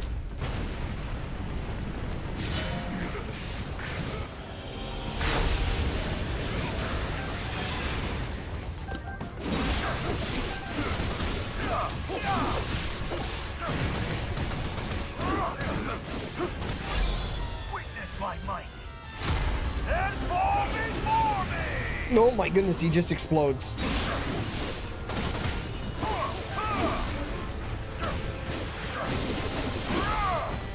With my aid. Prepare yourselves for this! Lady Zelda! King Rauru! Very well. Oh, I don't have a special. Wait. I don't have a special up. I thought I did. I don't. Ah, go away. Stop. That one.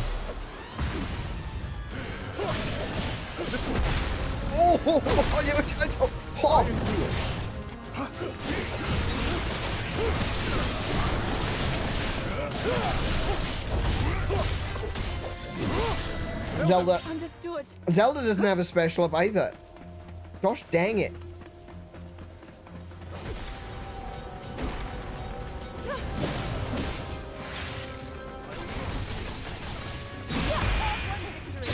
Cool.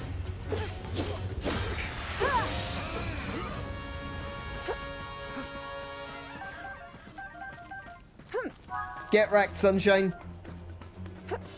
All right, now then. Rauru. I want Rauru to go. No. No, I want it to go to the out. No. Do you know what? Rauru, just stand there.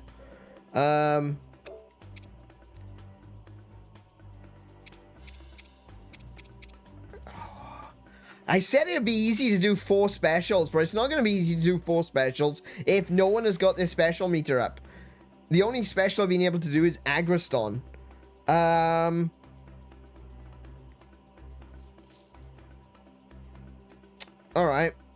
We're going to have everyone meet up there.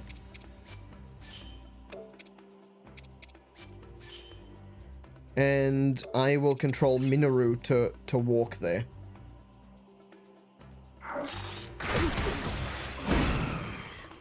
It's over.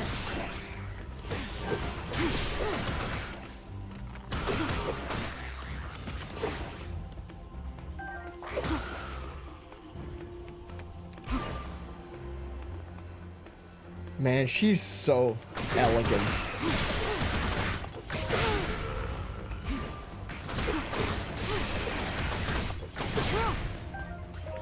She just exudes importance and grace. These are, of course, euphemisms so that you don't think I'm a fool.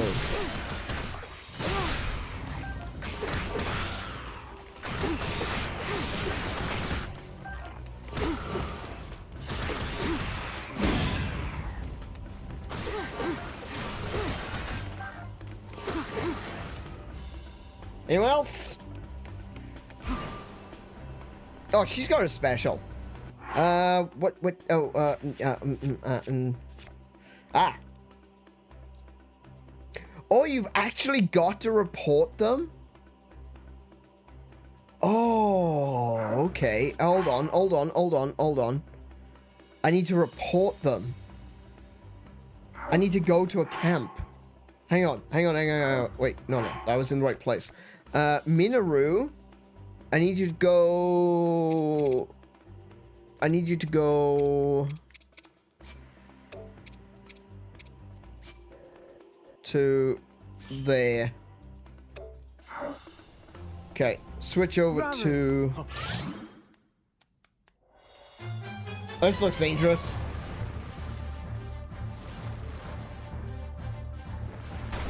Yeah, this definitely looks dangerous. Thank goodness I've got Zelda here. Understood. Wait, where am I? Oh, there I am.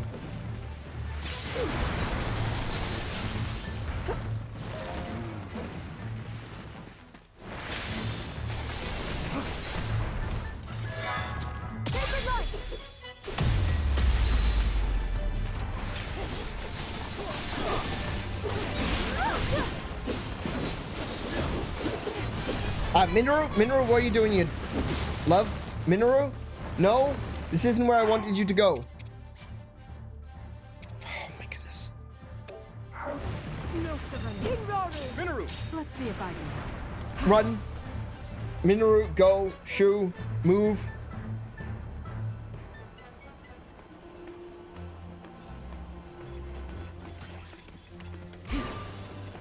Into camp. There we go. Perform a weak point smash, perform perfect dodge, defeat a boss bokoblin. Yeah, I'm not going to be able to defeat a boss bokoblin, it seems.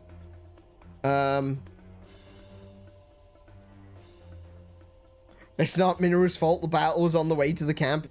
Nah, I told her to walk on through, but, you know. Weak point smash. Weak point smash wouldn't be too difficult to do. Perform perfect dodge isn't going to be that difficult. I don't think I'm going to be able to cash them in, though. Alright. Minoru, you can go join the fight, I guess. Minoru, go that way. Thank you. Switch over to Zelda. Oh, switch over to Zelda. There we go. And up.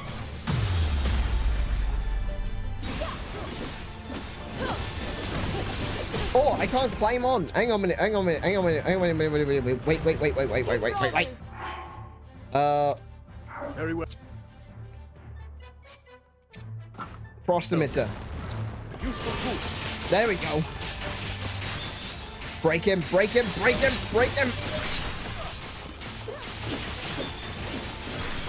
There we go.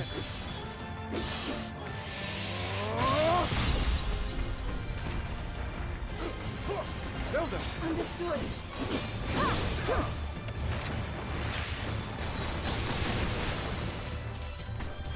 Oh, he noticed me.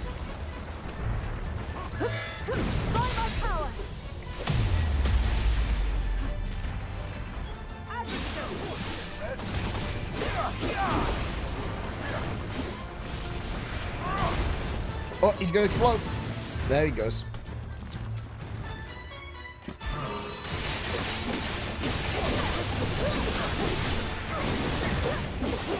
Oh, he punched me. How dare he?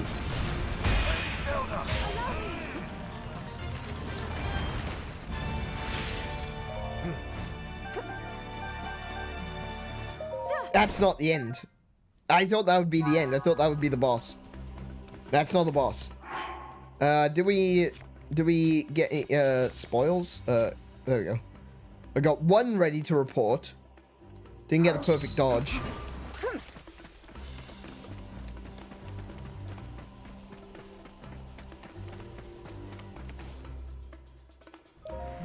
It appears our path is being blocked by a lava flow, one created by the beasts in the crater, no doubt. But you needn't worry, there's another route we can take. This way, through the old mine. I can see a Korok. I can see a Korok. Also, what's this? Oh, batteries! Oh, good! I need batteries. Hot springs work. You can rest easy.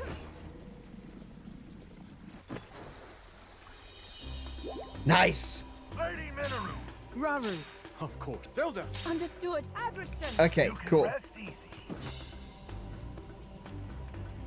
That's so cool. I'm glad that they kept that.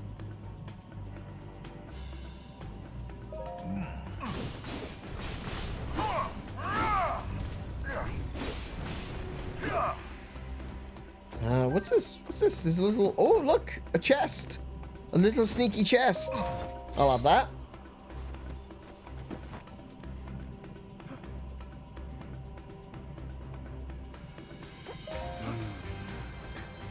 A monster outpost here as well. We can't let this stand.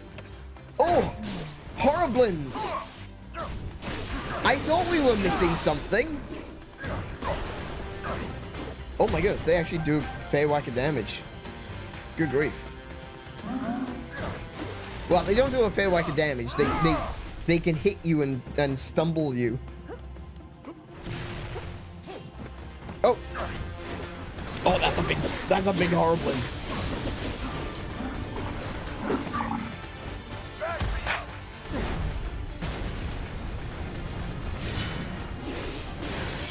I have you.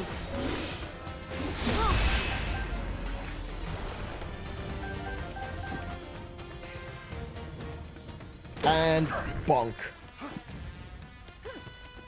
Okay. Horriblins have been deadified. Oh, there's a thing there, look, as well. Oh, it's another Korok.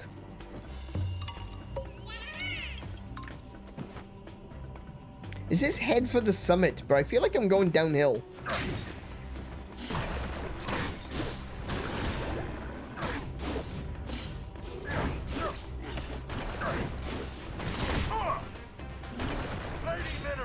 I'll handle this. Take this. Oh, they just keep dropping from the ceiling. It's Go over. away! Horrible things!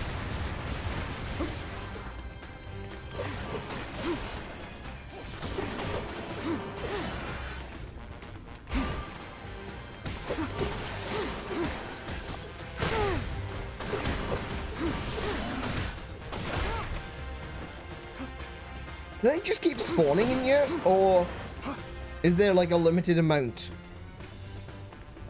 Okay, it looks like they stopped.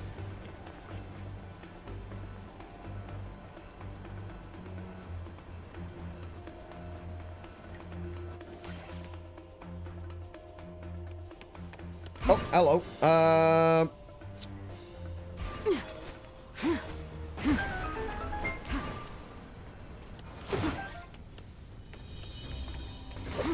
Would I get a hardy lizard? A hardy lizard? Right.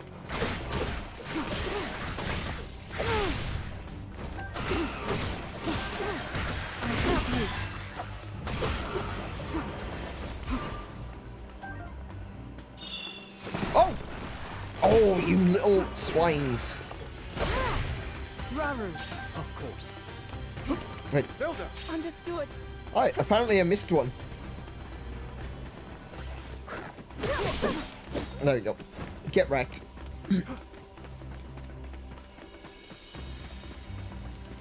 Oh, there's the boss bokoblin.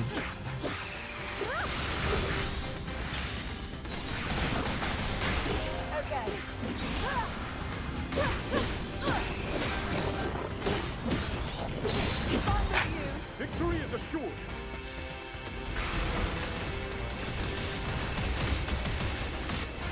Meet your end.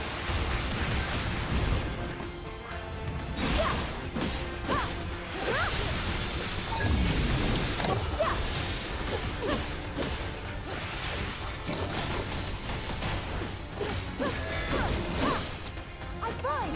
Sacred light.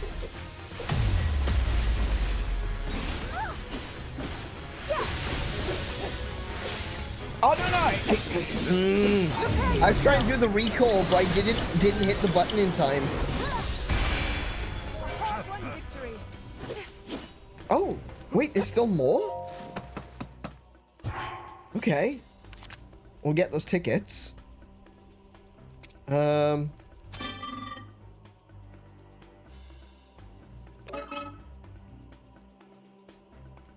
Perform a perfect dodge, defeat 200 enemies as Minoru, perform a sync strike with Rauru. Okay, so I can use this. What do I get for the sync strike, actually? 2? Okay, so I can charge up everyone's sync gauge for 1, and then I can get 2 back if I sync with Rauru for the next fight. There you go. Easy. I need to fight 200 enemies as Minoru. Are you ready to go, Minoru? King Rauru. Minoru! Let's see if I can help. Is it gonna be 200 enemies left?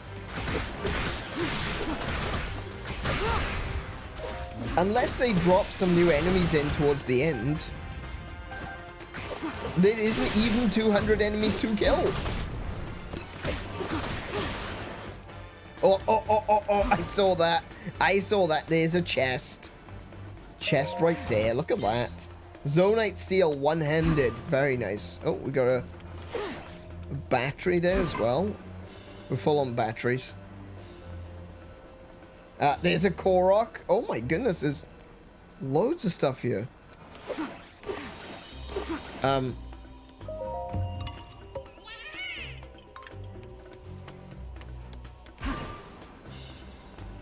Okay, that was pretty sweet. Got a load of stuff from that.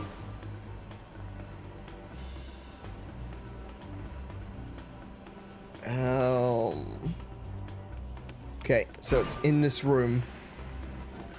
Whatever it is, it's... Oh, okay.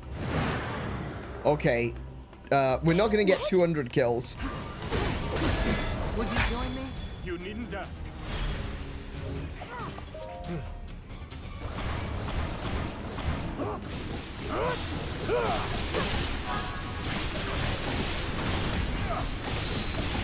It's over.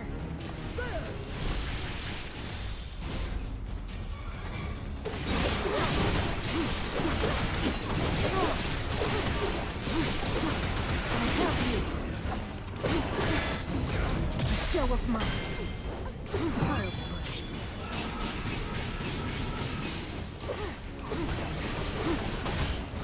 This is nothing. Rauru. Oh! I'm all right. I'm getting double teamed here. Understood. Oh my goodness! They're just following up one attack after another. Why did you change your focus, Zelda?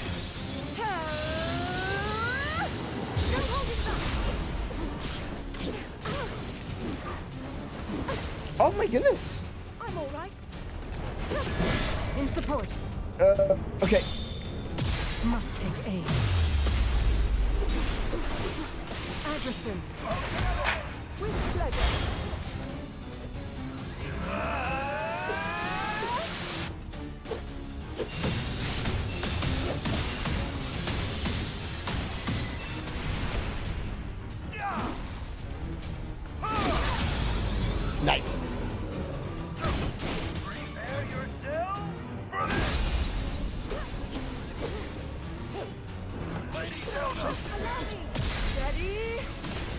Oh no! Aimed the wrong one. Ow. Oh my goodness. This isn't easy. No, I noticed that, yeah.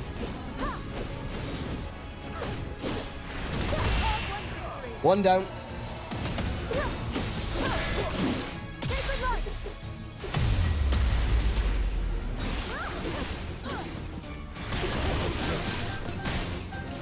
Oh, I didn't realize what I was doing. Oh my goodness. This is nothing. You can best Lady Zelda. King Rauru. We'll see if I can. It's over. Challenge overcome. Oh my goodness. Yeah, so fighting two of those Lynels at the same time is really difficult when they just keep pounding on you with big attacks from different directions. Because it doesn't matter. It doesn't really matter if they're not doing a lot of damage. And to be fair, they're not. The problem is that they keep interrupting you and they keep knocking you back.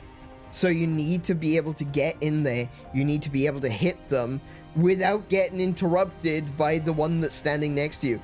And I'm gonna say that it's my own fault. I'm not gonna like blame the game or anything. Be like, oh no, this game is terrible with this.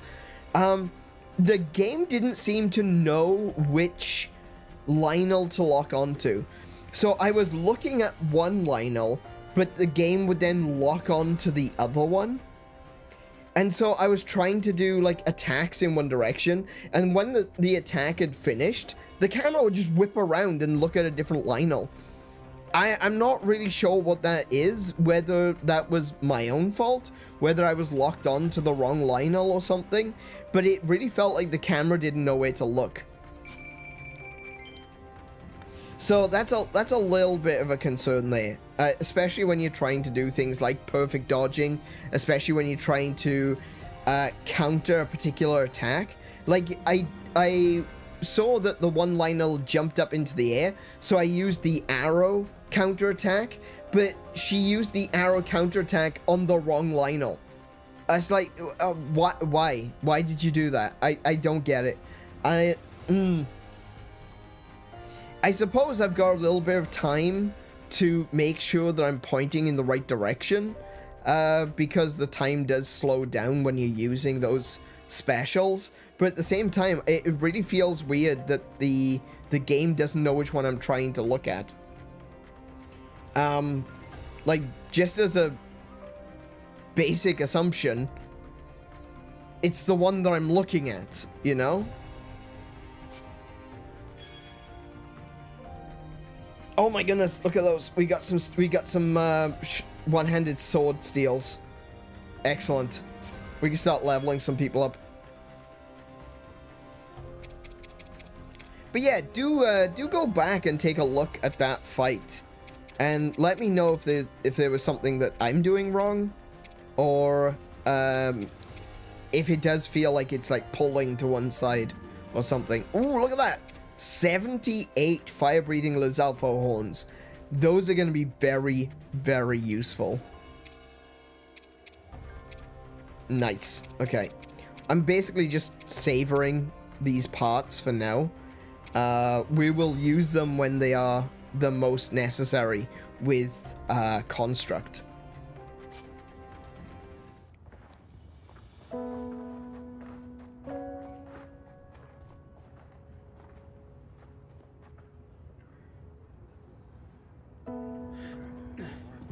Where does it hurt?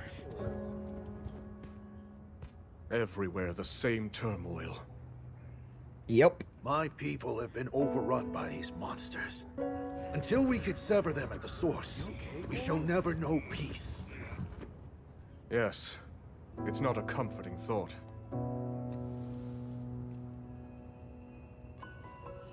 Be that as it may, we face it together. By our sworn alliance, the Goron's might is forever yours, King Rauru. I thank you. Together, we will strike down the Demon King.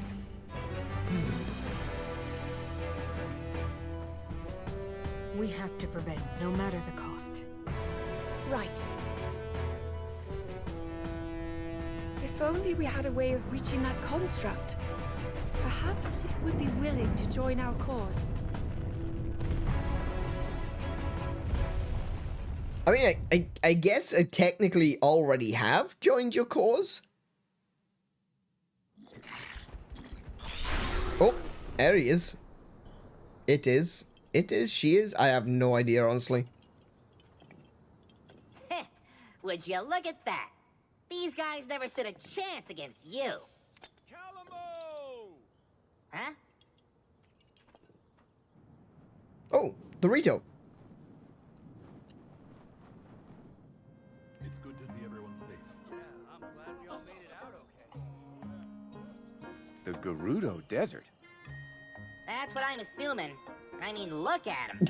He He just barely pointed. catch our breath after cleaning up here, and he's already got his eyes trained somewhere else. He's just like, I want to go that By way. the way, bud, that thing you're pointing is supposed to be mine, remember? Yeah, yeah, that way. I We'll want to go that way. wherever you want to go, I promise. So just put it down, okay? A Gerudo spear, huh? Interesting way to communicate, I have to say. If he's really that set on the desert, it's probably because the place is crawling with monsters. Everywhere this guy drags me, it's either that or more of those creepy shades. I want to fight more shades. I need pose. Why not let him go alone if you don't like it? Oh, well, who knows what kind of trouble he'd get into if I wasn't there keeping him on a tight leash. I've got some friends living out in the desert too, so I really should go and make sure they're doing okay. Aha, so that's how it is. Yeah, that's how it is. If your mind's made up, you should go ahead and get moving. We'll stay here and keep watch, in case the monsters decide to come back. That's kind of ya, but the forest will be just fine without the help. Couple of little softies like that won't go causing any trouble. This place is practically bursting with sacred power. That's why us Koroks call it home. And why no monsters or shades will ever touch it. There's no Maybe Deku tree. that's true, but the same can't be said for Tibet. There's no great Deku Or tree. just about anywhere in Hebra, for that matter. Yeah, fair enough.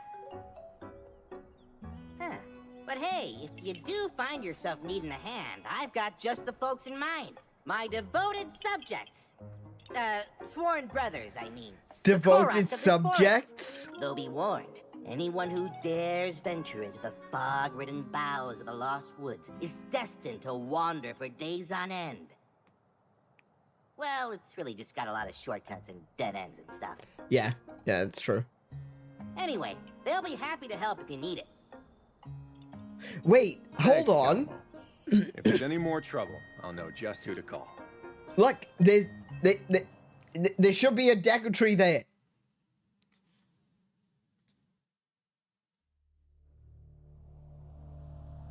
By joining forces with Agriston, chief of the Gorons, Rauru and the others managed to drive the hordes back from Death Mountain. Wait, sorry, I'll get back to Agriston and Death Mountain in a moment. So Calamo says that, oh, anyone who tries to go into Korok Forest will be lost for days on end. Right? Oh yeah, he's gonna be, anyone who tries, lost forever. Oh, no. It's just a rumor that he's spreading around.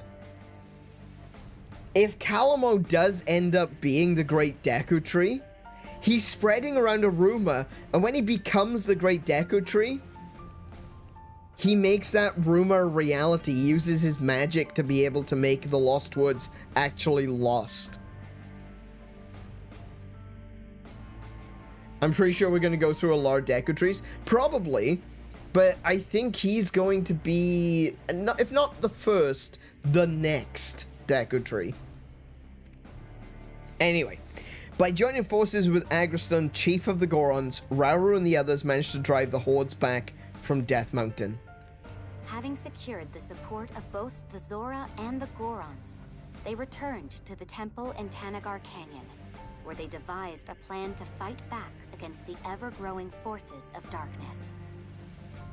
I would also like to point out, right, that Rauru, Minoru and Zelda, you know, King of Hyrule, the leader of the Gorons, the leader of the Zora, and, you know, they've gone to Death Mountain, and now they've gone back to Tanagar Canyon, and both times they were like, you see that big scary ghosty forest? Screw that noise, we're not going in there. Aware that simply responding to the monster onslaughts as they occurred would keep his army in a state of perpetual defense, Rauru set out to form a proactive alliance with the Rito and the Gerudo alike. With the Gerudo?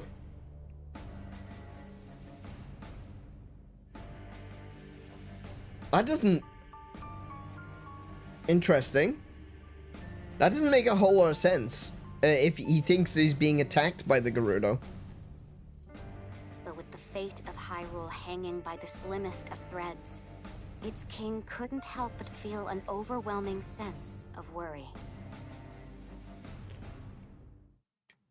Yeah, your worry comes from your thought that you're gonna get the Gerudo to help.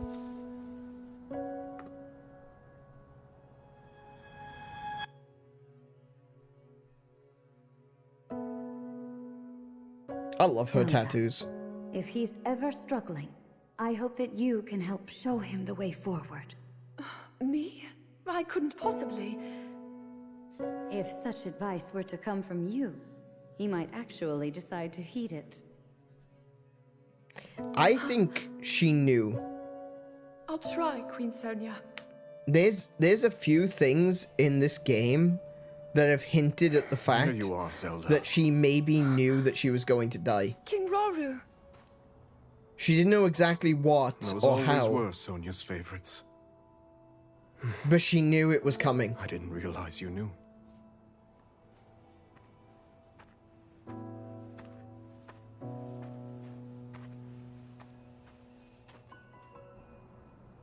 She loved this kingdom, wanted to protect it from the bottom of her heart. But now, monsters run rampant through our lands. And there's no knowing what horrors come next. Probably Gloomhands. All of this I haven't seen those yet. is the price I pay for my arrogance.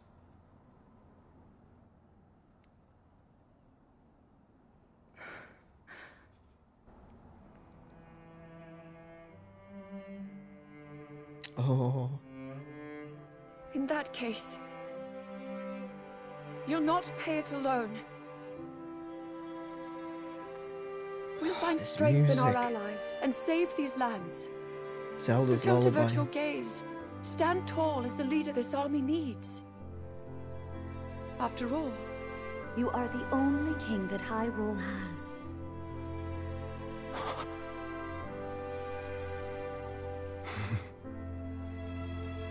I can't argue with either of you.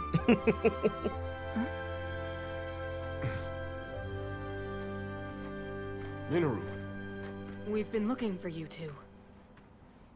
One of our scouts has come bearing news, having met with the Rito in Great Hyrule Forest. They prepare to do battle against a horde of monsters. They've repelled them once before, but the threat has returned in greater numbers. Hyrule Forest. That's not far Star away. Wars reference. We should aid them, however we can. And yet, this is worrisome. Felling the monsters appears to have no effect.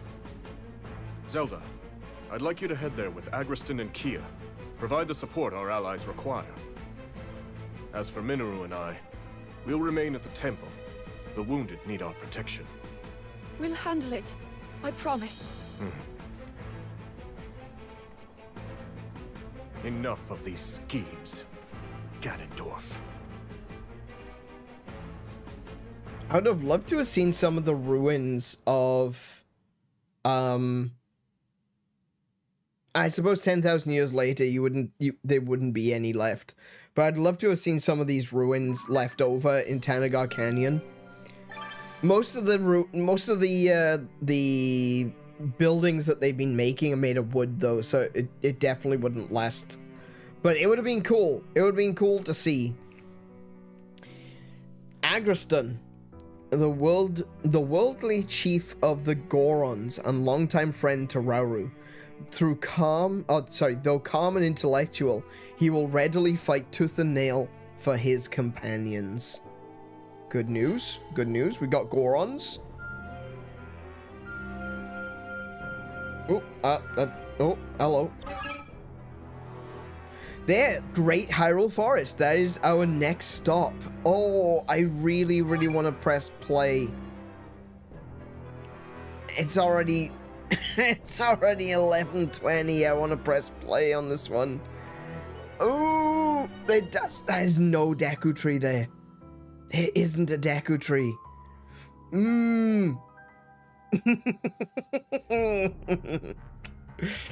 Oh, that's got my theory brain moving. I tell you now. One more turn? Yeah, we can do one more turn. Let's get the shop up and running.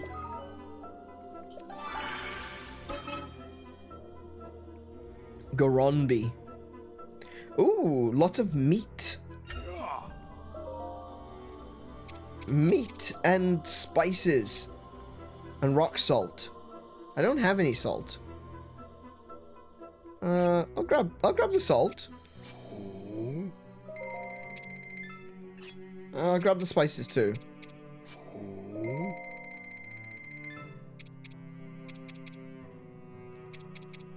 Okay.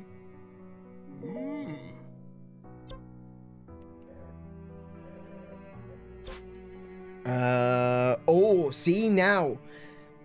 There was a good reason for me to get the Talus Heart, because I need the Talus Heart here. Oh, okay. Yes. When we gave him the materials, Lord Agriston's eyes lit up at the prospect of smashing them into bits. After he did so, he told me that it required different skills than breaking regular rocks, and thus made for a riveting training session. Okay, so his main strong attack, his basic strong attack, is now stronger. Bloody hell, this place. Oh, we got another one. Oh, fire fruit. Very nice. We got another one. Yep. What's this one? Bomb flowers. Okay. Recent battles have left a vital territory for harvesting rock roast buried under volcanic rubble, and Lord Agriston doesn't know what to do. Short of digging the entire area out by hand, that sounds like an impossible task. So there must be an easier solution. Bomb flowers. An impressive return, even for me. Lord Agriston used those bomb flowers to make quick work of the volcanic rubble, eliciting endless cheers from the other Gorons. Even better, he seems to have refined one of his techniques in the process. Wait, so is this the first time that the Gorons have encountered bomb flowers? And then they would grow them. They would later go on to cultivate bomb flowers. Use X attacks to summon magma that sets enemies ablaze. Hell yeah. Is that rapid fire? Is that what I gotta do? I gotta rapid fire that button? I'll have to give that one a shot. Okay. We've also got a device dispenser.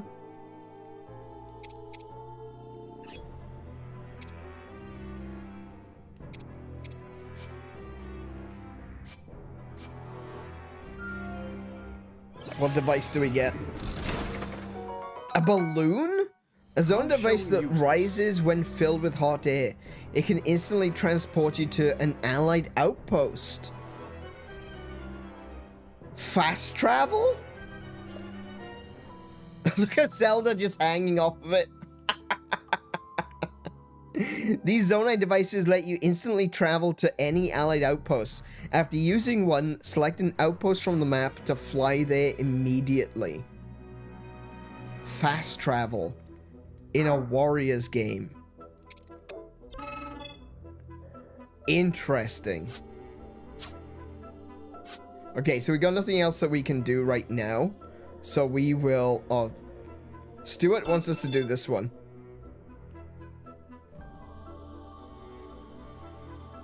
I'm gonna just do... I want to do the Great Hyrule Woods, or the Great Hyrule Forest. So it's gonna be Agriston, Kia, and Zelda. So let's do a little bit of leveling. Let's go. We'll level up Agriston to 30. Let's go. Along with Kia, so they're the same level. That's good. Yeah. Now let's have a look at leveling up some weapons. Agriston's Boulder Breaker. Does that count as a single-ended weapon or two-ended weapon? But I've only got...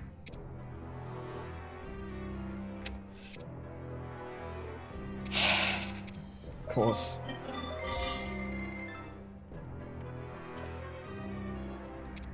I could use one of the pristine steels to get him up to level 3 at least. Yeah, go on, I'll use that.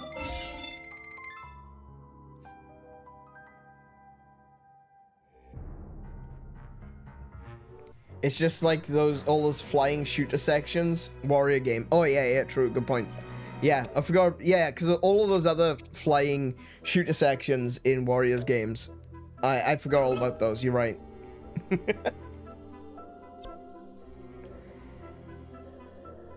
Alright, here we go. Great Hyrule Forest. A moment's preparation. Maybe this. Do we get anything new? I don't think we got anything new. I'm gonna stick with the usual.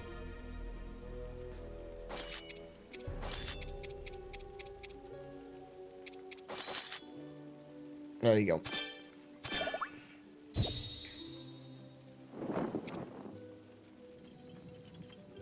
And here we go. Forward now. Oh, I'm so excited for this bit. This is what I've been waiting for. Oh, look, there's Stowls. It's great to see you again, Rafika. I hear you need our help. And I believe I owe you for Death Mountain. Appreciate you coming, Agriston. Though after today, I'll be the one owing you. Hmm? A secret stone. That must make you Zelda. It's a pleasure, my lady. And now that you're here, do you plan to fight? Yes, if you're willing to allow it. I am. Thanks for offering. Now listen, everyone. This forest here is called the Lost Woods, named for the way it mystifies its visitors. The place is a natural fortress full of dead ends and hidden paths around almost every corner. And you're suggesting we use that terrain to our advantage? Right you are. It's the perfect way for us to divide their army and eventually crush it. I'm curious how the Lost Woods is going to work in this. We get lost in there too. I have enough trouble keeping things straight on land as it is. Yeah, I noticed. Knowing Rafika, I'm certain he has a plan. If Rafika's flying overhead, it shouldn't be a problem. I have accomplices. Ones who know every tree in this forest like the backs of their little of course. Of course. The Koroks. Hey, don't steal my idea. I got there Enemies in first, the sky Zelda. will be a nuisance. But my Rito can handle that. Rafika, I've word from our lookout. An unknown monster has entered the forest, bearing striking red hair. What shall we do? I thought we killed him. Red hair. It might be an archfiend. Another. If she's right, this will be more trouble than we thought. Victory could come at a heavy cost. In that case, it looks like I'm staying on the ground. Which means the skies are yours. Now go! Yes, sir. Our goal in this battle is clear.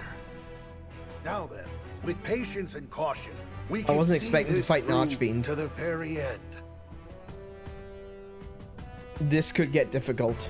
Look at everyone together. That's really cool.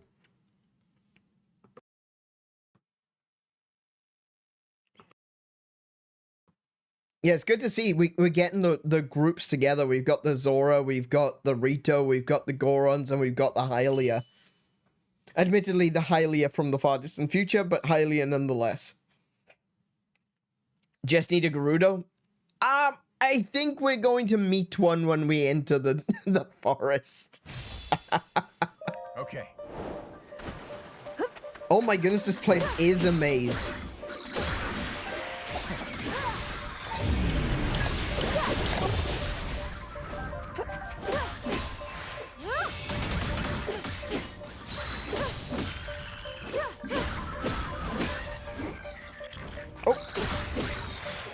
You snuck up on me!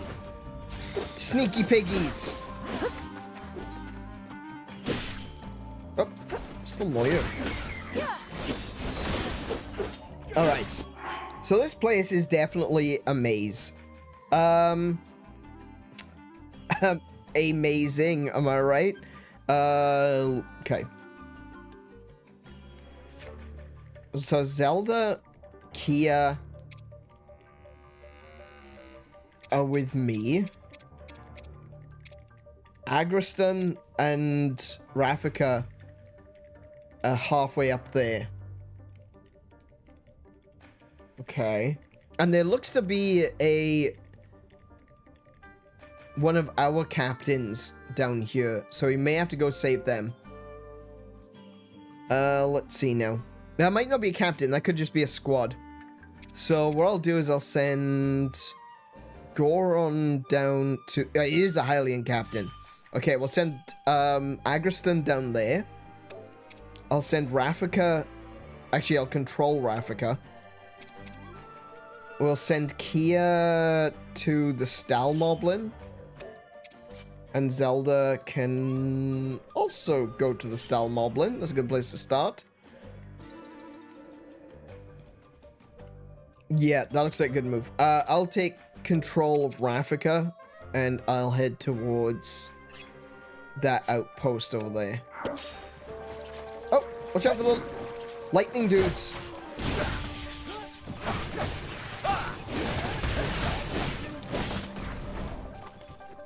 Come on, do you think? There we go.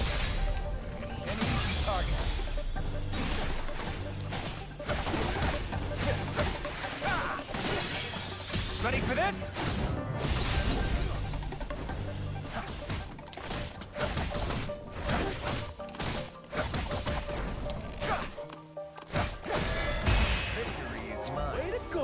Wait, what the? Oh!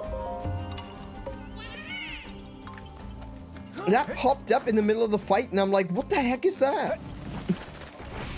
Oh no. Okay. Okay, so there's more enemies than what you can see on the map.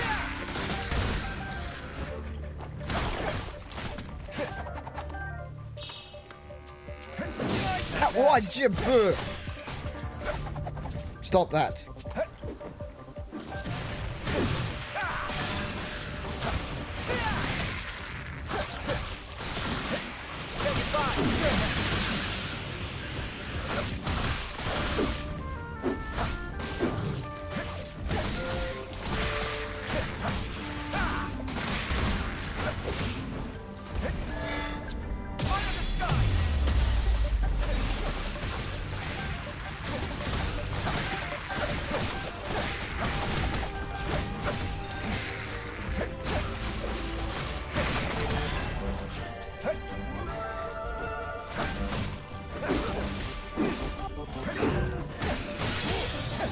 Got him. Ready for this?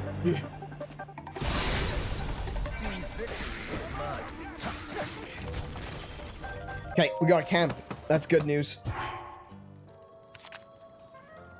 Recreating the atmosphere from Breath of the Wild and Tears of the Kingdom has been done so well. It really has. They've really made this feel...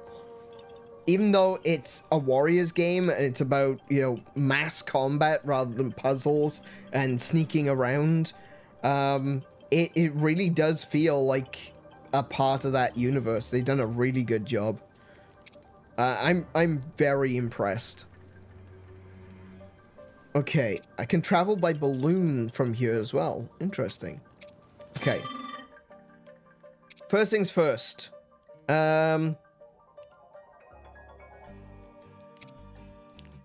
Zonai device energy consumption. We're gonna use that immediately. I'm not gonna bother with the specials just yet. Actually, do we have a quest for that? Perform perfect dodge. Defeat 60 enemies using... Defeat 60 enemies using Zonai devices? Aight. Well, you do get 6 tickets from that, so... Alright. Let's see. Who can I set up with Zonai devices? I guess I could set up Rafika with Zonai devices. Where am I going with him? I'm gonna take Rafika north. I on Agriston. I want you to go to this guy here. Oh, I see. I want to go all the way up there. That's where I'm aiming. Got it. Yeah, I guess I have Rafika to have Zonai gear. So I got flame emitters. I'm gonna switch that for... I'm gonna put that instead of a Skyfall shot. I'm gonna put... Can I put the spam in? Nice.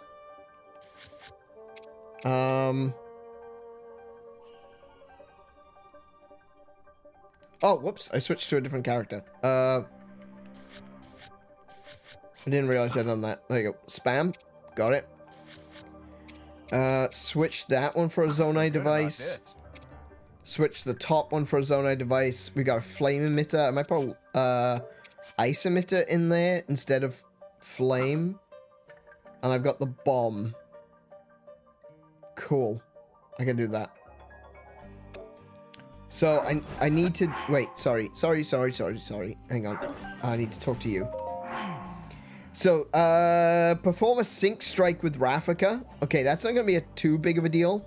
I currently have, I think his name's Braston with me. And I've already got him set up for the Zonai devices. So, we could do both of those with, Bratton. Not Braston, just Bratton. Whoa, hello.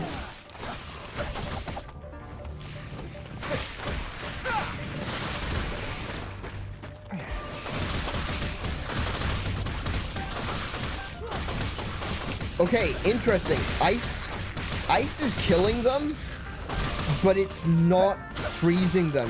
Looks like you can't freeze the Skelly Bros. Oh, bloody hell. I literally just turned around.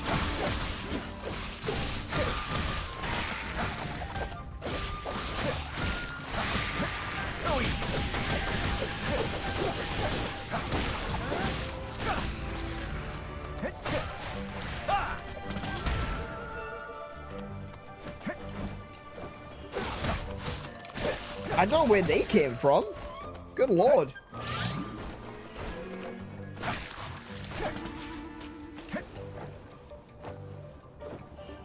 Maybe I'm gonna have to leave, why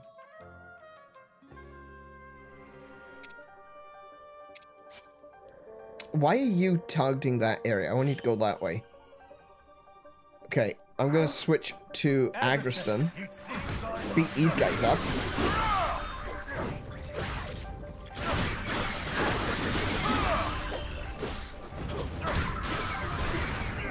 Yeah, I was right to send Agriston this way because I thought there was just like 1 or 2 enemies. Instead, what we've got is an entire squad, an absolute platoon up here.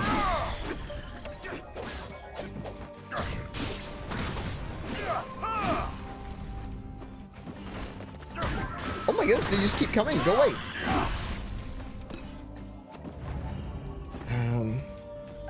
That's a loop around.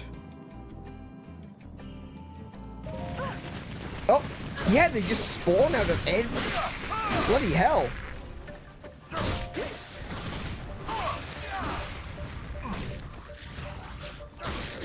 Yeah, they seem to just be spawning out of the ground. Well, obviously you can see them doing that.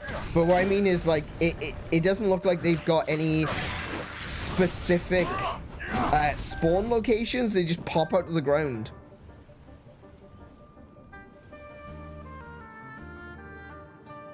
So I'm gonna have Agriston stay here.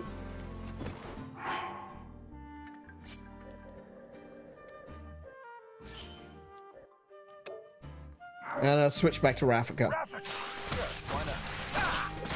Sure, why not?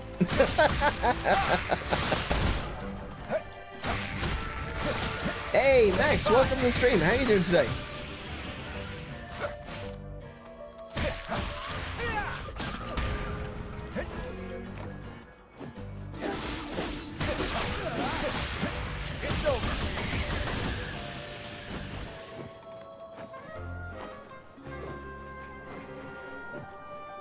Where am I going? Where am I going? I can see another enemy here. Oh, there they are. Bet now that I have a Kit Kat. Oh, isn't life just better when you've got a Kit Kat? Oh wait, I can't go up there. I can't go up there because this gate is closed. I can't break it. It's such a pretty gate. Okay. I will leave Rafika right here. Cool. Rafika, oh, maybe there. I need to switch over to Zelda. Oh, hello. That's a fair whack of Stowlizels.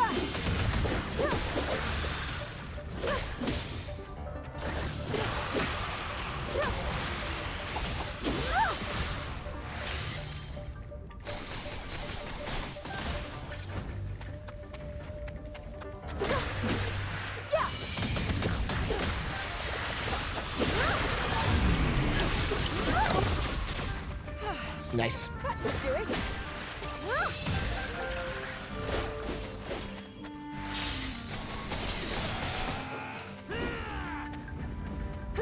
Oh, Korok. Oh, wait, did I just... Oh, no. Okay. I thought I just run past a huge area full of enemies, but apparently not.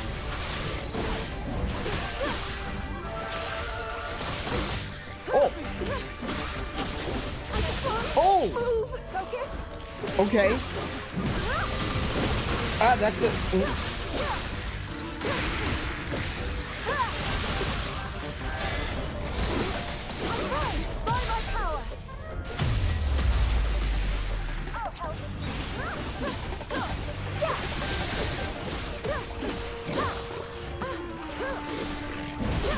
Oh my goodness, those lightning bolts are crazy.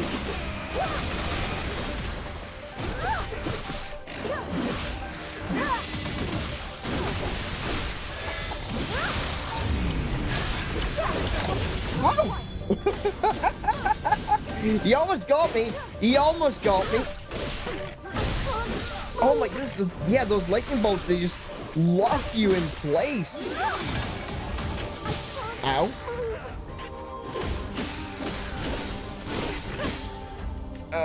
Temporal toss.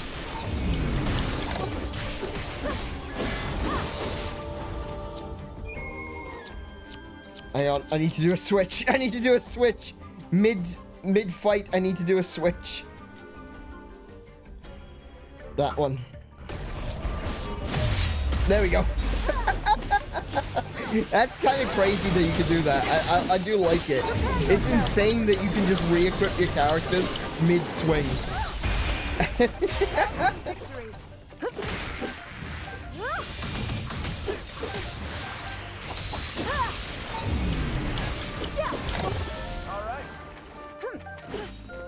Oh, an encampment. Nice. How you doing, Max?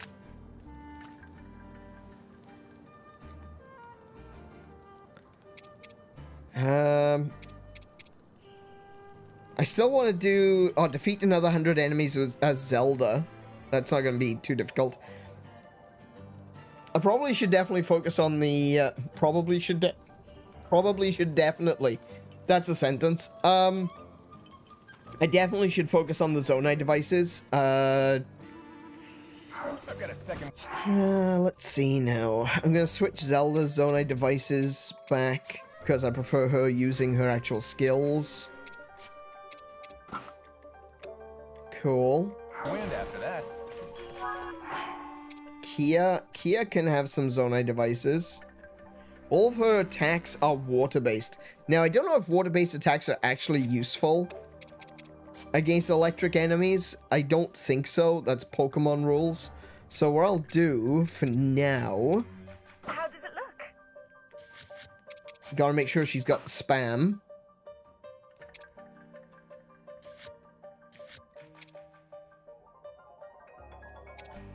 Oh yeah, that's right.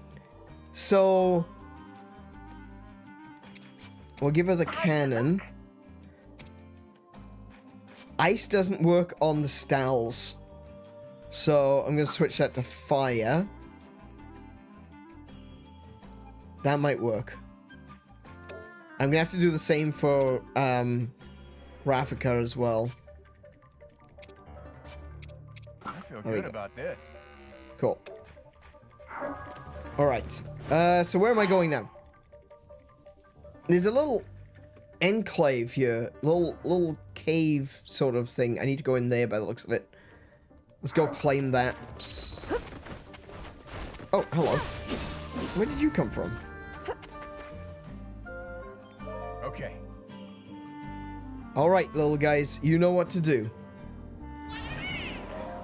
Oh, a passage beyond the mist. Incredible. With Korok's help, we'll have little worry about getting through or something like that. Oh, look at all of those. We got a lot of bridges opened up. So now we can get around all of these blockages. Nice. All right. So I could take Zelda and Kia through here and take that base. So Zelda go by there. Oh, I just realized though, there's no way of bridging that gap. Okay, so I guess they all have to come in here. Zelda go that way.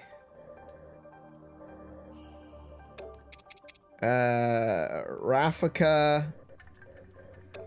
I'll take control of Rafika. Kia can also go in there. Okay, Rafika.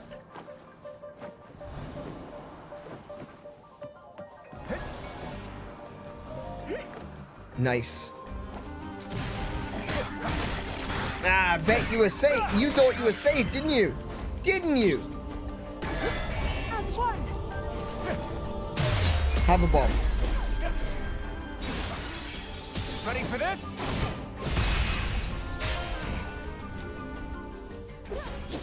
Oh! Oh, I thought that was a chest. Sounds like we have him panicking. Now's a chance to smash their ranks. Okay. New openings have appeared. Where's Agriston? Oh, Agriston's... Why is Agriston here? Oh, he's going to that one. Okay, that's fine. Kia can go... Oh, I guess we're all moving as one party right now because everyone is going the same direction. Rafika's going there, Agriston, Kia, Zelda. There we go. Everyone's going the same place.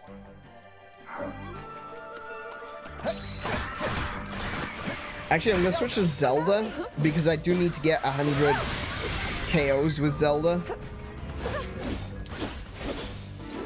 Actually, if I can get 100 KOs with Zelda, with Zonai devices, that'll speed things up a little bit, won't it? Let's have a look. We'll go the usual. This should do nicely. I've got a reflect as well. I could use that as a reflect. And there we go. What? Hidden passage. Defeat the monsters nearby. Okay. Oh, I see. There's a monster close by. Got it. Well done.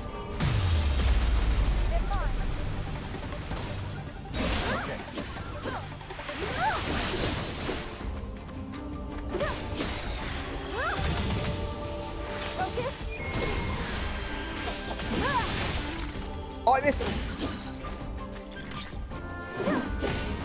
Ow. I keep missing the return on that one. Oh, crap! I'm all right.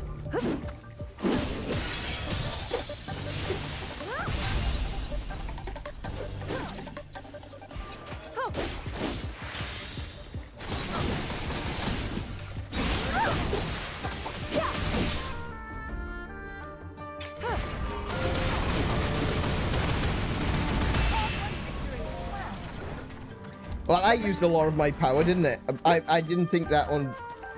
I didn't think that far ahead. Whoops. All of my energy is gone. I think I went the wrong way.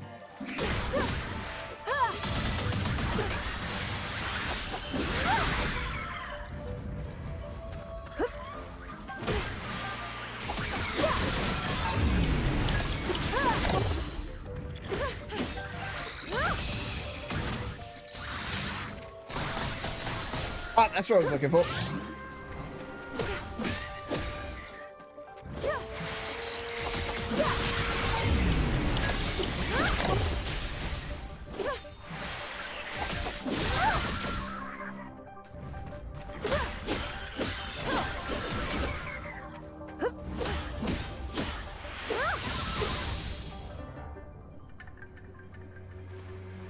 Okay.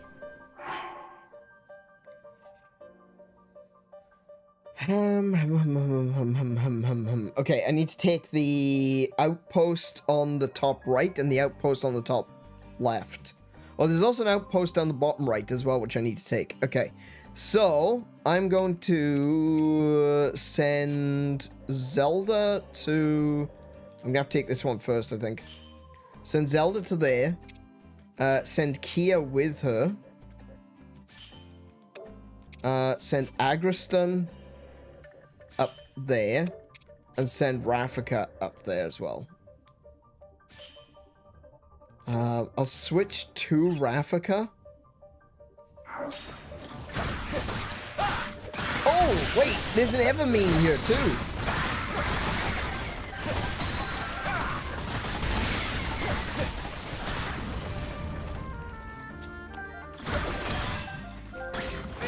You're done. Ow! Douche. It's over.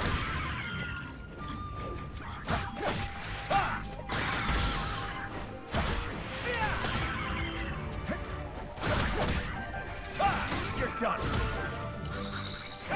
Too easy. Am I going the right way? Yes, I am. Okay. Right, Agriston's already in the base. He just runs straight there. Oh, Agriston, you just spawned a bunch of new enemies. Why did you do that? My guy. I thought we were friends. Say goodbye. Finally, some peace and quiet.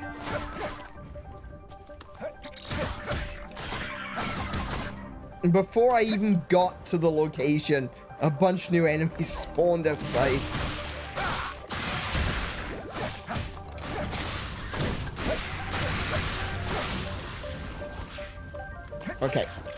Okay, we're switching to fire now.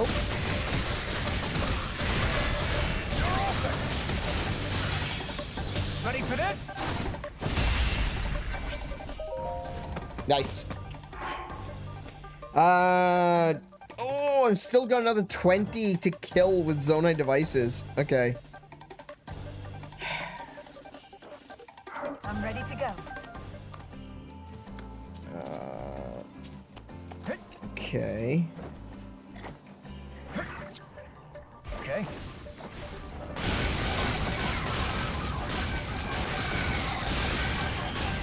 There we go. It's over.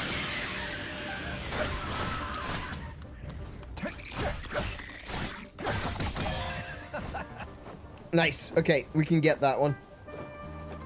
Let's do it. Let's do it. Thank you. Alright. We got that one. What have we got? Perform a sync strike with Rafika. Defeat 100 enemies as Zelda. Defeat 100 enemies. Okay, that's easy. Those are going to be really easy to do. Let's guide everyone. Where are we? So, I want Rafika and Agriston to stay here at the camp. Cool. And Zelda and where's Kia? Kia? Kia's there. Where's Zelda? Oh, she's in the same place. Okay. I'll take control of Zelda to get some more kills as her.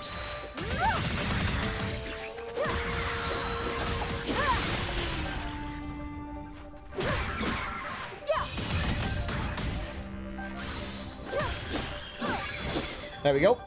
And now I'll switch back to... Hang on. I'll switch back to Rafika. You called. So I can turn that in. Let's do it. Let's do it.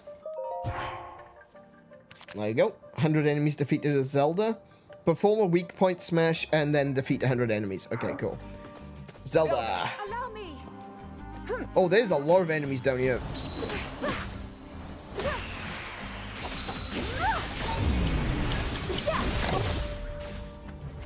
Oh my goodness, there's loads. Holy crap. Okay, we're gonna lose a captain if we don't go this way.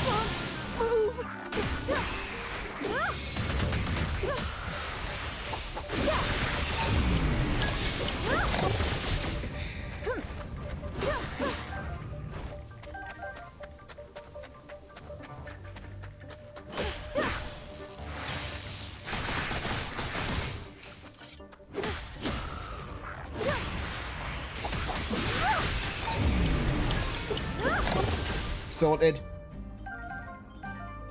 There's an Evermean, but I'm gonna leave it there.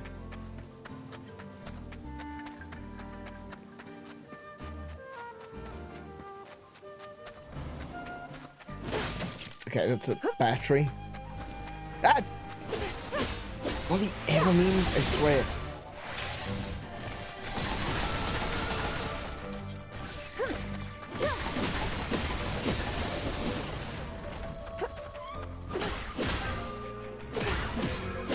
The only thing you get from Evermeans is wood.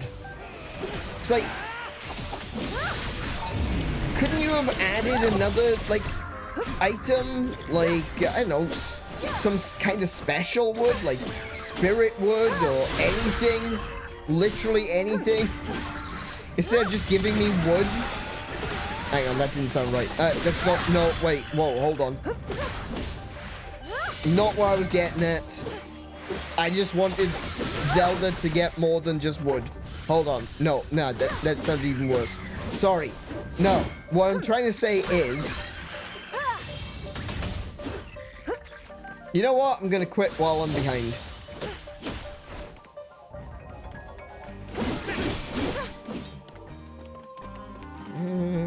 Kia? Where's Kia? Kia's in the... Oh, Kia's already in the thing. Okay. Why are you still alive? Go away!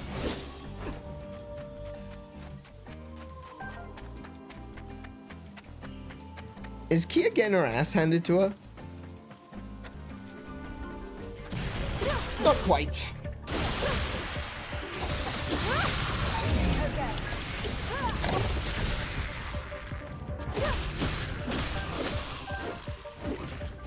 Oh, hello.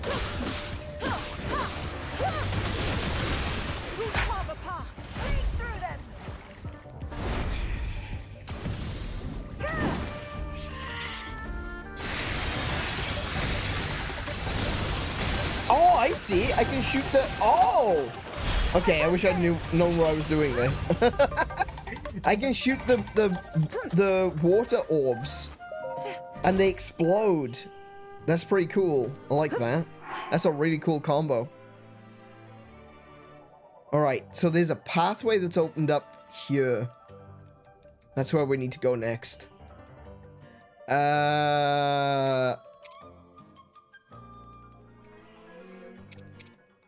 Okay, Agriston and Rafika are together, that's fine. Let's see now. Wait, there appears to be a shortcut, look. It seems to be a way through there. Hang on. Switch to Rafika. Yeah, look, there should be a path here. Maybe I need to take out the last... Okay, maybe I need to take out the last location. Okay, so, as Rafika, I'm just gonna go back to the camp. Oh, there's a chest! Oh, I completely missed that.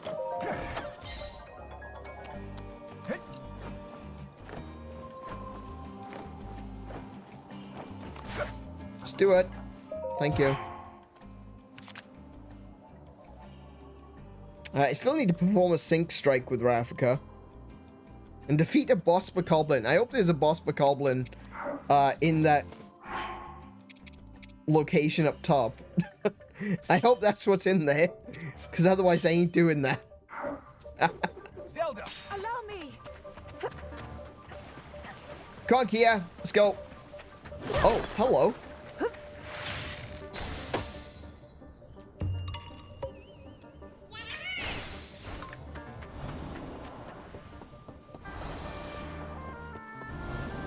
Oh, it is. Nice. Oh, a sneak attack. I got a sneak attack on him.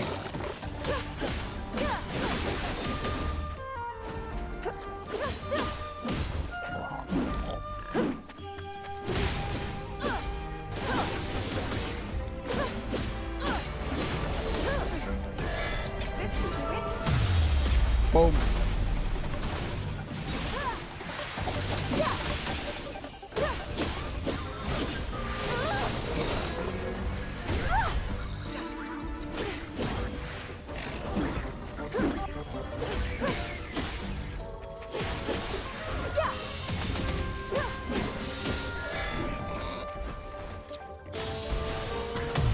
Gotcha. Follow-up switch strikes. Sometimes allies might call out to assist when an enemy is downed or staggered. Press up to have them rush and perform a follow-up attack, after which you will automatically take control of them and receive boosts to both characters' sync gauges. Very nice.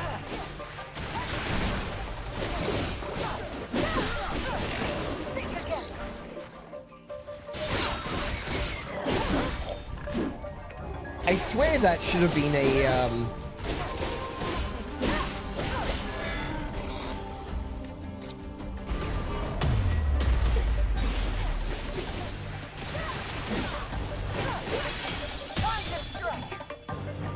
There we go. Now we got that weak point strike as well.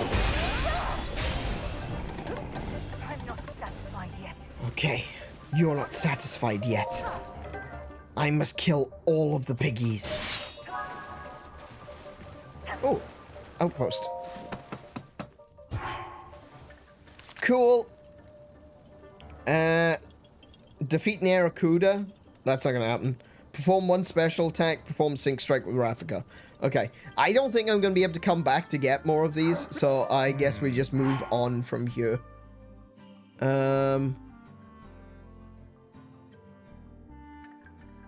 Oh, I see. There's more enemies that have appeared. Never mind. This is the most chill and whimsical battle of war ever. I don't know about that. It doesn't feel particularly chill and whimsical. Oh, there's a fire Aracuda. Okay, yeah, you can go hunt that.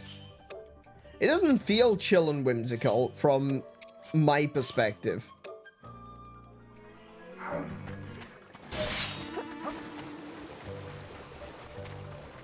I suppose it is kind of funny that the boss bokoblin was just kind of hanging out and chilling and wasn't actually... Defeat one Aracuda! I defeated 3.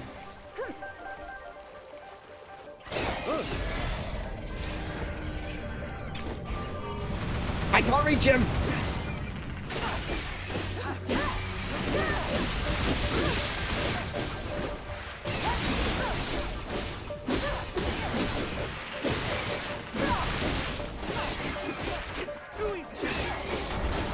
I need to switch their abilities back. I don't need these anymore. I need their actual abilities back. Holy crap. How does it look? Looks good. I need their real abilities, please. Please, game. I need their real abilities.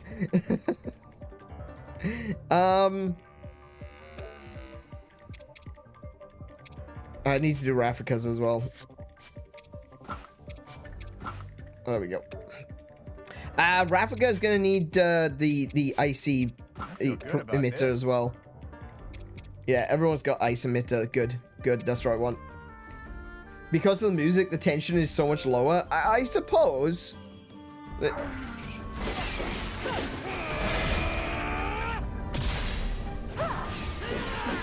And that one just missed anyway. Cool.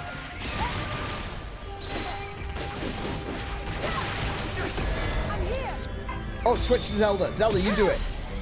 Zelda can do it right. There we go. Perfect.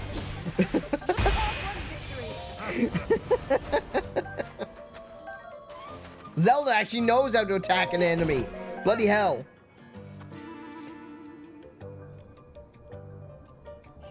All right.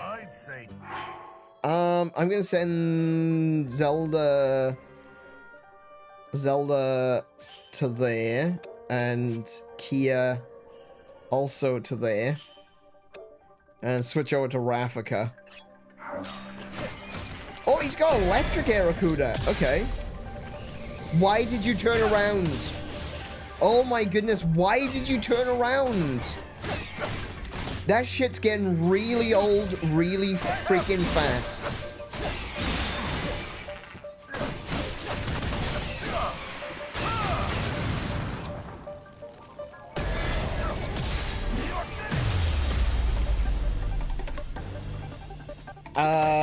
Rafika. Sure, why not? Hey, let's move. I'm at your side. Oh! Sync Strike with Agrison. Performing a Sync Strike with Agrison will temporarily imbue your attacks with fire, reduce your damage taken, and prevent you from flinching when hit by enemy attacks. Press A to perform the finisher.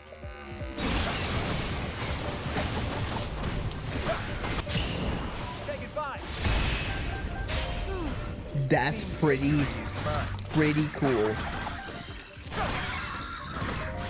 That's pretty cool. Kind of reminds me of the one that you'd get with Sonia at the beginning.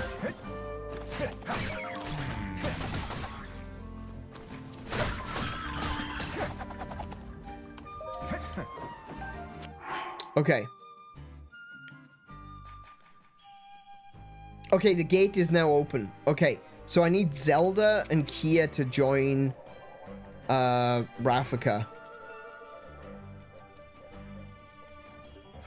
Go to the Hylian Captain.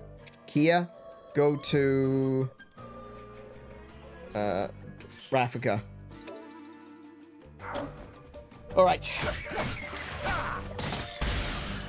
I'll fight some enemies here. Oh, hang on. Some more enemies appeared.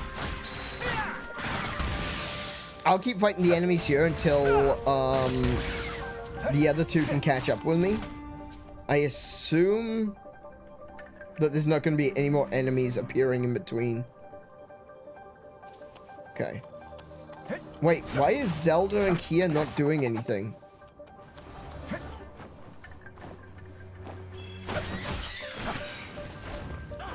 Zelda and Kia aren't moving.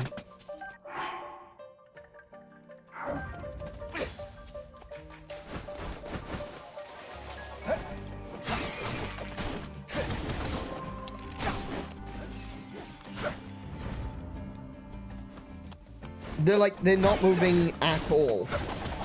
They're not moving around like an enemy. They're just not moving.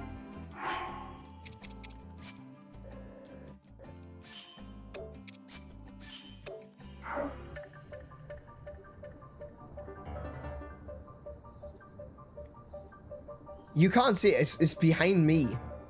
Hang on. Where's my big head? There we go. Oh, now they... I swear, as soon as I got rid of myself, they started moving. That's so annoying. I didn't mean to do that. Do we have any batteries? Batteries. Oh, hello. That's the entranceway to go into the central location. That's where I want to go. But I kind of want to find batteries.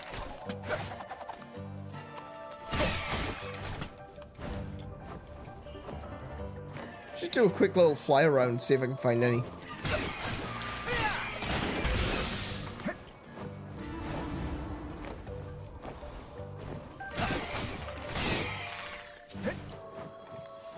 I guess not. Okay. Okay, there's Agriston. There's Zelda and Kia. Let's go then. Zelda, go to Grimgera. Wait, I can't. Okay, in we go.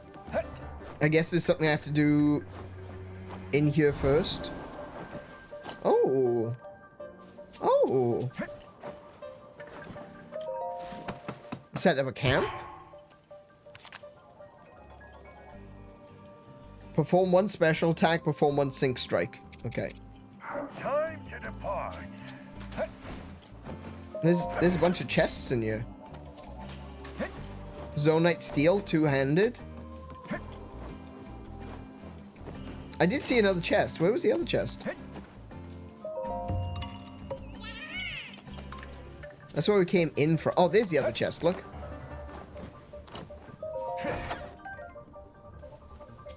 Dazzle fruit?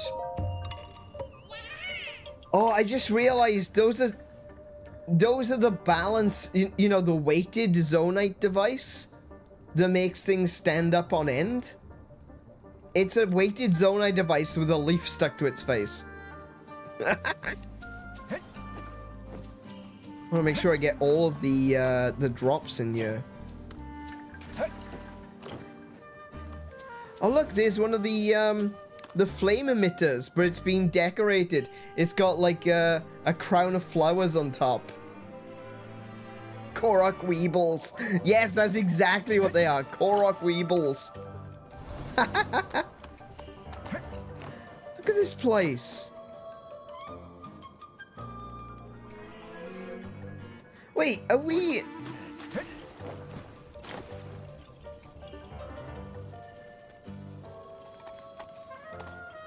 We're in the Korok Woods. We are right in front of where the Deku Tree is normally situated.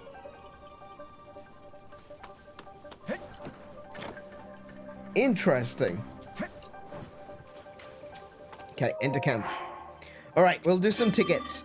We will fill special gauges. There's 2 to fill, so it's worth it. Going in. Fill sync gauges, yes. Increase the amount of materials enemies drop. That could have been useful a while ago.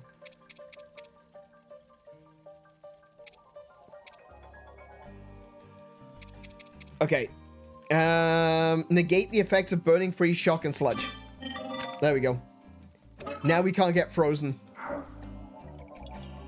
So, this is it. This is the final stretch. Zelda, go attack Grimgera.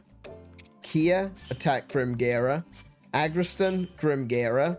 And me, Grimgera. We're going in and we're kicking ass.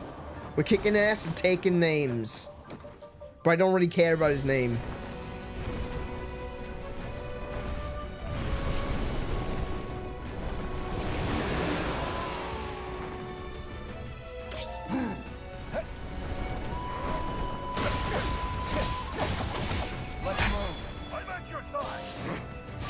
All of my attacks are going to be fire-powered now.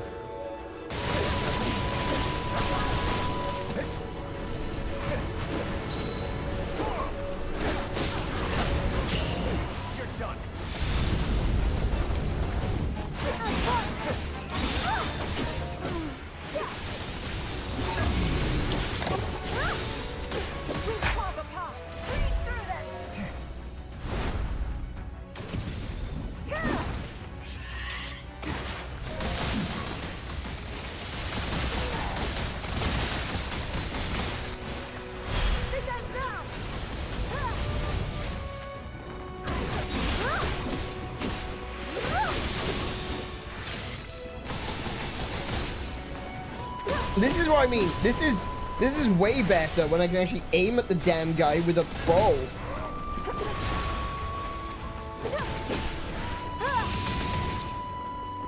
Oh. Hold on. Yeah, I did. Oh, he's got set a frost emitter. Whoa, whoa, whoa, whoa, whoa, whoa, whoa, whoa, whoa, whoa. I thought I changed that back to flame. Oh no, he's frozen me.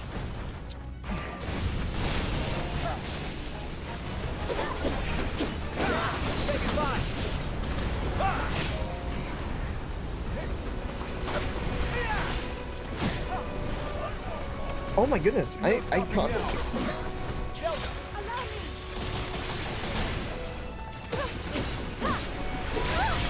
There we go.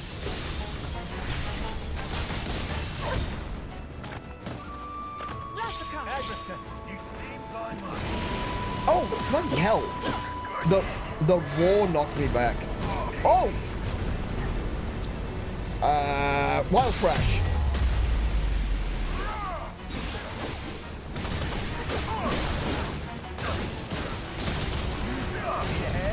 There he goes. Switch. we are just wrecking this guy right now.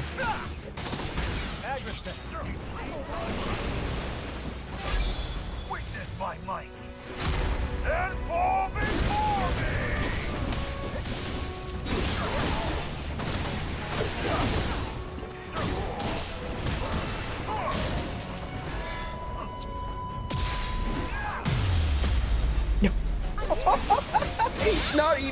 He's not even getting a bloody chance.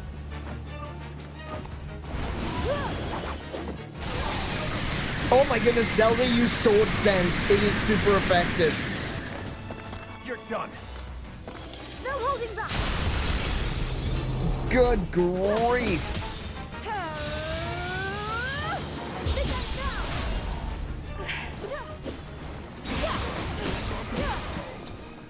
What have we got? What have we got left? Nothing. Oh, wait, actually, yes, I do have something left. With all I have. I'm here. Here.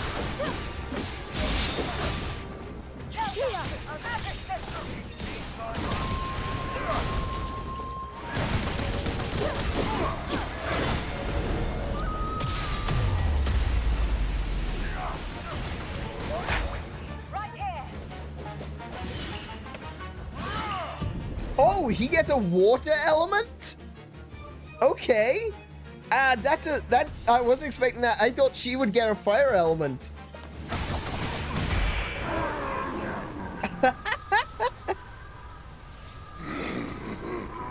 You'll never destroy me. Not while the Demon King reigns supreme.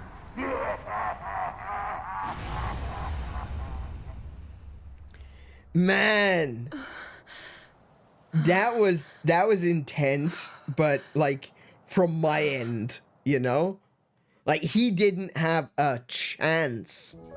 We completely wiped the floor with him so hard he couldn't even take a breath. That sure was. Every time he stood up, we knocked him back down. We have you to thank, my lady. It was your plan that led us to victory. Please. I can't take much credit for that. I told you, I had some help. Advice from a friend to start. From who? Oh, just a Korok, I know. Though we did have a pretty interesting sidekick. Construct, I think you'd call it? Yeah, we call it Construct, yep. Perhaps the one from Hyrule Field. This Korok and his companion, do you know where they went? The Gerudo Desert, as far as he told me. Zelda! Rafika. King Rauru sent us a message. Someone needs our help, far out in the dunes of the Gerudo Desert. Funny you should mention Once the that. temple's been secured, he'll join up with us and we'll aid them together. As we hear it, the people of the desert are overrun by monsters. A larger army than we've ever encountered. Putting his own tribe to the sword. It's simply unthinkable. Very well. We've not a moment But the to lose. Gerudo are Ganondorf's We make for the desert. tribe. The Demon King's tribe are the Demon tribe. And they were locked away a long, long time ago. In the original War for Hyrule. This has to take place after the first War of Hyrule. This has to take place after the War with Demise. I think. I'm pretty sure.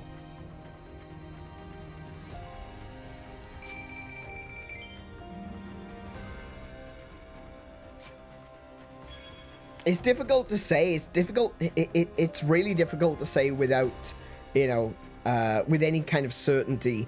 But I feel like this has to be after the war between Hylia and Demise. Because there's already floating islands. You know? So maybe this is after Hylia's war with Demise, but before Skyward Sword.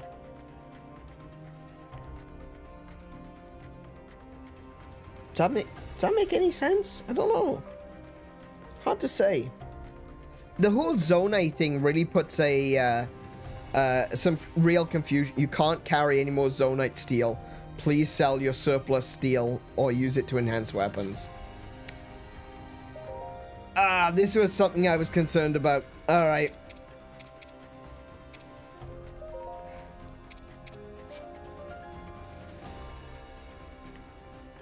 What's this do? Special attack damage plus 5%. Yeah, I got 2 of those.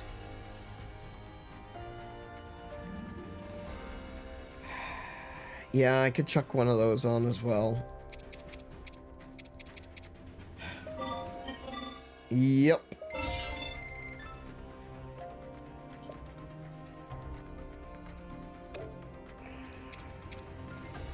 Spears? We can use a bunch of spears. Yes, we can use a bunch of spears.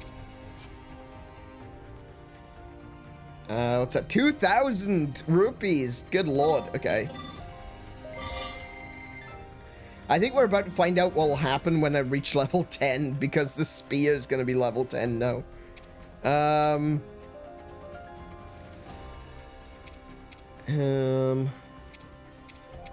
No, I don't think I'm going to be able to level it up for... Could probably get it up another level and get to that level 7. Find out what actually unlocks at level 7. I think it's going to be a built-in skill. Can unlock a weapon art. There we go. Hearty Lizard. Okay, what's that do? Oh, I need 10 Hearty Lizards. Oh, okay. So to unlock the skill, I need Hearty Lizards. Okay, never mind. And I am out of rupees. I'm kind of short on cash. Perchance might you have a crumb of cash. Okay.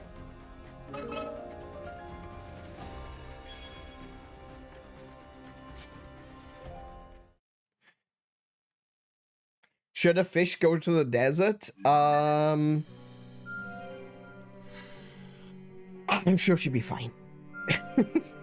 She can seem to generate her own water, so I think she'll be fine. Oh my goodness, all these quests keep opening up. New information has been added to the map. Okay. Oh. Oh. Stop adding new information, please. Yeah, all these quests keep popping up. Wait! Hold on! Oh, another character? Okay. Another Rito character. What does this one do? Uh-oh, one of my Korok brothers lost his leaf and got himself stuck all the way at the top of a huge cliff. If my bud was here, we'd been done here hours ago, but I guess he's off doing his own thing today. If only we could throw a leaf on that cliff. Wait, that's it. We throw a leaf on that cliff. Oh, he gets bomb flowers? Yes.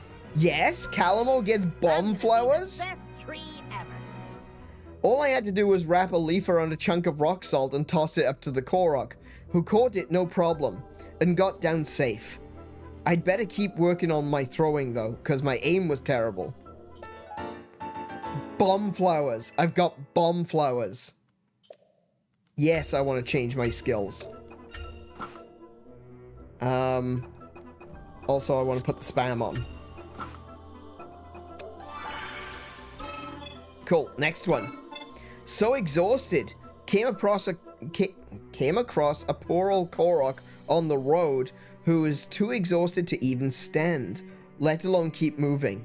Don't worry, I know just the stuff to put some pep back in that step. Poop. That's what it's poop. It's poop and acorns. A fine showing. The materials went and perked that Korok right up, just like I expected, but he still wasn't looking too happy. And when I asked why, he said it's cause he was really hoping someone would just pick him up and carry him instead.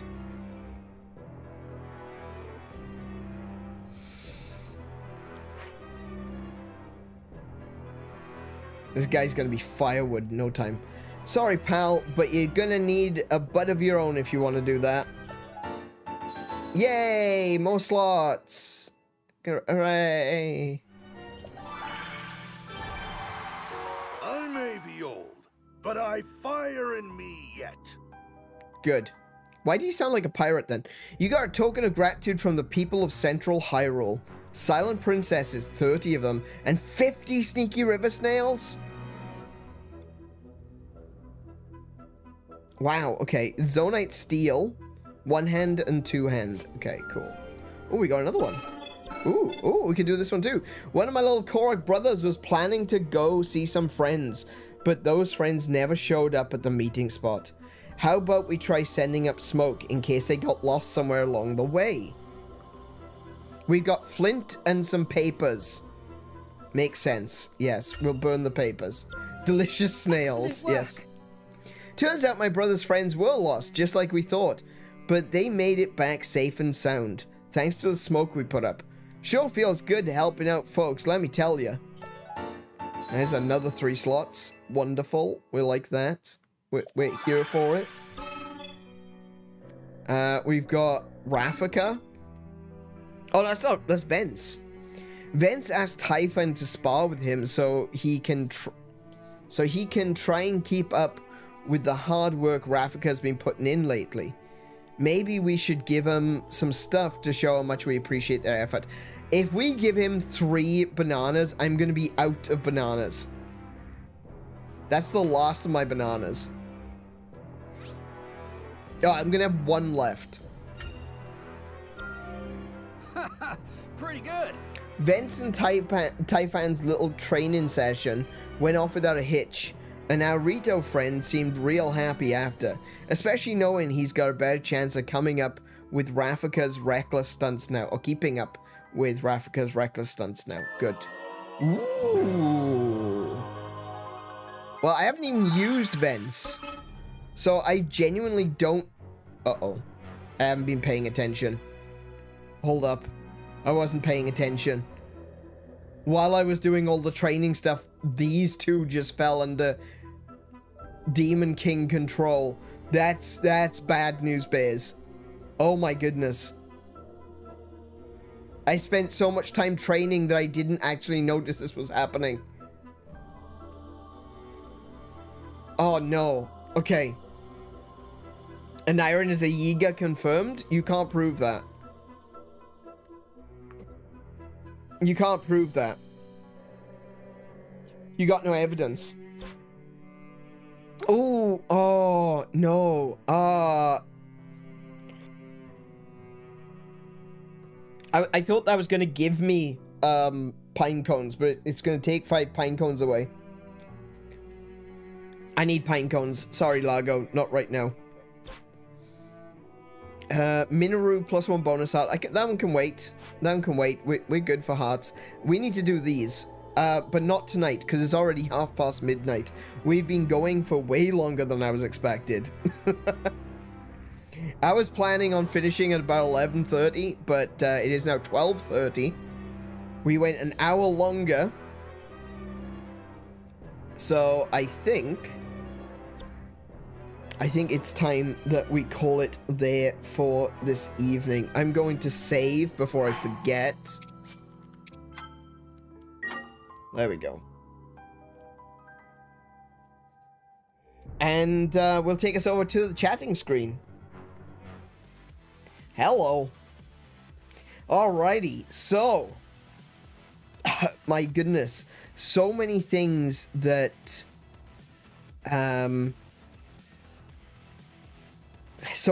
we're learning in this game. And most interesting of all, I was right. Well, at very least I was right that there isn't a Deku tree. Very interesting. Got me thinking. Got me considering the possibilities. I was saying that I think Calamo might end up being the Deku tree.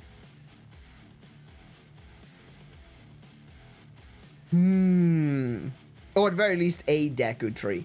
It's not necessarily the same Deku tree throughout the entirety of Hyrule's history. In fact, we know for a fact that it isn't.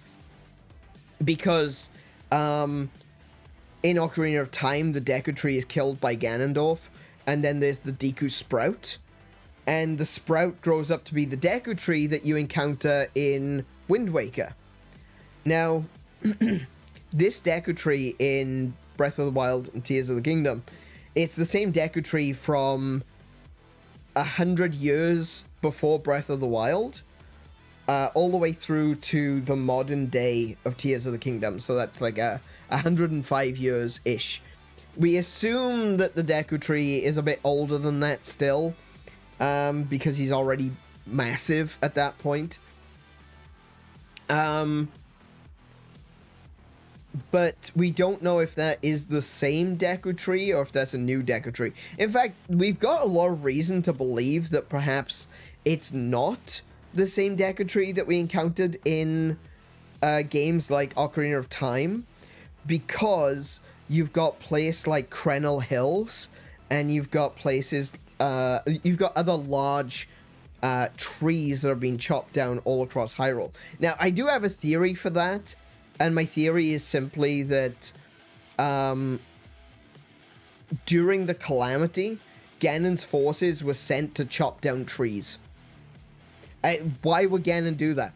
Because what we believed at the time was that Ganon remembered that the Deku tree helped Link in Ocarina of Time, and decided to chop down as many of these large trees that they could find, just in case one of them is the Deku tree. And obviously none of them were the Deku tree. The Deku tree was hidden nice and safely in the Lost Woods, which Ganondorf and his forces were not able to penetrate. The whole thing is being protected by the Deku tree. So that's one of the theories. That's my theory on why there's so many, hollow and knockdown trees throughout Hyrule. But the other possibility is that they are ancient Deku trees, that they are previous Deku trees. There are a couple of Deku trees that exist very close to where the Forest Haven is in Wind Waker. And there's like 2 trees next to each other, just like the Forest Haven in Wind Waker. There's a little bit of that kind of in the Lost Woods as well. Not exactly the same, but, you know, there's little hints that that might be the case. And there's also the possibility that the Deku Tree has moved over time. As we know that in the time of Ocarina of Time, the Deku Tree is to the southeast of Hyrule Castle, and a lot closer too. So the fact that the Great Hyrule Woods, or the Great Hyrule Forest, is north of Hyrule Castle, that puts it in line to where the Lost Woods would be in A Link to the Past, but not where it would be in Wind Waker or Ocarina of Time. So I think that the Deku Tree, whether the Deku Tree himself or just over time, the Deku Tree and the Lost Woods that surround the Deku Tree, I think they are able to be moved. I think over time, I mean, trees do move. It's not unreasonable to believe, because like banana trees, for example, I don't know if you know this, but banana trees can actually move. They don't stay in one place. They can they drift. They kind of wander off. You need someone to wrangle your banana tree so they don't wander too far away. Okay, it's not that bad, but still, yeah. Some trees actually walk. There are walking trees. It takes them ages to do anything, but they do move. They move out of the way. I feel it would be reasonable that the Deku Tree in Breath of the Wild is probably a few hundred years old to get to that size. I would say a few hundred, even like 1,000 years old. They can travel downhill really easily during the wet season. Yeah, banana trees will just slide downhill. It's fine. They're okay with that. But yeah, no, I think you're right. I think the Deku Tree in Breath of the Wild is probably a few hundred to even 1,000 years old. Is he 10,000 years old? Probably not. So that's why I don't think it was, because that's the thing. If you've got this, the thing with Breath of the Wild and Tears of the Kingdom is, like I've mentioned before, we talked about this in the previous stream. Pikmin fan 64, can I spam E? I would rather you didn't. I would much rather you didn't. Please no spam in the chat. Welcome to the stream, though. The Deku Tree, when they say that Hyrule is like 10,000 years old, they're not saying it's actually 10,000 years old. You know, that's the thing. It's just saying that it's so long ago that we can't remember how long ago it was. So if the Deku Tree was actually the same Deku Tree from Ocarina of Time, then there's someone who actually knows exactly what the date is. So that leads me to believe that it's not the same Deku Tree. But it is really cool that there isn't a Deku Tree here in Age of Imprisonment. That is really cool. That is really interesting. That has definitely got my noggin jogging. It's got my almonds activated, because my goodness, the possibilities. I am pretty convinced that Kalamo is going to be the Deku Tree. The Deku Tree from Ocarina of Time died. He did. But there was the Deku Sprout. So that Deku Tree, the Deku Sprout would have become the next Deku Tree. And we saw that he becomes the next Deku Tree in Wind Waker. So what I'm saying is, if it's the Deku Sprout, we don't see him in Twilight Princess. But there's some rather large trees. In fact, there's an entire area in Twilight Princess that was completely cut. There was supposed to have been a proper forest temple, and that never happened. So we may have seen the Deku Tree in Twilight Princess at some point, but that wasn't to, unfortunately wasn't to be. But if it is, I don't think it's the Deku Sprout that's in Breath of the Wild and Tears of the Kingdom. I think it is its own Deku Tree. And that's the other thing that we know as well, that there are other Deku, quote-unquote, Deku trees. There's the Maku tree or the Maku trees from Oracle of Ages and Seasons. So those are very similar too. There seems to be a race of guardian trees that exist in the world of Hyrule. And so it doesn't need to be the same Deku tree.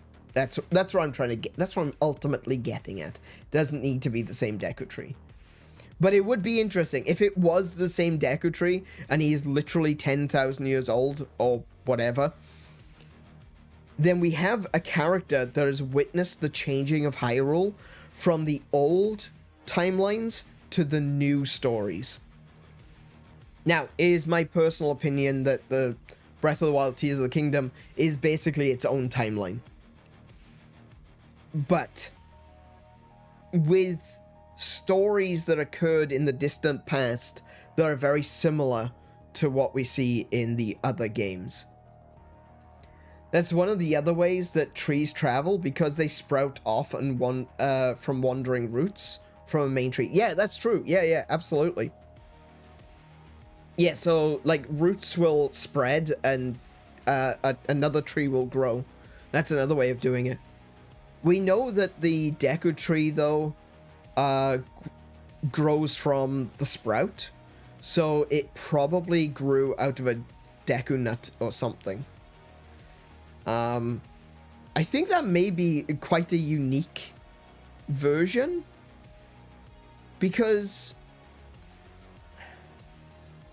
like the Koroks talk about planting themselves in Wind Waker as well. Who knows?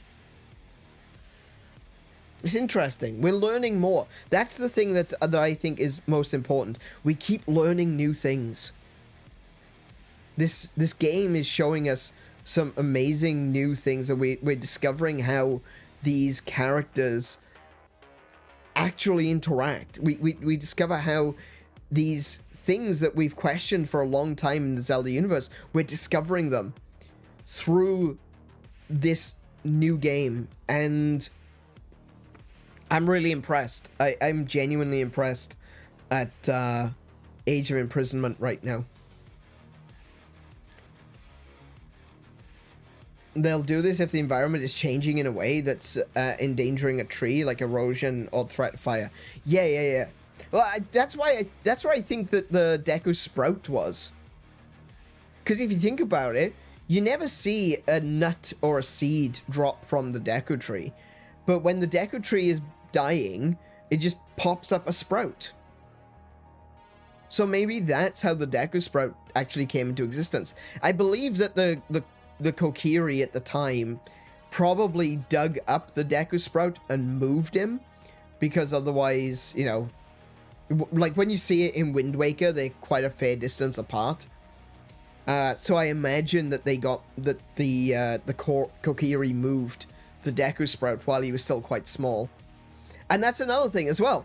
That's another reason why one of the reasons which in the past I would have said this is the reason why the Deku tree is where it is in Breath of the Wild, was my thought would simply be that the Kokiri would have dug up the Deku Sprout and moved him all the way north.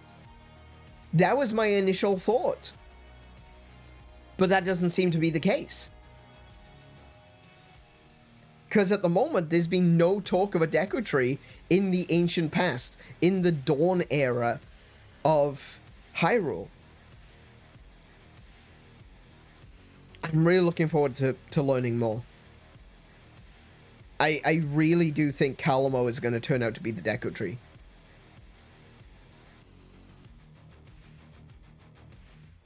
That's what you thought was happening with the Deku Sprout? Yeah.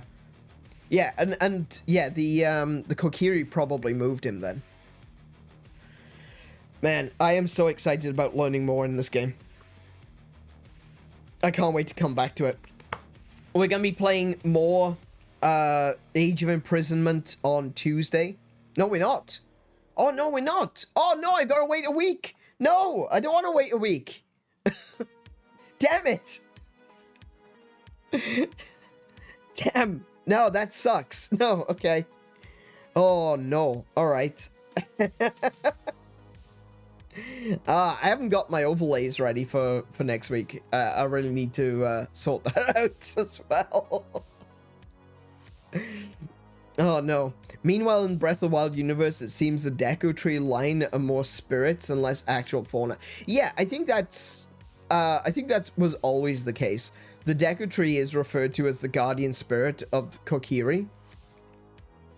Like, Jabu Jabu is also referred to as a guardian spirit, which would kind of make sense because Jabu Jabu is clearly bigger on the inside. So, yeah. Guardian spirits, they got if you actually look, every single one of the races in Ocarina of Time have their own guardian spirit. So the Kokiri have got the Deku Tree, the Zora have got Jabu Jabu, the Gorons actually had Volvagia, but they turned on Volvagia. They killed their gods. And the Gerudo has got the goddess of sand. So every tribe, every group of people in Hyrule have their own individual guardian spirit. You could argue, even though this wasn't the case in Ocarina of Time, you could definitely argue that the Hylians have Hylia as their guardian spirit. So, yeah, every single tribe in Hyrule has a guardian spirit. And even the demon tribe. Even the demon tribe had the guardian spirit. Their guardian spirit was Demise. In a way. So, yeah. The Rito, I think, are the only ones that don't. I mean, in Wind Waker, the Rito had Valu, but that's a different situation entirely. There wouldn't have been Rito at the time, but the Rito in Breath of the Wild and Tears of the Kingdom, they don't have a guardian spirit. They're like the only race in Breath of the Wild, Tears of the Kingdom that don't have a guardian spirit. They've got the Ark though, don't they? So that's kind of their own little totem. It's a different thing entirely. POV, you're too smart for this world. Thank you, Pikmin fan. Man, I'm just very passionate about Legend of Zelda. I love me some Legend of Zelda. Any opportunity I get to learn more about Legend of Zelda, I am just nom nom nom nom nom nom. I just love it, man. So good. Alrighty. But unfortunately, as all things do, this stream must come to an end. I'm going to show up the schedule. It's not really going to be much of anything. We've literally got tomorrow, which is South of Midnight. Tomorrow's going to be a catch-up stream because we didn't finish South of Midnight during Spooktober. So we're going to play the final part of South of Midnight. And then next week is Atari Week. We're going to be celebrating my birthday by celebrating the console that got me into gaming in the first place. And that is, of course, the Atari 2600. All the way back then when I was just a little Aneurin, just a little anime boy. And, man, I loved the hell out of my Atari. I still have my Atari. And it still works, too. But we're going to be playing on the Atari 2600 Plus. We're going to be playing some classic games. We're going to be playing some modern games. And we're going to be watching the newest installment of the Atari 50 anniversary celebration. 50 years of Atari. Here's to Atari. Hip hip hooray. My goodness. Still going after all this time. So that's going to be next week. That's going to be loads of fun. We're going to be doing Monday to Friday next week. Usually I don't have a stream on Thursday. But next week it's going to be Monday to Friday, and I'll be taking Saturday and Sunday off. So I will get the schedule up and done either tomorrow or Sunday. I think I might have to do it tomorrow, even though it's a little bit early. Just to make sure that I get it done and I remember to do it. So, big thank you to each and one of you that are out there watching the stream. And big thank you to everyone in the VOD crew who have come back and are watching this at some point in the future. I really do appreciate you. You guys are amazing. Thank you so much for coming. I hope you've enjoyed it. To anyone who's new here, hit the subscribe button. I'm looking at you, Pikmin fan. Hit the subscribe button if you think that you want to see me playing some more Legend of Zelda stuff. If you're interested in seeing us play Monster Hunter or any other... We got so many cool games coming up in the future. Next year is going to be insane. I swear. Next year is going to be insane. So leave a like if you liked it. Leave a dislike if you disliked it. And consider maybe leaving a comment at the end. What are your thoughts? What do you think of the Deku Tree in Age of Imprisonment? Do you think that the Deku Tree just wasn't a thing yet? Or do you think that maybe it's Calamo? If you know that it's Calamo, if you've already finished the game, don't spoil it for me. But I am interested in hearing your theories up until this point. Thank you once again, everyone. Be good to yourselves. Be excellent to each other. Play more video games. And until I see you, I wish you all peace and high scores. Good night, everyone.